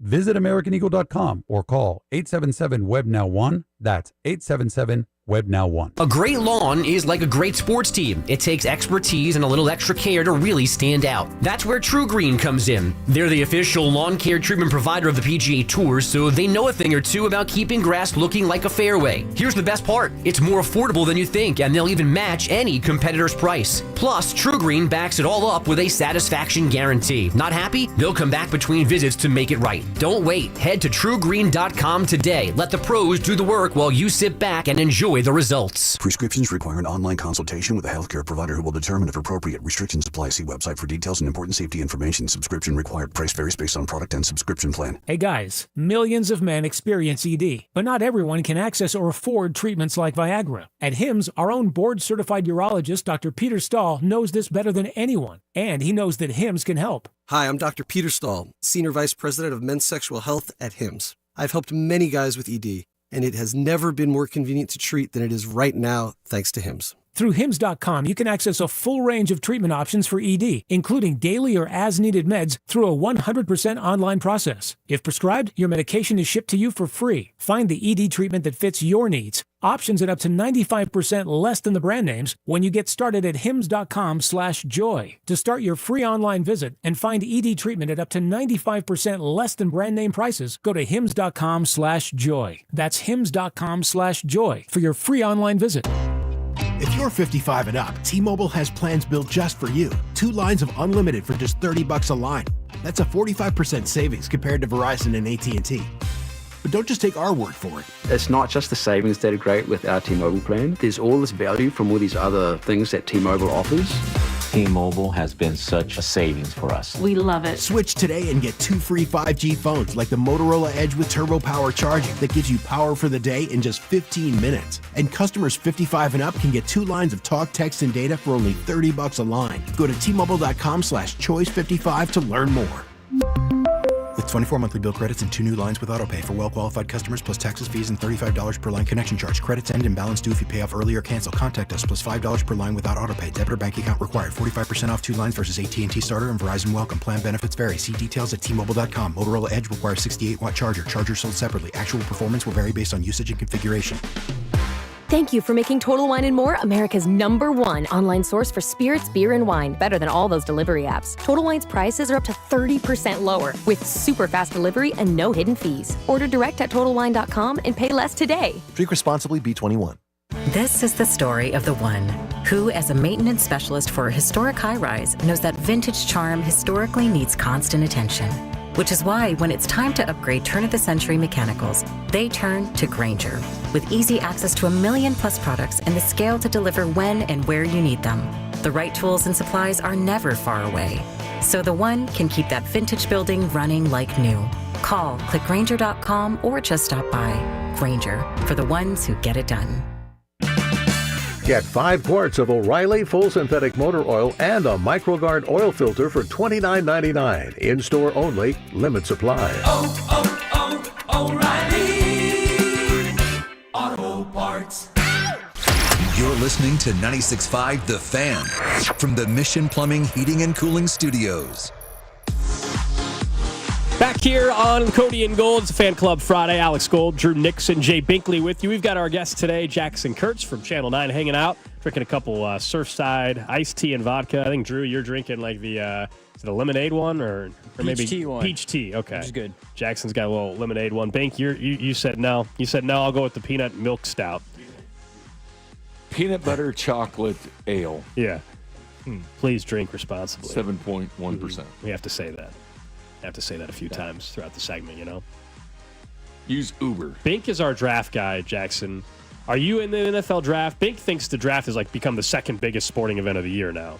I was so into the draft when I went to cover the draft 2 years ago when we had all those K-State, Mizzou guys in it. But I'll be honest with you, I haven't been paying too much attention this year. I mean, I know the big names, but not And people talk about it. It's free, so a lot of people go. They had over 750,000 in Detroit. Oh, when it was in Kansas City, it was incredible. We had great weather. It was awesome. When it's on 3 networks, it's been on ABC, ESPN, ABC more of the storyline type stuff with the guys. ESPN just basic draft coverage in the NFL Network as well. But it's covered a lot, and people, start talking about their teams as soon as they're out of the playoffs, like the Bengals. People start talking about who they're going to draft and which direction they're going to go. Like defense for Cincinnati, but they go out and sign offensive players, which is really interesting why the Bengals would do that in a new stadium and could be playing in St. Louis in a couple of years. Yeah, but that's our fun story to give Drew a hard time with today. There's a story that their lease ends in Cincinnati at the end of the season. And so the vice president of operations or whatever there said that we technically would become geographical free agents, and so some offshore sports book came out with odds on the next city for Cincinnati Bengals to move to, and Drew doesn't like it, but St. Louis is number one. They're really she's really been stepping on her toes lately, with everything with Trey Hendrickson in the comments. Yeah. In the county. She was out. She basically said Trey should be happy with a certain number should make Trey Hendrickson happy. Publicly, she said that. That's the problem. Publicly. Hey, look, I'm sure Hamilton County's saying, hey, the Bengals need to just be happy with some numbers as well in terms of what they're going to get for this new stadium. Yeah. Potentially. So, I don't know. It's a mess. Looking ahead, though, with the draft and everything, do you still think the Chiefs do you view the Chiefs still as the team to beat in the AFC? Because Nash, outside of Kansas City, I think a lot of people assume, and they got their ass kicked in the Super Bowl, and people are forgetting that they still won 15 games. They're not falling off a cliff. Yeah, I mean, we have Andy Reid and Patrick Mahomes. We've gone to every AFC championship since they've been together. I mean, until somebody beats them, then I will change my mind. And Mahomes has a new haircut. Yeah, he looks good in those training pics. He's ready to roll. Yeah, he always said that once he turned 30 or so and he has kids and stuff, he can't have the old hairstyle. He said that on the quarterback series, but then carried it, for another and he year. did it. He did it. I just saw him his picture. He's down there with Messi in Miami, and that all was that. cool, wasn't that? That was cool awesome. Picture. Yeah, with the World Cup. I mean, that'll be big for you guys too, for Channel 9. I'm sure. Yeah. Next summer, we were talking about just the Women's World Cup just got it. That looks like the U.S. is going to get that in 2031. But 2026, I mean, that's bucket list stuff. I mean, I don't claim to be the biggest soccer fan. I enjoy going. I have season tickets for the Current. I'll go to an occasional Sporting KC game. But growing up in Kansas City, like all of us in this room did, I mean, we'll probably never see that in our life again, in this city at least. Yeah. So it's one of those, I don't know how crazy ticket prices are going to be, but I got to find a way to go. I know you're kind of a soccer guy, aren't you? A little bit. Okay, fringe? My mom played soccer at Park. Someone on the text line said they went to college with your mom. I don't know. Someone just texted in. I mean, okay. Sure. Yeah, you shout out Park University. Northland, baby. Love their campus. Northland, yeah. I'm there you go. OP. There you go. But anyway, no, my boss said the same thing. Like, this is going to be like a one-stop. And right after he said that, I was like, wow, he's right. This is like, then I had to look it up, like World Cup games, like how many cities they go to, who's coming. I mean, I don't remember how many games we will have for exactly. Is it 6? I think it's 6. So, Kathy Nelson, by the way, love her. Head of the Sports Commission. Oh yeah, the Sports Commission has brought so much money and events to this city. I mean, yeah, she might be responsible for the airport too, because to be honest with you, that was a big hands tied behind the back trying to lure events when we had the old airport, which made it a lot easier. I mean, she was trying to get the draft before the airport was even conceived. She was going to Chicago trying to get it when they moved it there, and she's brought so many events to Kansas City. Yeah, and Slide James, he was a big influence from the airport. And who was mayor with Sprint Center at that Barnes. time? Was it Barnes? Yeah. Okay. Yeah, she was responsible for the Sprint for Center. pushing that as well. T-Mobile still in there, but Sprint No, I got Center. you. Yeah, everybody's following. Yeah, look, the World Cup. I mean, it's that kind of event in Kansas City. If you would have said that was ever going to come to this city, 15 or 20 years ago, people would have called you crazy. And that's where, look, Peter Vermees this week, I guess, earlier this week, was let go by Sporting Kansas City. And obviously the last couple of years have not gone the way anybody would have liked. But the World Cup's not in Kansas City without Vermees, without Sporting KC in that transition. Yeah. Tomorrow they play St. Louis, and it's the first game in the new era, I think, as they're calling it, of Sporting Kansas City. We don't know ultimately who the long-term man in charge is going to be, man or woman in charge is going to be. Stay as Kerry. I mean, what's that? You see the Kerry's of Agnew. I think he would have to become the head coach. I think he would have to. They'd have to be very impressive for them to just. They go on a winning streak. I mean, it's going to be tough to. Well, they haven't won a match in 190 or 200 days now. I think it is. It's been a minute. Pulling for several minutes. Yeah, just a couple as well. For me, needs. I mean, he's responsible for a lot of good things when it comes to soccer in Kansas City. I mean, what do they always say? We're the soccer capital of the world. I mean, or of the USA. Yeah, Team USA coach. He got a lot of run for people talking about that, but he won a title in Kansas City. Yeah. I mean, that kind of spurred the Royals and the Chiefs 3 times, but he was a part of that too. Yeah, it's been rough for him, but wish him the best, and I hope they. I mean, I want to go back to having all of our teams. We've been spoiled, though. We've been spoiled. We've been so spoiled. spoiled with the sports era we're in, the golden era of sports, frankly, that we've been in over the last decade, really, in Kansas City. We got Jackson Kurtz from Channel 9 hanging out with us here on a Fan Club Friday. Final Four tomorrow. Oof. I don't know how big of a college basketball guy you are. I know NBA, but Final Four, I know some people love the upsets, and I do in the first weekend, the first rounds, like everybody. But I don't get why people are upset, and I say people, I don't know if it's a majority or a minority, but the 4 number 1 seeds, this is great. These were the 4 best teams all year, and you can make a case for Auburn to win the title, for Florida, for Duke, for Houston, and we get all 4 beginning tomorrow night. We're gonna watch great basketball. I mean, that's what I want with college in the Final Four is KU to go, or great basketball. And Houston, like I was describing to somebody the other day, like their defense is like in football, like when you ask somebody or their team to gang tackle, like they're the same way. They aren't tackling anybody, but their defense is so swarming, and it's just like it's like as a Dave Cowens fan, like shout out to the Celtics, even though they're arch nemesis. Look, Houston's the number 1 defense in Ken Palm, I think it is, and Duke's the number 1 offense. See, I think the story's kind of interesting where John Shire, when he took over Duke, he took his team on a secret trip down to Houston to scrimmage them when nobody was talking about it. Nobody even knew they were doing it, but he flew down because he was a Kelvin Sampson guy. Right. He liked Kelvin Sampson. Kelvin Sampson obviously liked him because they did this scrimmage that nobody knew about. Here they are playing the Final Four 3 years later. I love that story. That's a great story. But I have Houston winning it all. I like them. From the beginning with your bracket? From the beginning, okay. I mean, I have 2. I have a KU winning it all, which I have. Oh, you're a 2 bracket guy. Boy. I am. I'm one of those guys. Okay. I have on my group as the Houston one, but then the one I fill out for my own amusement is my paper. One of the paper ones. Well, you did better than Bink. He didn't fill one out, I don't think. Well, usually, and then Drew was in the bottom 14 of our Cody and Gold bracket challenge with listeners. Drew is in the bottom 14. So many people used to pick KU to go all the way, and those that didn't. It depends. If KU win all the way, they're going to win. Chalk, if you just pick chalk in every game, you probably finish in the top 10 of your bracket pool, or top 5. You might even win it. It's been so chalky. I guess it can now. If everybody was that heavy, then like if Duke loses to Houston tomorrow night, then like most people's brackets might be screwed up. I still want to know who O's the mentalist picked. He's been nails. Bink's obsessed with this O's Perlman. You know the mentalist, the guy that's he's incredible. He'll come in and be like, all right, Jackson, tell me. He's like, hold your phone out. He's one of those guys. And he's like, all right, I'm going to guess the last 4 digits. Hold on. I saw him on CBS, That's right? what he does. He had the Elite 8 pick. He was with Charles Barkley and Kenny Smith and the crew. I saw that. And he, real quick, I mean, Auburn hadn't even played. Houston played, and he goes, Houston, Auburn's going to be all 4 number 1s. And the games hadn't been played yet that's who it was. I'm betting it was the mentalist. I saw that. Was so crazy is like I was like, I got some bonus bets. I'm gonna might bet, and he put that out there, and I'm like, oh, okay, fine, I'll do Auburn and Houston. And I won, and I'm like, God, how does he know that? Who's the mentalist, man?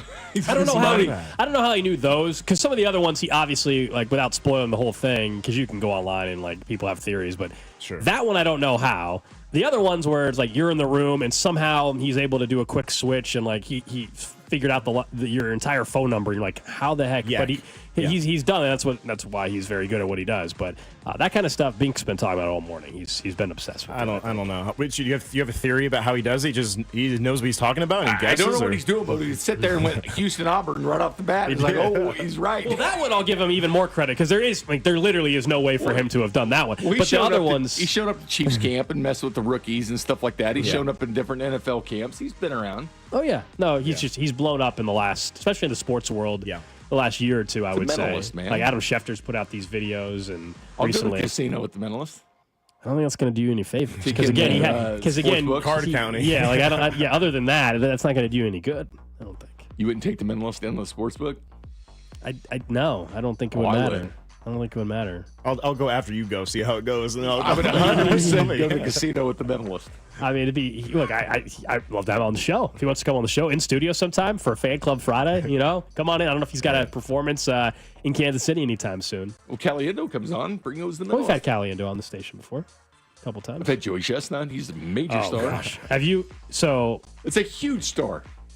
Since I've known Bink, he has been probably the number one fan and advocate for Joey Chestnut of the Nathan's Hot Dog Eating Festival. Yeah, I mean, he's the GOAT, right? He is the GOAT. And Bink thinks he is. Bink has called him right up there with MJ as one of the most impressive athletes in 14 sports. mustard belts, man, or 15 now. Mustard belts. Wow. The Royals all talked about it in the clubhouse, like after the game and stuff. Went on the 4th of July, you go down there, they'd all Bink's talk. 100% serious about this. How many people can eat that or not? How many people can eat like that and are not in the competition? Nobody. Though?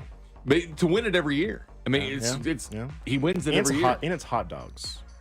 Right. After But he does a bunch of other things. Like he does wings, he does He ate oysters, 110 Twinkies in 10 minutes, which is very impressive. I need a sports science episode on his. Yeah. Remember that show? I need a sports science on his. That show is great. Metabolism or whatever the his stomach. Like, well, how does he do he's it? a big baseball fan too. He liked the Royals back in the day, but he grew up in the Oakland area. And I'd ask him, "Can you go to the ballpark and just have like a hot dog and just enjoy it?" No way. No way. No. Yeah, there's He eats no like way. so many of them. Yeah, there's no possible way you actually does he enjoy eating? Period. Yeah.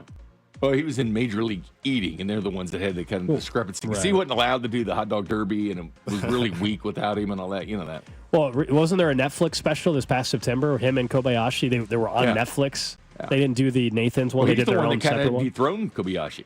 Yeah, he did. right. He did. And then Kobayashi took on a live bear, and the bear won big time. Was he Jackie Moon from Semi-Pro? I gotta see that. The bear video. rolled him. Yeah, I don't know, man.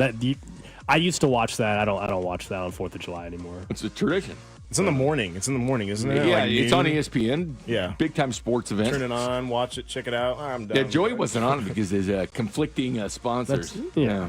This is getting too real when sponsors kind of get in the way. Come on, man. That's a tradition. Everybody's got to get some money, man. That's Staten Island, man. The tradition. He's been in studio before. It's pretty good. That's Yeah, pretty good. he's That's pretty been in good studio. guy. Yeah, pretty good guy. It's a legend. I saw a video on Twitter, of course, and it was I forgot what they called it, but they had the balloons where you play that game as a kid and you throw the balloons, can't touch the ground. Yeah. And they're just like trying to dive in, and the announcers are just electric with how they're calling the game. Calling the game. I guess. it's a game. Right. But I love to go be pro in that. We were earlier discussing Freddie Freeman of the LA Dodgers had a weird freak injury, and he was like walking into the shower and tweaked his ankle that he already had surgery on. He's on the IL. And so our random question of the day Drew had was basically, what's the weirdest injury you've had? Now I still see it sometimes. I think on social, you still hoop a little bit, right? Yeah, I hoop a lot. What's still. what's the kind of the weirdest, most random injury you've had? Because we were asking the text line. You guys can chime in still 913-586-7965. Okay, weirdly enough, my hip flexor hurts today. I don't know what it's like, the weather or something, but I played basketball Tuesday and I played great. I don't know what the heck is going on. But the weirdest thing was I had this like infection on my finger. And at first I was like, oh, I felt like when you hit it, slam a door in your finger, that's what it felt like. Okay. And for like a day I was like, dang, what did I hit? And then like 2 days later, all of a sudden it looked like a Looney Tunes thing. Oh. And I'm like freaking out. I'm like, how did I get this? And then I found out that I go to the doctor and it's like I had an infection. I think I got it from basketball. I think I got it. I played with somebody who was like dirty, or their hands were dirty or something. And I don't know what was going on. And I didn't. And I had Germ-X, but I didn't. Yeah, it sounds similar. So Matt Strom, former Royal, but I think yeah. is he in like Toronto or Philadelphia now or something? He was briefly out during spring training. He was packing boxes for his kids. Cardboard box, the cardboard cuts underneath the nail. Kind of sounds like what happened to you. And it got infected, and so he had to miss like a start of spring training or whatever. The most, there's a bunch of random injuries. I mentioned mine, like I broke mine embarrassingly in high school flag football game. I broke my finger. Some of the text line says they broke their arm trying to hurdle their brother in the basement. I love that. That's some yeah. Hurdle my brother in the basement. That's good. Someone said trying to jump off of a picnic table to dump. They must have meant dunk, but it said dump. A basketball, ended up breaking their leg, getting staph infection, almost lost their leg. Jeez. That stuff can get. I crashed a dirt bike when I was in like 5th grade at my friend's like huge like land he owned, and I crashed it, and everyone's all like scared I like broke a bone or something. And I get up and I'm like fine, and my mom was not happy to do that, but I don't have any yet. You guys, that one was what's yours worst injury? Well, mine wasn't sports. It was a jet ski incident that I had. I mentioned the combine because several of the guys, kind of tweaked their hamstrings and whatnot running the 40-yard dash when we did our combine. We did a station combine, a bunch of out of shape, middle-aged men trying to run 40-yard dashes. And it's not really an and stuff. injury, but it was a car injury because I remember one time the whole crew, we went out to the Kansas Speedway, and Pat Warren let everybody drive their cars around the track. And the traction control came on like every single car because it was on a slope. Yeah. And everybody had to go to the dealership to get the lights turned off and everything else. That was kind of fun. Someone says, I just about broke their finger today flinging water off of it in a public bathroom because they hit the faucet. Oh, so they're like trying to get the water off and you hit I've done that, yeah. Drew's almost broke a finger running the board over here. He was playing, what were you doing? No, so I was literally playing bumper music to come back in, and I was like playing drums with my fingers, and I think I popped a blood vessel in my finger. Dead serious. The worst one that I've had though is the golfing one that I told you guys about earlier. I was in mid swing, do the backswing as I'm going down. The shaft breaks in half on the grip, and it slices my finger open. Oh jeez. So that was wow. Because normally, if the club shaft breaks, it'll break normally on the club head, or it'll break in the middle, where it was up in the grip. I don't know how it was. Vern had a hot dog incident one time at the K. That's not an injury. That's No, just but a it was- funny. it was an that's incident. the grease of the hot dog. The hot dog fell on his khakis, and he had grease of the hot dog on his khakis, and so it left an imprint. He had to carry a notebook because he had to go talk to Ned Yost after the game. And there's just this imprint of grease of a hot dog on his khaki. But still, that was an incident. Yeah, I've heard that one before. Yeah. I saw a guy. This scared me. This guy was being interviewed for like one of those New York City like streetwear interviews, and he's being interviewed. He's got one eye, and through the whole interview, he had a cool fit or whatever. And the guy's like, "So can I ask how'd you lose your eye?" And the guy's like, "Well, I was shooting, and somebody went to block the shot, and they poked his eye out." What? Yeah, and I was like, "That what?" And I heard that, and I You didn't want to play basketball for a couple days. I'm like, I'm not. That's crazy. I know. Wow. The final 180 of the show brought to you by Awaken 180 Weight Loss. Results every week, and then receive free support for life online at awaken180weightloss.com. Yeah, that would spook you for a day or two, I feel like. Yeah. I got back, but I sprained my ankle. You know what? A year ago, I sprained my ankle, the worst I've had since I was playing AAU or, They had to go high school. Cooper Flag, get you in a wheelchair, and act Dude, like that the world was bad. ending. Yes. Like, it was bad. For a month, it hurt. I couldn't play, and I gained weight, and I was like depressed. Oh, wow. I'm not bad at gaining weight, but and yeah, I was out for a month, and then the first time I played back was with all these like college guys, like former college players, like pretty good pickup, and I had like this ankle brace. And I'm like, oh my god, am I gonna be okay? It's fine, but it was just it's like that guy we were just saying before we went on.